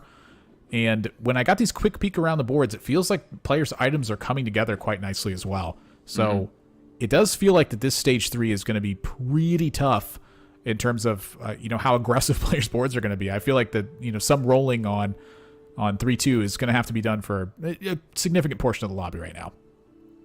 Yeah, probably. Let's check out what Ramblin is up to right now. Ramblin, of course, the player with the most points in the lobby at 37 at the moment. And so he can win it by crossing 40 points if, per se, one of the other players below 24, like Stomp a Little, Melton Heart, and Just Nice, win the lobby. He can also just win it with a first, too. So a couple different conditions there.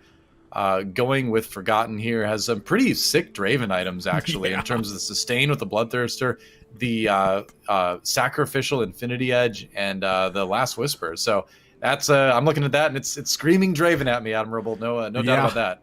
The Vayne is hitting pretty. This is a 1-star Vayne, by the way, a 1-cost 1-star unit that's hitting pretty hard. So you're not able to hit fast enough to close out the fights here.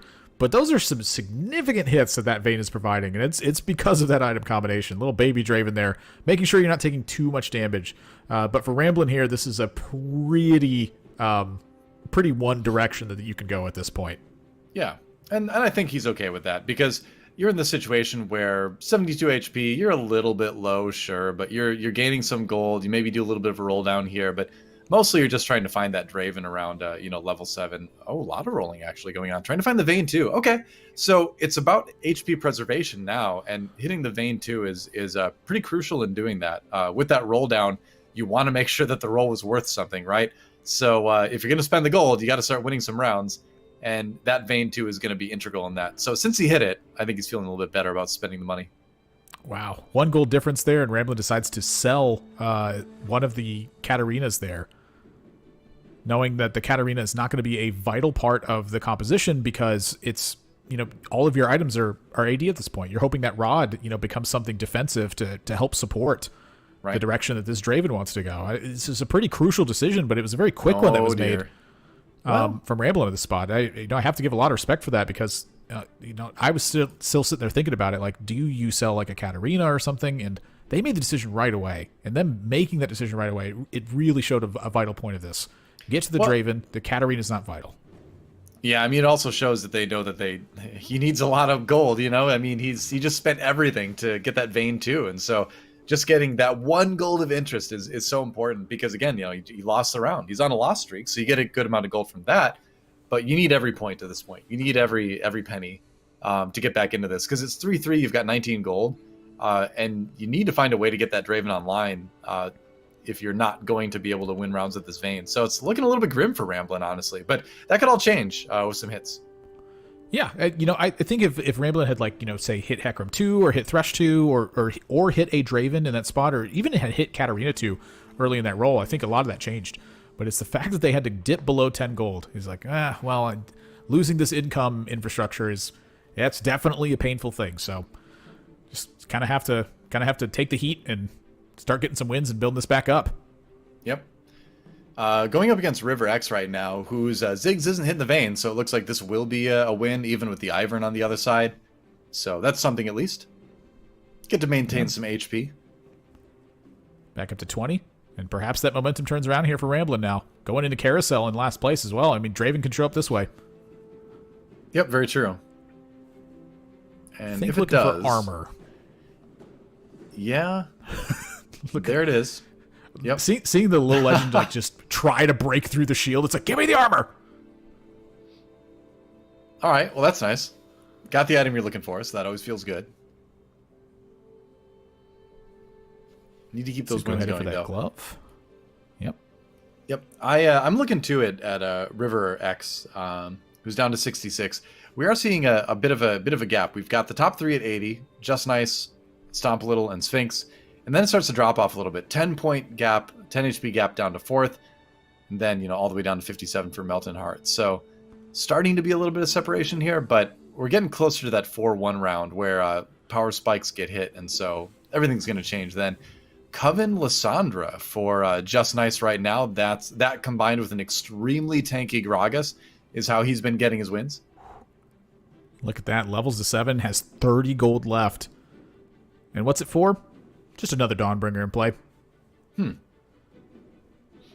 Interesting. That extra body, it gives, you know, some extra % damage. It's not going to be like a ton, but, you know, that extra Dawnbringer body does provide your Dawnbringers with a little bit more damage. It gives you a little bit more frontline for that Lysandra. Like, I think this is a very wise choice. So anytime you can have these aggressive levels when you're on these big win streaks, I feel like this is a very vital decision that you have to be making. And for Just Nice here, it just felt like this one was of ease. They've had a big win streak since the second PvP round. And at this point, it's just going to continue. And now you're getting free level 7 rolls by comparison to everybody else. This is a big deal.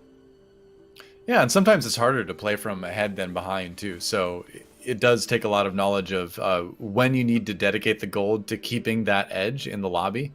And just, you know, even that little thing like the Dawnbringer helps. That said, I like the Mystic a little bit more. So finding the Lulu, making that swap on the win streak. But what's going to be the late game here? You know, what's the transition going to be? It seems like Dawnbringers is the intent, but he needs to find a lot of Dawnbringers before he's able to make that transition.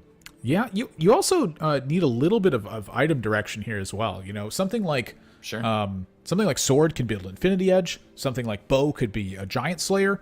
A Tier can build a Shojin or a blue buff. There's all sorts of stuff here that still keeps that that open for Just Nice's side, and so it definitely does feel like Dawnbringer is kind of the direction here. But you know, I think it could be Vel'Koz. That one's a lot more transition.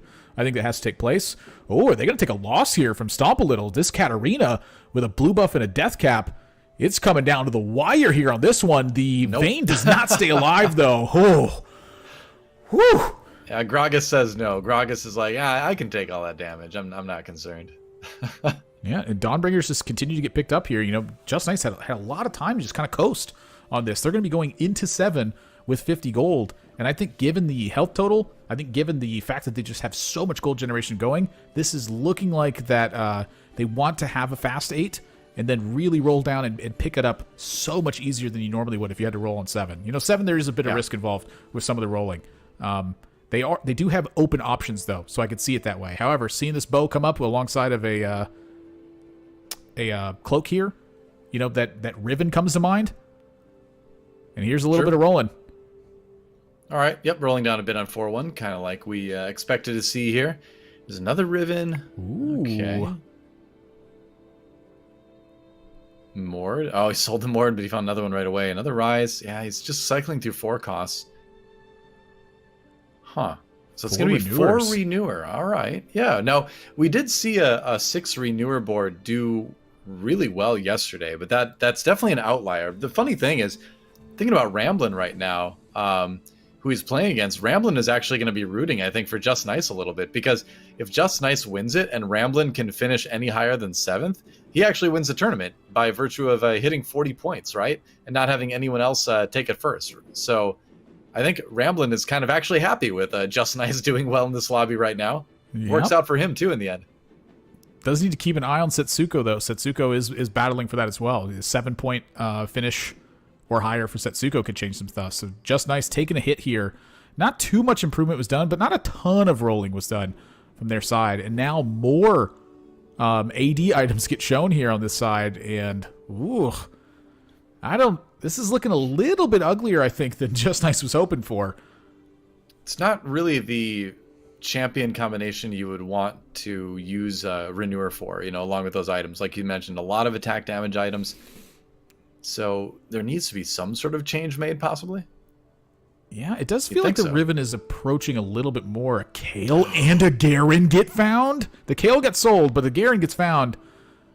And there's an Ivern too. This is a lot of gold being rolled off now. I think that Just Nice is saying, I got to make a big impact on this board. Something's going on. All right, for Dawnbringer, of course, kept in there, but now you've got the Garen in. Eventually, Garen's going to want those items from Gragas, and now Riven able to pick up a couple AD items. So starting to move away from the Coven, move away from the Renewer, and do what we were kind of thinking initially and put together a bit of a Dawnbringer board. Yeah, runs up against Goobums, who does have a 2-star Karma right away, but no AP items on the Karma to follow this up. And so a lot of this boils down to, oh my gosh, Goobums has a Garen as well. Holy moly. Yeah. Oh, he's got a lot of geez. items on it.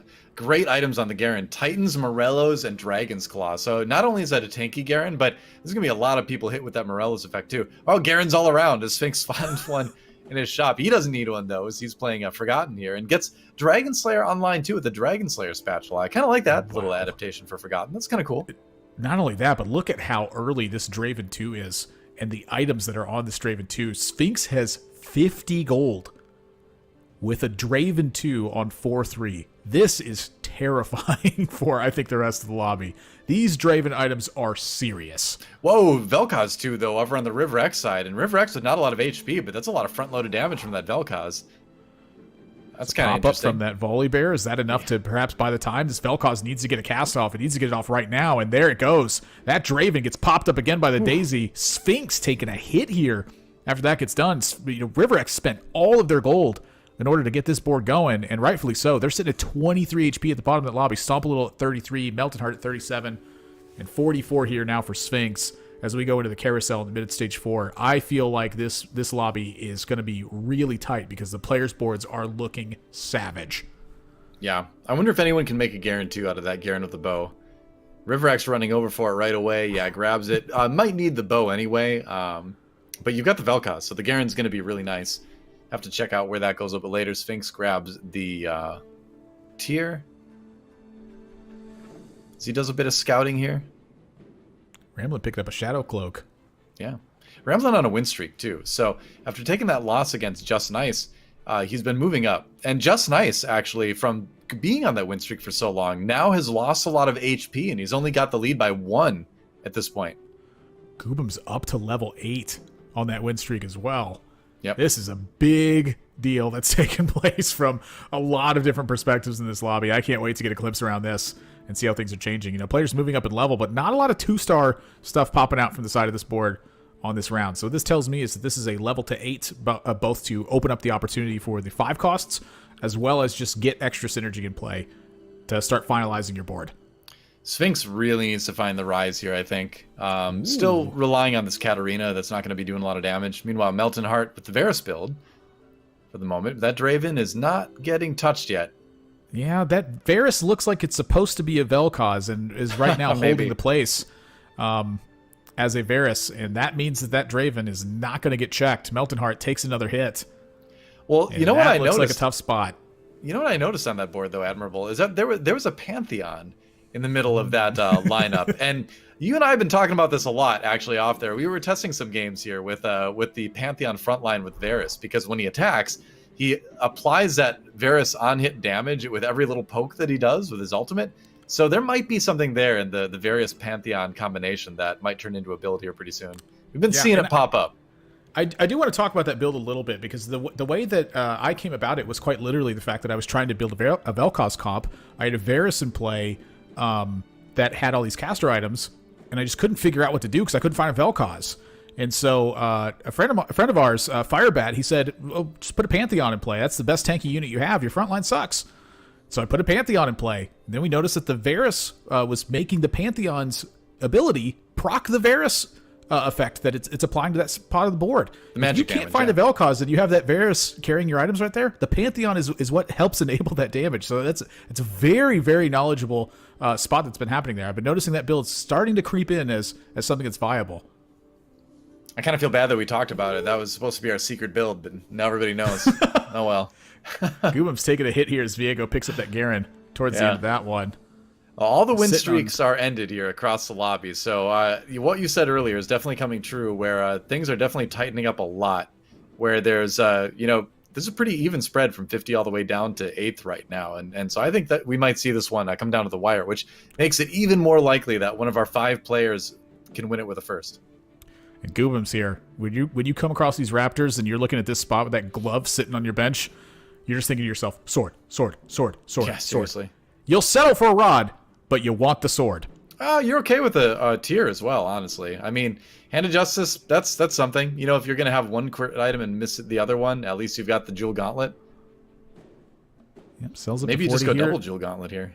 Yeah, I think it's usually the case. However, there is a possibility of an armory next round, and so that could influence some of the stuff here as well. So for Goobums, I'm kind of curious. Oh, it's because they're shifting out this Nidalee here. They're moving away from the 6 Dawnbringer idea and instead trying to make this board a little bit more powerful. So there goes the Gragas into the bin. It's because you want that Nidalee in the back to help prevent like an early Thresh from being able to wipe this line out, you know, being able to absorb some of the hits from assassins and such, and going for that Jeweled Gauntlet at the end. I think this is wise because of how tight this lobby is. You're looking for a first place finish, and that's all you're looking for from Goobum's side.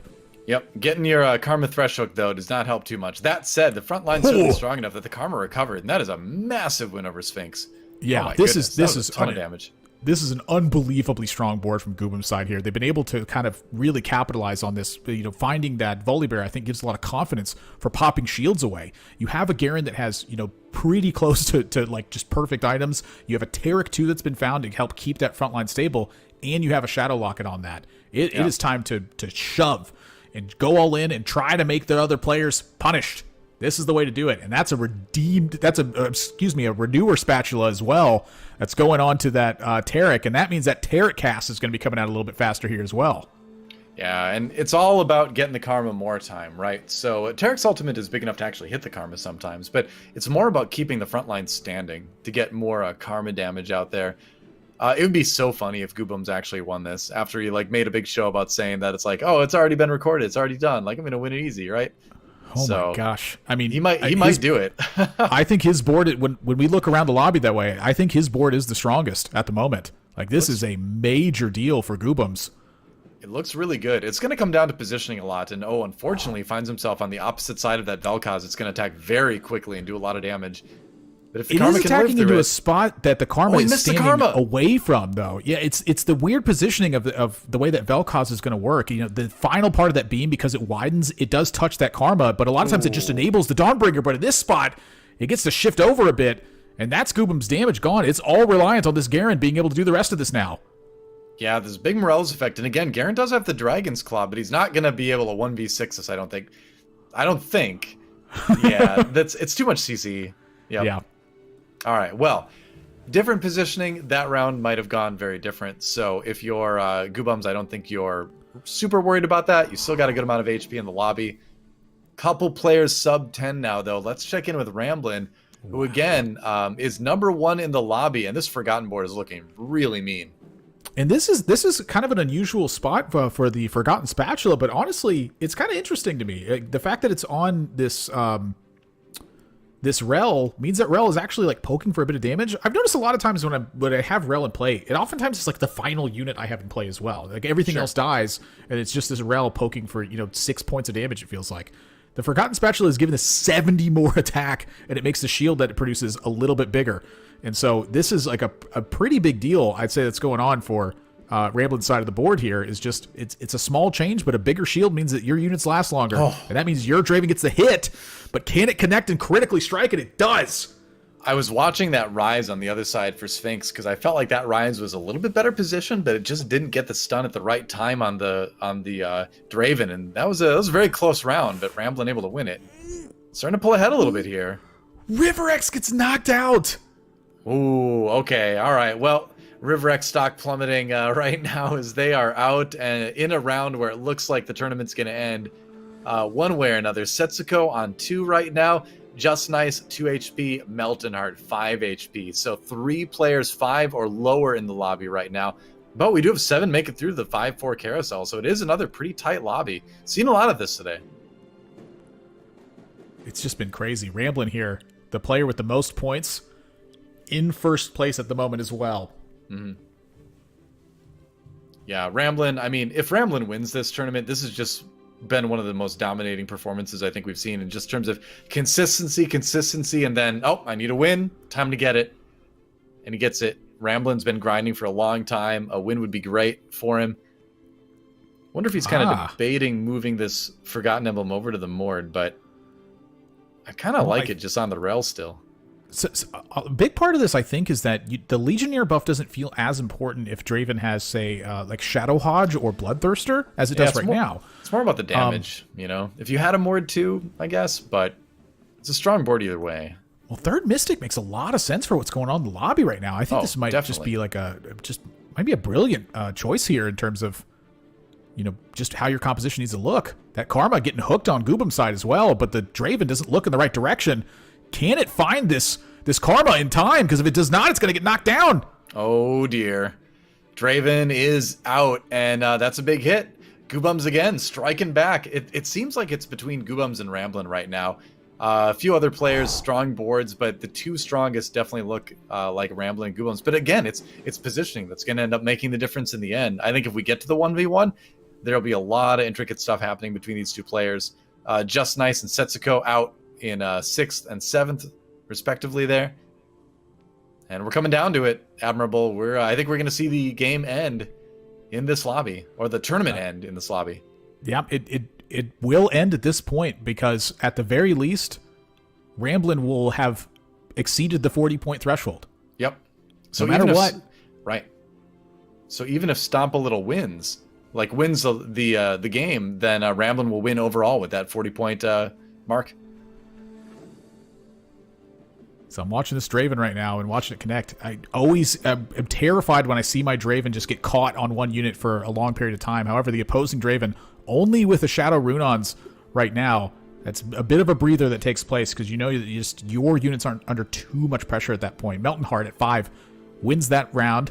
Stomp a Little gets knocked down to 2. Goobums gets knocked down to 13 as well. Oh boy, this is a close lobby. No kidding. Wow, is Zeke's for the Draven. That's pretty huge for Ramblin'. That's going to power things up even more. I think one of the nice things that Ramblin' has going for himself too is that he's got this Hecarim that's really tanky right now, and that's just giving the Draven a ton of time as well. Just super nice to find a Zeke's this point. And yeah. I'm watching Ramblin' here with the gold count as well. You know, Ramblin' is like very concerned with making sure that they can close out this lobby. And this is like kind of a tough balance, you know. If Ramblin' just needed to have a strong finish to close out this lobby, that'd be great. But they need Sphinx to not win. They need Goobums to not win. Yep. Like, if Melton Heart or Stomp a Little can win, Ramblin's okay with that. But if Goobums or Sphinx wins, that's bad news. So for Ramblin' here, they have to be able to keep on tempo with what Sphinx and with what Goobums are doing. Yeah, for sure. And now, part of it too is that it's going to be level 9 soon. Ramblin' has a lot of gold to do that, and so you can get into a situation where you can run 3 Mystic and 2 Ironclad, or you can swap things out. Say he finds a Jackson, can jump up to 3 Ironclad. He has the ability to predict what he's going to play against, and then play very anti-AD or anti-AP. It's the Pantheon Varus board, and look at the shred that Pantheon has. Oh, you're right. That Varus debuff gets applied. And that Jax that was in play as well. The Jax items were insane. And one of the reasons that this comp is so strong is because it's strong against Forgotten. It doesn't care about the damage because it has like 36,000 Ironclad units in play. And so you take a look at that one. Stomp a Little gets knocked out. Melton Heart wins the round. Sphinx down to 6. Goobum's now in the lead again at 13 health.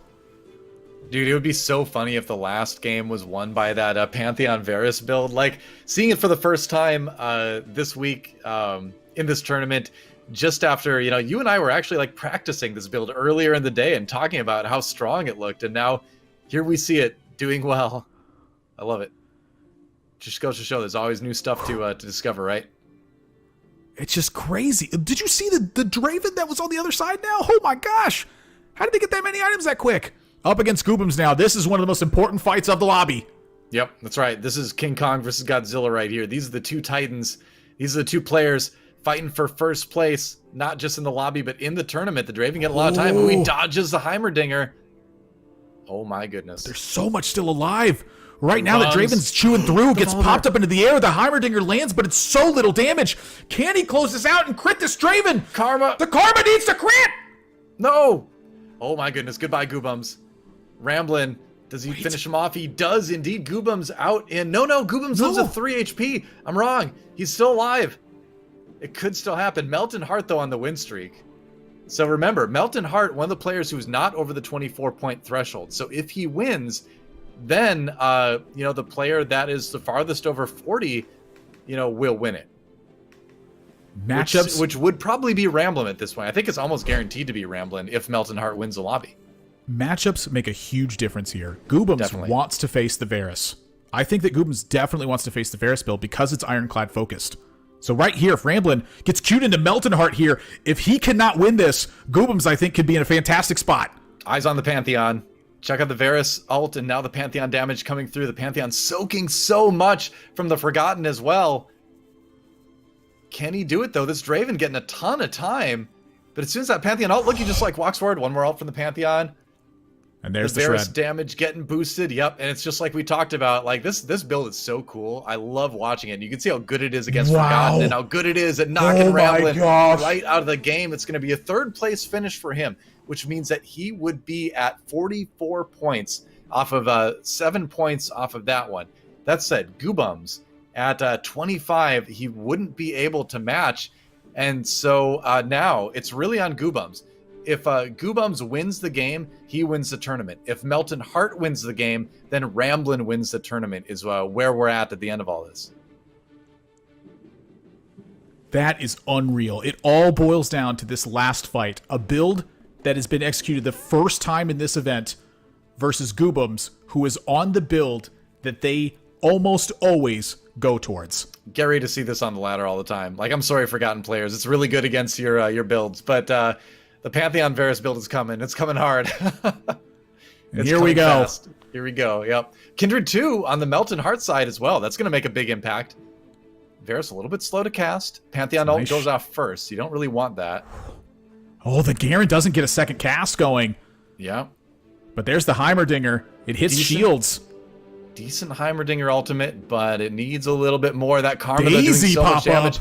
Melton Hart is in big trouble. Big hit! Oh my goodness. Melton Hart is going to go down. I don't think the Kindred is going to be able to deliver him here. The Karma winning, and Goobums, he said it was pre-recorded. He said he could do it, and he's going to do it. He comes back. He wins this one, and Goobums takes the tournament. He gets the spot in the mid-set finale. I can't believe it. I like yesterday, I know Goobums is a good player, Admirable. We know he's a talented tactician, as it were, but he was so confident yesterday on the talk show with Frodan and I. He's like, yeah, well, you know, you guys pre-recorded the tournament, so I guess you'll get to see how I win already. Well, I guess we're going to get to see his pre-recorded interview as well. Obviously, it's not pre-recorded. He did it right now. He did it live, but he did it. That's the important thing. I'm blown away. Congratulations, Goobums. What a boss. Coming in here, talking the talk, walking the walk, winning the tournament. Yeah, he was the number one rated player on the NA ladder. Yeah. And a lot of it had to do with the fact that he was playing these Dawnbringer builds before we got into this patch, and so it was so familiar with him once it got to this point. Dawnbringer spiked out as one of the most powerful compositions that could be there, and he accelerated into that first place position on the ladder afterwards. And then coming into this one, and the notion just that the entire event was so tight. At the very end, it came down to matchups. It was bad matchup versus bad matchup versus bad matchup is the idea that Goobums wanted to hit. He got the good side of that bad matchup idea and was able to close out the event. Just actually unreal how close this was. Yeah, and let's check out the scores too, because I think this tells kind of the story of Goobums as a player as well, is that he's a very first or eighth type of player. You can see that. It was up and down today, just like it was yesterday too. It was a roller coaster, right? Second, eighth, first, seventh. Then, like, you know, it's a 6, it's okay. And then first again to close it out and get the win. So, you know, when it comes down to it, honestly, it's the type of player that can get multiple firsts, which he did get 2 today, that has a good chance of winning formats like that. Ramblin's so close. You can see he crossed the 44-point threshold. That's true. But the first win condition is getting a first place after crossing 24 points. And so because one of the other players that weren't there, like Just Nice, didn't win it, that means the 44 points are not enough for Ramblin. Goobums takes the win. Yeah, what a strong finish on this one too. It's just, again, so lovely to see just how close this entire event was. It goes to show you like how much the competitive scene is developing as well, and how the players at the top, they're just taking it so seriously, and they're practicing hard. Players are sharing information. There's groups of players that are purposely trying to share information together to improve their strength of the game. Goobums is one of these players who's involved with a young group of players, and they're just trying to constantly improve, and they're finding these improvements. It's been shown out here, gets a direct invite now to the midseason finale, and I think this is a very well-earned victory that Goopums has pulled out in this event. Yep, that's right. We're going to check out the prize pool, see exactly what Goobums won in just a moment here. But another thing with that is, hey, you know, you're having trouble playing against forgotten players on the ladder. Pantheon Varus. We saw it take second in that particular game. It's not as good versus the Karma, but if you're in a very forgotten heavy lobby, it's a great build to try out. And it's a ton of fun too, watching like Pantheon just like poke people and like hyper, you know, like poke people down with all the extra Varus damage. Again, here's a prize pool. Obviously there's some money on the line, but again, it's the ability to get that locked in spot at the mid-set finale for TFT Reckoning. That is the main thing at the end of the day. Goobums got it. He did it admirable. And guess what? We're going to get to talk to him again in just a moment. Not again, really, but we're going to get to talk to him in just a moment after the break. So do not go anywhere. The tournament may be over, but we're going to have an interview in just a moment with Goobums. See what he's got to say after that. I can't wait to talk to this guy because, again, he was so cocky yesterday in the talk show, but he got it done. I'm super amazed. I talked a long time. I didn't let you talk for a moment, Admirable. I'm sorry. I'm excited. We're going to take a break. When we come back, it's interview time. Don't go anywhere.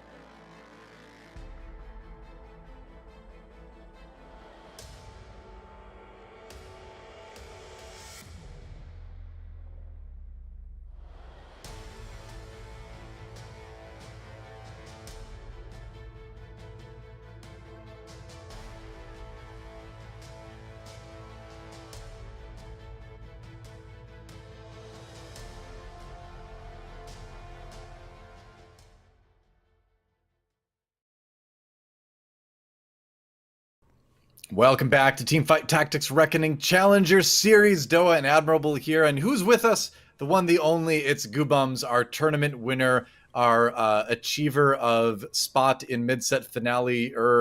And he did it. You know, yesterday, Goobums, you were on a show with Frodan and I. You said you were going to win. You said you'd be right here. Well, here you are. How'd you do it? I mean, it's impressive. But what do you think was your key to victory yesterday and today?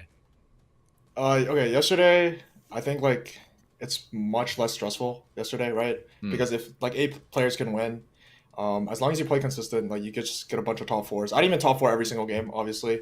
Yeah. But you top four like most of them, maybe like even just half, 3 out of 5, and most of the time you're probably good to make it through. And then as for today, my strategy was to get to 24 points as fast as possible. So I started off with the second, and then like a second, first, fourth gets you there, right? But then the second Yeah. game I went eighth, so that set me back a little bit. But yeah, and then as soon as you get to 24, you pretty much just play a really high cap comp. In my case, I ended up playing Karma Invokers, like Renewers, Invokers, stuff like that. And then it could be Yasuo or anything like that, and then you just try to go for first. And sometimes you'll look like an idiot. Like sometimes you'll go eighth. We call it first or eighth. But if you go first, It's a format. Yeah, you get paid off for it. Yeah. All right, Admirable, what do you got? Golly, you hit me with this so bad. Everybody knows I'm bad at interview questions. What I wanted to mostly ask you about is kind of like preparation for this event. Like, how much different is it to play in a tournament than it is to play on ladder? Because on ladder, you've been crushing everybody. And on tournaments, well, you're kind of crushing everybody here too. But let's ignore that part for a minute. How much different is it preparing for a tournament than it is just preparing for ladder games? I think okay. So something I noticed is that I'm probably slightly even more flexible during tourney, even though I would say you probably get rewarded a little bit more for just being like a one trick. And the reason for that is because on ladder, I can like choose my early games. Like I can be really picky with my early games, and I can pick boards that let me win, like that I know will let me win. But then in tournament, oftentimes when they give you kind of your start, you just have to roll with it. So there's like this one game, for example, I played like a Varus 2 opener that I'm not super comfortable with because most of the time I'm playing Forgotten or I'm playing Dawnbringers, as I guess most of you guys know. And then I took the Varus 2. It didn't end up going so well for me, but oftentimes like I actually am more flexible during tournaments. Okay, interesting. All right. You know, speaking of Varus 2, the board that ended up getting second place to you in the very last game was a pretty new build. It's the Varus powering up the Pantheon, which is especially good against Forgotten, it feels like right now. I want to get your thoughts on that build because it's so new. That was the only time we saw it in the tournament. It's still being figured out. Is it even really a build right now? But what do you think about the Varus Pantheon combo and that kind of emerging here?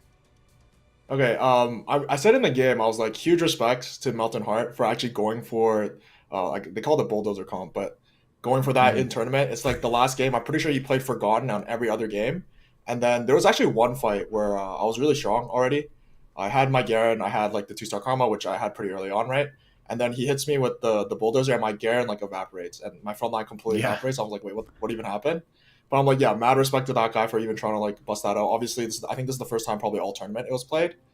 I think so. And then this is probably something that people don't want to hear, but actually a month ago, I messaged Nubal because I played Varus and Pantheon, and this was back when Pantheon was really, really broken. And like I noticed that the Pantheon thing actually works with the Varus ult, right? As we all know now. And then I messaged him. I'm like, the tech is to go full AP Varus, and you reroll Varus and Pantheon. He's like, obviously it sounds stupid at the time, but it turns out it actually has some merit. So it's good to see that coming, Yeah. fruition. I think we're going to see it a lot more on the ladder now, especially after that result today. It's coming up, but wasn't enough to take out the Dawnbringers. We're going to let you go in a minute, but I got one more question for you. Any final thoughts on the tournament? Any shout-outs you want to make? What do you have to say here, standing atop the pinnacle as champion before we close it out? Yeah, the first thing I want to say is I told you guys it was pre-recorded during my talk show, so make sure you guys know that. True. Told you guys would see my win today, yesterday and today. I didn't win yesterday, but you don't have to. You just have to win today. So, and then same shout outs as last time. Just shout out to Mordog for making the game better. I think it could still be improved on, but we're slowly kind of getting there. And then shout out to my friends and all my fans that have been watching me stream and try to get rank 1. Well, I'll have to get it back now, but yeah, I'll win that. Well, hey, you might have lost rank 1, but I say to win a tournament is probably a pretty good reason. You've got time to get it back now. You got your spot locked in for mid-set finale, so now it's all about like the ladder pride, right? So Yeah, I got it's saved happening. from 18 games of Nightbringer this weekend. Freed on my weekend to grind for rank 1. You're beautiful, beautiful. Well, thanks for the words. Thanks for stopping by, and congrats again on winning the Challenger Series tournament, getting that spot in the mid-set finale. Always fun chatting with you, and you did it. You said you'd do it yesterday. You did it today. Pretty impressive stuff. We'll catch you later. Thanks for stopping by. All right, thanks for having me. I'll see you guys. Bye. All right, there you go, Admirable. I'm still kind of blown away. Like, I mean, you know, I feel bad for doubting the guy, but I know he's a talented player still. But like in that pack of extremely good players, it's one thing to just win a tournament. It's another thing to like say, yeah, I'm gonna win the tournament. Like it's already a done deal before the tournament even begins, and then do it. Like that is, I don't think I've ever seen anyone do that in a TFT yet, and it's super impressive. It was a ton of fun. Wow, what a week, huh? What a couple days. Yeah, it's just such a fantastic way to finish it too, and you know to learn that the composition for the Varus Pantheon is called Bulldozer. I like it. I like the name. It's very spot on. I do want to prove that it's not pre-recorded, by the way, by giving you a direct time count of this happening. It's definitely not pre-recorded. Yeah. According to this time, it is 8:31 and 38 seconds right now. That's Pacific time. So sure. if somehow they managed to line that up, I mean that's like unbelievable production. I mean, at that point, you just got to give props to production. I mean, I can do you one better. I can say right now at 8:31, it is currently 63 degrees in my part of LA. So there you go. How would I know the exact degree it was the day before? Boom. I'm putting a shoe on my head. Yep. Not pre-recorded. There you go. Yeah. But Goobum's saying it is. That's pretty funny. Anyway, great tournament. Great couple days. Really fun stuff. We saw the vertical compositions do well, as we knew we would in the meta, but we saw a lot of variation. Even at the very last round of the very last game, the Bulldozer bulldozing its way into the tournament scene. I know we're going to see that on ladder all the time now, but I'm going to hopefully get to be the one playing because it's really fun. Hey. That's gonna kind of be it for the tournament. It's been a really fun couple days casting with the Admirable. Do you have any final thoughts before we close it out here? Just thanks to everybody watching this right now. This is a fantastic event. I'm just happy to be here. And again, I keep saying this every single time I'm casting this, but just thanks to the community for being so embracing in this game. You know, I've been involved in strategy games my entire life. Since I was 12 years old, I've dedicated my life pretty much to strategy games in the community there. And for TFT, it's just been so embracing and so inviting.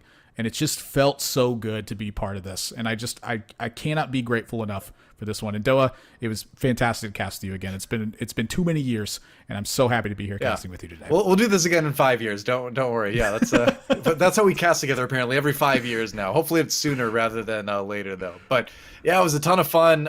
Thanks to fantasytft.com. They thanks to Ball Street, they killed it. It's really fun going and actually playing that game. We were doing it kind of during the breaks. We were talking about our player stock going up and down. So definitely go check it out. fantasytft.com. Admirable wrecked me. Actually, I'm not afraid to admit he did way better than me, but I'll get you next time. I'm going to be watching. I'm going to be ready. Right. But thanks again to giantslayer and Wisdom for putting on all the production with this. They've done an amazing job as usual. Really easy to work with. Great bunch of esport professionals over there. Thanks to Riot Games for making Teamfight Tactics and for doing such a good job doing it. And thanks to you out there, the viewers, for playing and for watching. None of this would be possible, obviously, without you supporting the game, because TFT is one of the greatest communities in esports. I'm not just saying that. I really believe it. I've been around esports for a while. You guys are the best, for sure. So with that ends it. That's the end of the Challenger Series. Teamfight Tactics Reckoning Challenger Series. Goobum's taken first. It was a great couple days. Thanks for watching, everybody. Go play some more TFT and get ready. We got another tournament coming this weekend. It's going to be the Nightbringer Cup, 4 p.m. on Sunday, 4 p.m. Pacific time, I should say, on Sunday. Keep an eye on the socials for that. That's going to be another good time, another great set of players. Until then, like I said, stay safe, play some games. We'll catch you next time.